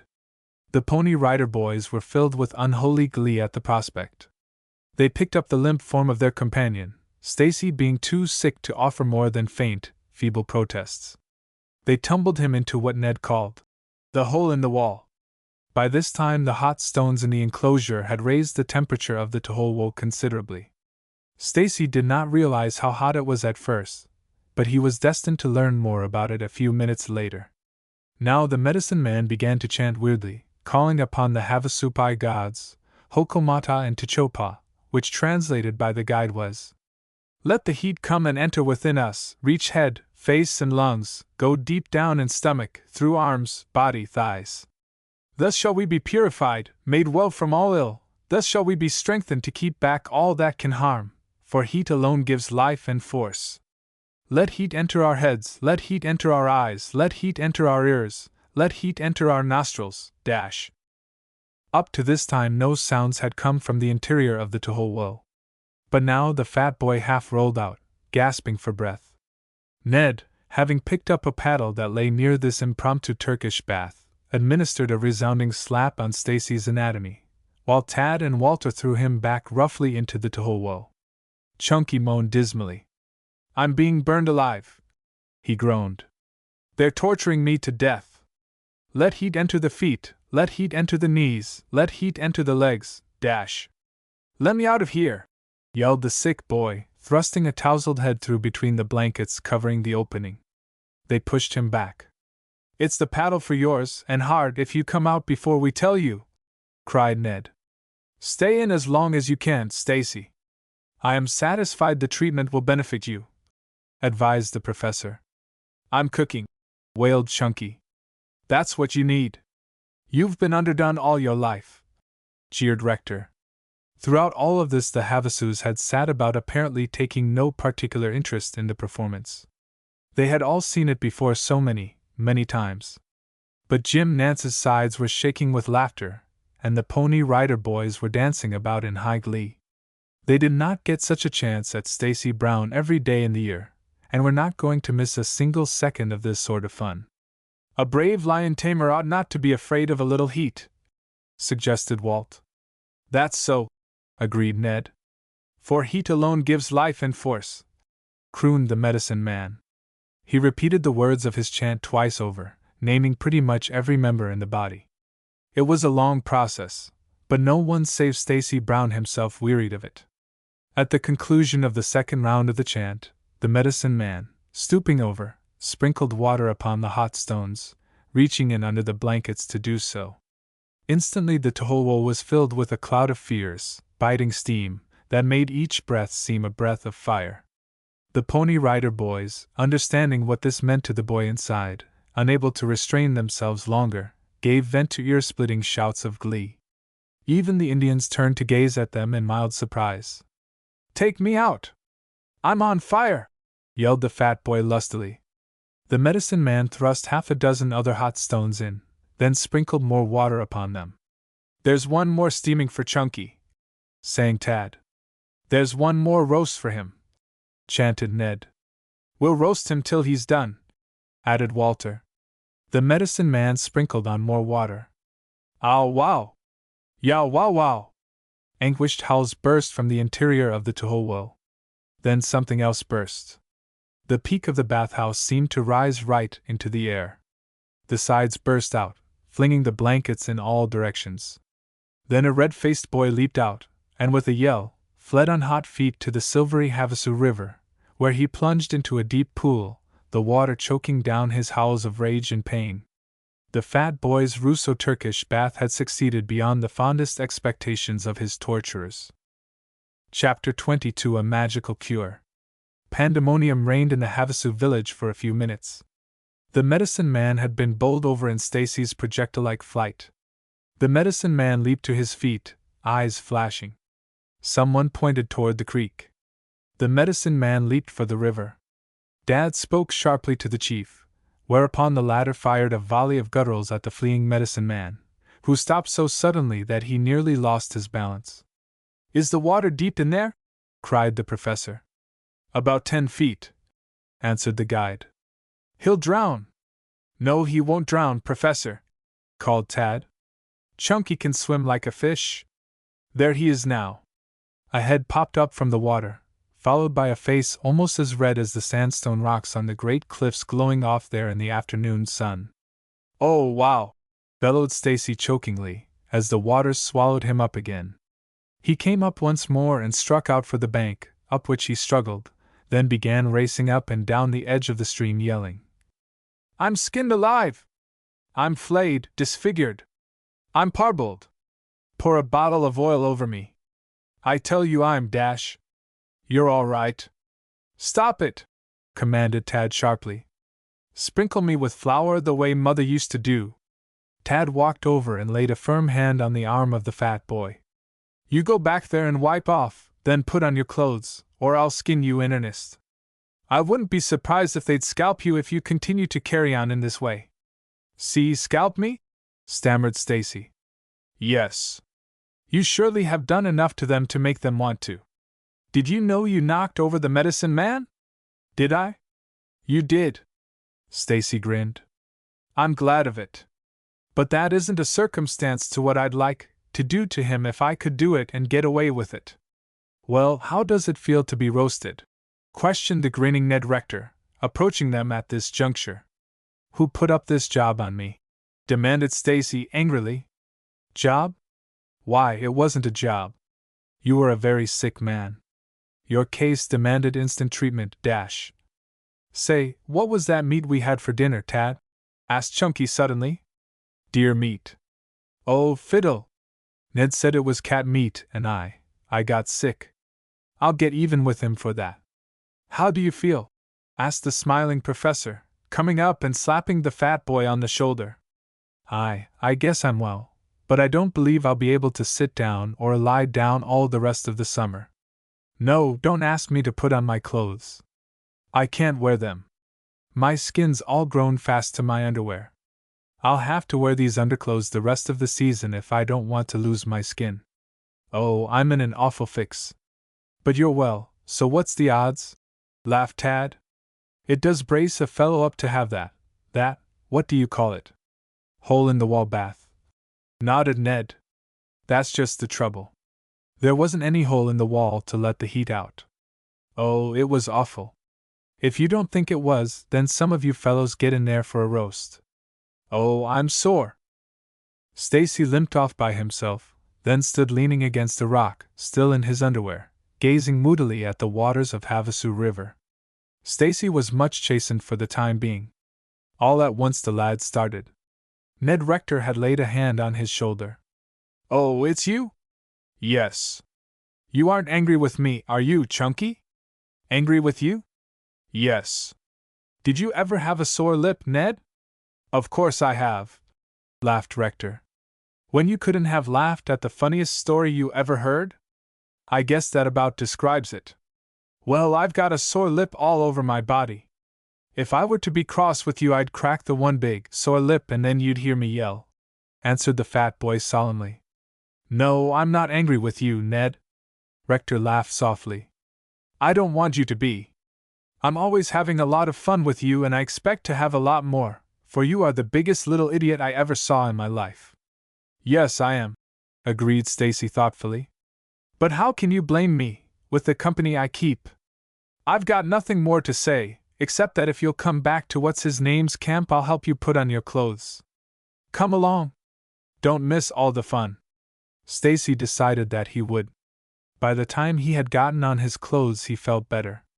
He wandered off to another part of the village, where his attention was drawn to a game going on between a lot of native children who had squatted down on the ground. Stacy asked what the game was. They told him it was Huitaka Chica, which he translated into have a chicken. Most of these children were pupils at a school established by the United States government in the canyon, and could speak a little English. Chunky entered into conversation with them at once, asking the names of each, but he never remembered the name of any of them afterwards. There was little Piyuti, a demure-faced savage with a string of glass beads around her neck, Somaja, round and plump, because of which she got her name, which, translated, meant watermelon. Then there was Vesna and many other names not so easy. Chunky decided that he would like to play have a chicken, too. The little savages were willing, so he took a seat in the semicircle with them.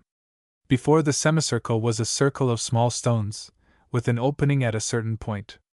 This opening was called, Chunky learned, Yamasai Kyobika, though the fat boy didn't attempt to pronounce it after his instructor. In the center of the circle was another flat stone bearing the musical name of Ta Baichi. Sides were chosen and the game began. The first player begins by holding 3 pieces of short stick, black on one side, white on the other. These sticks are called Tobiya. The count depends upon the way the sticks fall. For instance, the following combinations will give an idea as to how the game is counted. 3 white sides up 10, 3 blacks 5, 2 blacks and a white up 3, 2 whites and a black up 2, and so on in many different combinations. The reader may think this a tame sort of game, but Chunky didn't find it so. It grew so exciting that the fat boy found himself howling louder than any of the savages with whom he was playing. He was as much a savage as any of them, some of whom were of his own age. Every time he made a large point, Stacy would perform a war dance, howling, "Have a chicken! Have a chicken!" The chief's son, who also had come into the game without being invited, was playing next to Stacy. Stacy in one of these outbursts trod on the bare feet of the young buck. Afraid of his face, adopting the methods of his white brethren, rose in his might and smote the fat boy with his fist. Now, the spot where the fist of afraid of his face landed had been parboiled in the hole in the wall. Stacy Brown howled lustily, then he sailed in, both fists working like windmills. The Indian youngsters set up a weird chorus of yells and war whoops, while all hands from the chief's hawa started on a run for the scene. Chapter 23 Stacy as an Indian Fighter. In the meantime, there was a lively scrimmage going on near the "Have a Chicken" circle. The stones of the circle had been kicked away, the younger savages forming a human ring about the combatants. Afraid of his face was much the superior of the fat boy in physical strength, but he knew nothing of the tricks of the boxer. Therefore Stacy had played a tattoo on the face of the Indian before the latter woke up to the fact that he was getting the worst of it. In an unguarded moment the young buck put a smashing blow right on Stacy's nose, now extremely sensitive from its near boiling in the hole in the wall. Not being fast enough in the getaway, the young buck received on his own face some of the blood that spurted from Brown's nose. "Oh wow!" wailed Chunky, rendered desperate by the severe pain at this tender point. But his rage made him cooler. Chunky made a feint. As afraid of his face dodged the feint, Stacy bumped the young Indian's nose. "Have another," offered Stacy dryly, as his left drove in a blow that sent the young Indian to his back on the turf. Frightened screams came from some of the young Indian girls, who gazed dismayed at the human whirlwind into which Stacy had been transformed. "Ugh!" roared afraid of his face, and reached his feet again. "Ugh! Boy heap die! Plenty soon!" Again the combatants closed in. There was a rattling give and take. "Here! Stop that!" ordered Professor Zeppelin, striding forward. The chief and his Indians were coming up also. The chief caught at one of the professor's waving arms and drew him back. "Let 'em fight!" grunted the chief.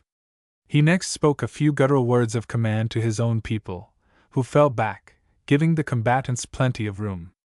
"Yes, let 'em have it out!" roared the boys. "Stacy never will learn to behave, but this ought to help." Stacy, having it all his own way with his fists, now received a kick from the buck that nearly ended the fight. "Wow! That's your style, is it?" groaned Chunky. Then he ducked, came up, and planted a smashing blow on the buck's jaw that sent the latter fairly crashing to earth. That ended the fight. Afraid of his face made a few futile struggles to get to his feet, then lay back wearily. Chunky puffed out his chest and strutted back and forth a few times. "Huh!" grunted Chickapanaji.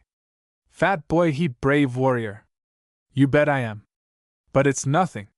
You ought to see me in a real fight." "Hurrah for Chunky!" shouted Ned Rector. "Hip, hip, hurrah!" Professor Zeppelin now strode forward, laying a heavy hand on the fat boy's shoulder. "Ouch!" groaned Chunky. "Don't do that, don't you know I haven't any skin on my body? You don't deserve to have any. Be good enough to explain how this trouble arose?" The chief was asking the same question of the other young savages in his own language, and they were telling him in a series of guttural explosions. "It was this way, I was playing the game with them when I stepped on Elephant Face's foot. He didn't like it. I guess he has corns on his feet as well as on his face. He punched me. I punched him back. Then the show began. We had a little argument, with the result that you already have observed," answered Stacy pompously. "You needn't get so chesty about it," rebuked Ned. "Chief," said the professor, turning to Chickapanaji, "I don't know what to say. I am deeply humiliated that one of our party should engage in a fight with Dash." "I didn't engage in any fight," protested Stacy. "It wasn't a fight, it was just a little argument." "Silence!" thundered the professor. "I trust you will overlook the action of this boy. He was very much excited and Dash. Fat boy him not blame. Fat boy him much brave warrior," grunted the chief. "Afraid of his face he go hawa. Stay all day, all night. Him not brave warrior." The chief accentuated his disgust by prodding his homely son with the toe of a moccasin.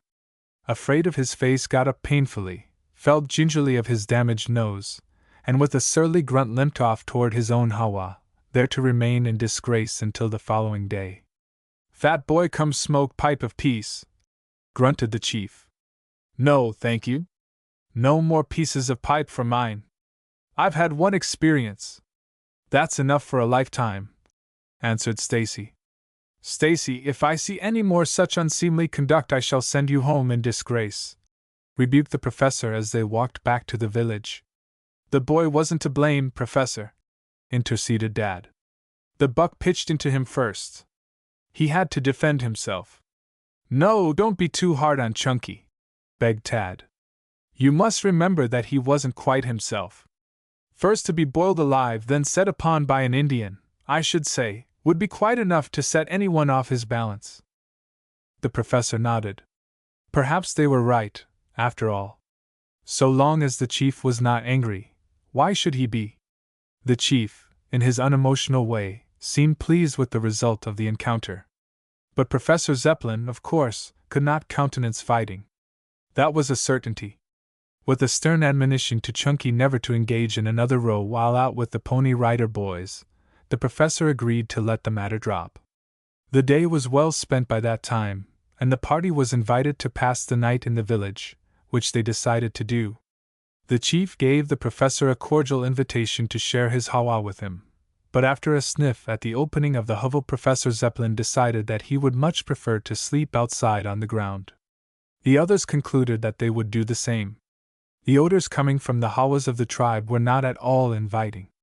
After sitting about the campfire all the evening, the Pony Rider boys wrapped themselves in their blankets and lay down to sleep under the stars with the now gloomy walls of the canyon towering above them, the murmur of the silvery Havasu in their ears. Chapter 24 Conclusion. The night was a restful one to most of the party, except as they were aroused by the barking of the dogs at frequent intervals, perhaps scenting some prowling animal in search of food. Chunky was awakened by Tad at an early hour. The fat boy uttered a familiar, "Oh, wow," when he sought to get up, then lay back groaning. "Why, what's the matter?" demanded Butler. "My skin shrunk," moaned Stacy. "It fits me so tight I can't move." "His skin shrunk," chorused the Pony Rider boys. "His skin is a misfit. Take it back and demand a new suit if you don't like it," laughed Ned Rector. "It isn't any laughing matter. I tell you it's shrunk," protested Stacy. "All right, it will do you good. You'll know you've got a skin. Last night you said it was all roasted off from you." "It was. This is the new skin, about a billionth of an inch thick, and ohhh," moaned the lad, struggling to his feet. "I wish you had my skin, Ned Rector." "No, I don't either. I wish yours were drawn as tightly as mine." "Come on for a run and you will feel better," cried Tad, grasping the fat boy by an arm and racing him down to the river and back, accompanied by a series of howls from Stacy. But the limbering up process was a success. Stacy felt better. He was able to do full justice to the breakfast that was served on the greasy blanket shortly afterwards. For breakfast the white men shared their bacon with the chief, which the Indian ate, grunting appreciatively. Before leaving, the boys bought some of the finer specimens of the Indian blankets, which they got remarkably cheap. They decided to do up a bale of these and send them home to their folks when they reached a place where there was a railroad. At present they were a good many miles from a railway, with little prospect even of seeing one for a matter of several weeks. After breakfast they bade goodbye to the chief. Chunky wanted to shake hands with Afraid of his face, but the chief would not permit his young buck to leave the hawa. Chiiwa, the chief's wife, bade them a grudging goodbye without so much as turning her head, after which the party rode away, Chunky uttering dismal groans because the saddle hurt him, for the fat boy was still very tender. "I know what I'll do when I get home," he said. "So do I," laughed Tad. "Well, what'll I do, if you know so much about it?" "Why, you will puff out your chest and strut up and down Main Street for the edification of the natives of Chillicothe," answered Tad. "That's what he'll do for sure," jeered Ned. "But we'll be on hand to take him down a peg or two. Don't you forget that, Chunky." Joking and enjoying themselves to the fullest, these brown-faced, hardy young travelers continued on, making camp that night by the roaring river, reaching Camp Butler the following forenoon. Chow, the half-breed pack-train man, met them with a long face. The party saw at once that something was wrong. "What's happened?" snapped Nance. "The dogs." "What about them?" "Speak up." "Him dead," announced the half-breed stolidly. "Dead?" cried Dad and the boys in one voice. "Him dead." "What caused their death?" The half-breed shook his head. All he knew was that 2 mornings before he had come in for breakfast, and upon going out again found the dogs stretched out on the ground dead. That there was another mystery facing them the boys saw clearly. Nance examined the carcasses of the dead hounds. His face was dark with anger when he had finished. "It's my opinion that those hounds were poisoned," he declared. "Poisoned!" exclaimed the boys. "Yes. There's some mysterious work being done around this camp. I'm going to find out who is at the bottom of it. Then you'll hear something drop that will be louder than a boulder falling off the rim of the Grand Canyon. This is a most remarkable state of affairs," said the professor. "Surely you do not suspect the man Chow?" "No, I don't suspect him. It's someone else. I had a talk with Chief Tom. He told me some things that set me thinking." "What was it?" asked Tad. "I'm not going to say anything about it just now, but I am going to have this camp guarded after tonight. We'll see whether folks can come in here and play tag with us in this fashion without answering to Jim Nance." "I'll bet the ghost has been here again," spoke up Stacy. "Ghost nothing!" exploded Nance. "That's what you said before, or words to that effect," answered the fat boy. "You found I was right, though." "Yes, sir, there are spirits around these diggings. One of them carried away my gun. We will divide the night into watches after this. I am not going to be caught napping again," announced Nance. That night the guide sat up all night. Nothing occurred to arouse his suspicion. Next day they went out lion hunting without dogs. Nance got a shot at a cat, but missed him. The next day the professor killed a cub that was hiding in a juniper tree. It was his first kill and put the professor in high good humor. He explained all about it that night as they sat around the campfire. Then the boys made him tell the story over again. Nance took the first watch that night, remaining on duty until 3 in the morning, when he called Tad. The latter was wide awake on the instant, the mark of a good woodsman. Taking his rifle, he strolled out near the mustangs, where he sat down on a rock. Tad was shivering in the chill morning air, but after a time he overcame that. He grew drowsy after a half hour of waiting with nothing doing. All of a sudden the lad sat up wide awake. He knew that he had heard something. That something was a stealthy footstep. The night was graying by this time, so that objects might be made out dimly. Tad stood up, swinging his rifle into position for quick use. For some moments he heard nothing further, then out of the bushes crept a shadowy figure. "Chunky's ghost," was the thought that flashed into the mind of the young sentry. "No, I declare, if it isn't an Indian!" It was an Indian, but the light was too dim to make anything out of the intruder. The Indian was crouched low and, as Tad observed, was treading on his toes, choosing a place for each step with infinite care. The watcher now understood why no moccasin tracks had been found about the camp, for he had no doubt that this fellow was the one who was responsible for all the mysterious occurrences in camp up to that time. The Pony Rider boy did not move. He wanted to see what the Indian was going to do. Step by step the red man drew near to the canvas-covered storage place, where they kept their supplies, arms, ammunition, and the like. Into this shack the Indian slipped. Tad edged closer. "I wonder what he's after this time," whispered the lad. Tad thrilled with the thought that it had been left for him to solve the mystery. His question was answered when, a few moments later, the silent figure of the Indian appeared creeping from the opening. He had something in his hands. "I actually believe the fellow is carrying away our extra rifles," muttered the boy. That was precisely what the redskin was doing. After glancing cautiously about, he started away in the same careful manner. Tad could have shot the man, but he would not do it. Instead, he raised the rifle. "Halt!" commanded the Pony Rider boy sharply. For one startled instant the Indian stood poised as if for a spring. Then he did spring. Still gripping the rifles, he leaped across the opening and started away on fleet feet. He was running straight toward where the ponies were tethered. Tad fired a shot over the head of the fleeing man, then started in pursuit. The Indian slashed the tether of Bucky, Stacy Brown's Mustang, and with a yell to startle the animal, leaped on its back and was off. "That's a game two can play at," gritted the Pony Rider, freeing his own pony in the same way and springing to its back. The shot and the yell had brought the camp out in a twinkling. No one knew what had occurred, but the quick ears of the guide catching the pounding hoofs of the running mustangs, he knew that Tad was chasing someone. "Everybody stay here and watch the camp!" he roared, running for his own pinto, which he mounted in the same way as had the Indian and Tad Butler. Tad, in getting on Silverface, had fumbled and dropped his rifle.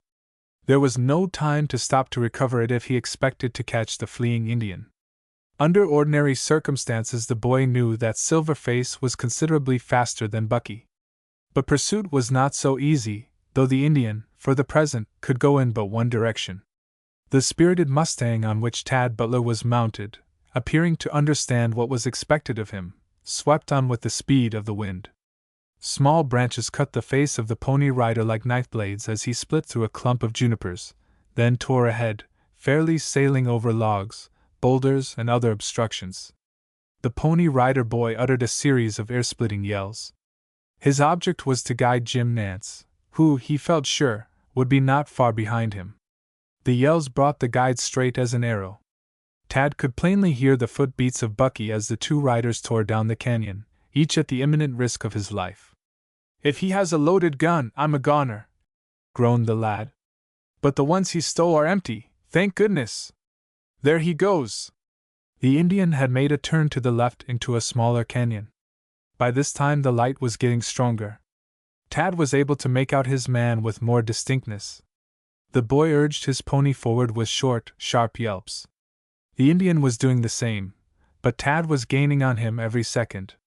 Now the boy uttered a perfect volley of shouts, hoping that Nance would understand when he got to the junction of the smaller canyon, that both pursued and pursuer had gone that way. Nance not only understood, but he could hear Tad's yells up the canyon upon arriving at the junction.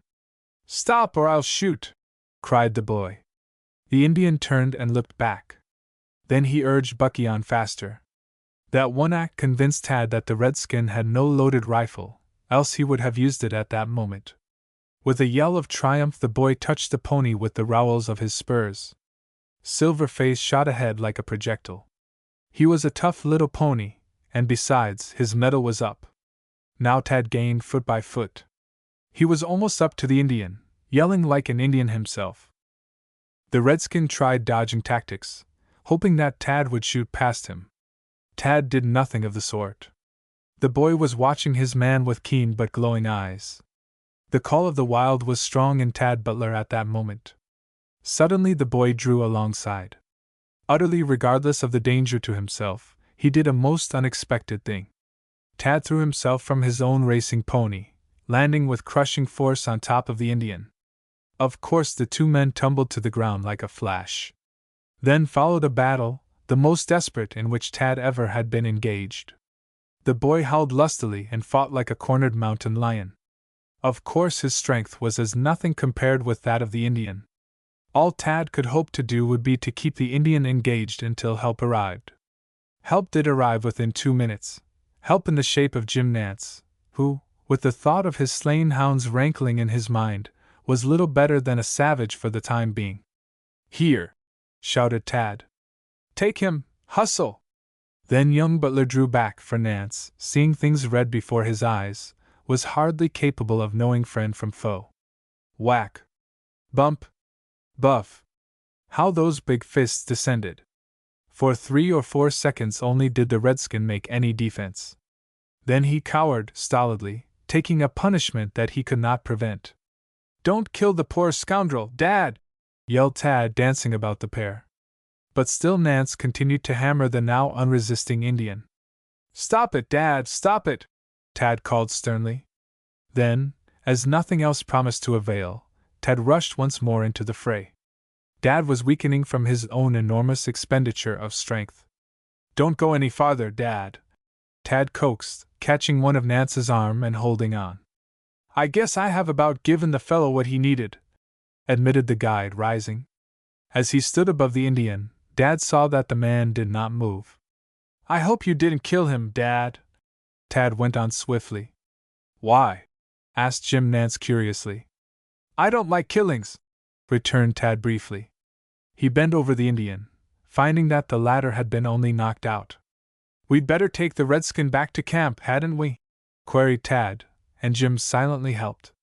In camp, the Indian was bound hand and foot. The campfire was lighted and Tad went to work to resuscitate the red man. At last the camp's prisoner was revived. Now let's ask him about the thieveries that have been going on, suggested Ned Rector. Humph! Grinned Dad. If you think you can make an Indian talk when he has been caught red-handed, then you try it. Not a word would the Indian say. He even refused to look at his questioners, but lay on the ground, stolidly indifferent. He's a prowling Navajo, explained Nance. You may be sure this is the fellow, Brown's spirit, behind all our troubles. He's the chap who stole Brown's rifle, who raided this camp, who set the lion free and who poisoned my dogs, so they wouldn't give warning. But why should he want to turn the lion loose? Tad wanted to know. Because the Navajo Indians hold the mountain lion as sacred. The Navajo believes that his ancestors' spirits have taken refuge in the bodies of the mountain lions. I believe there must be a strong strain of mountain lion in this fellow, by the way he fought me, grimaced Tad. What shall we do with this redskin? Chunky asked. Shall we give him a big thrashing, or make him run the gauntlet? Neither, I guess, replied Jim Nance, who had cooled down. The wisest thing will be for us to take him straight to the Indian Agency. Uncle Sam pays agents to take care of Indian problems. It was late that afternoon when the boys and their poisoner arrived at the agency. I'll talk to him, said the agent, after he had ordered that the Indian be taken to a room inside. An hour later the agent came out. The Navajo confesses to all the things you charge against him, announced the government official. I thought I could make him talk. The redskin justifies himself by saying that your party made an effort to kill Navajo ancestors at wholesale. Humph! Grunted Jim Nance. What happens to the Navajo? Walter asked curiously. He'll be kept within bounds after this, replied the agent. For a starter, he will be locked up for 3 months. Some other Navajos were out, but we got them all back except this one. Going back into the canyon? Indeed they were. Late that afternoon, the Pony Rider boys began their journey of 100 miles to the lower end of the canyon. From that latter point they were to go on into still newer fields of exploration, in search of new thrills, and were far more certain than they realized at that time of experiencing other adventures that should put all past happenings in the shade. For the time being, however, we have gone as far as possible with the lads. We shall next meet them in the following volume of this series, which is published under the title The Pony Rider Boys with the Texas Rangers, or On the Trail of the Border Bandits. A rare treat lies just ahead for the reader of this new narrative, in which acquaintance will also be made with one of the most famous bodies of police in all the world, the Texas Rangers. The end.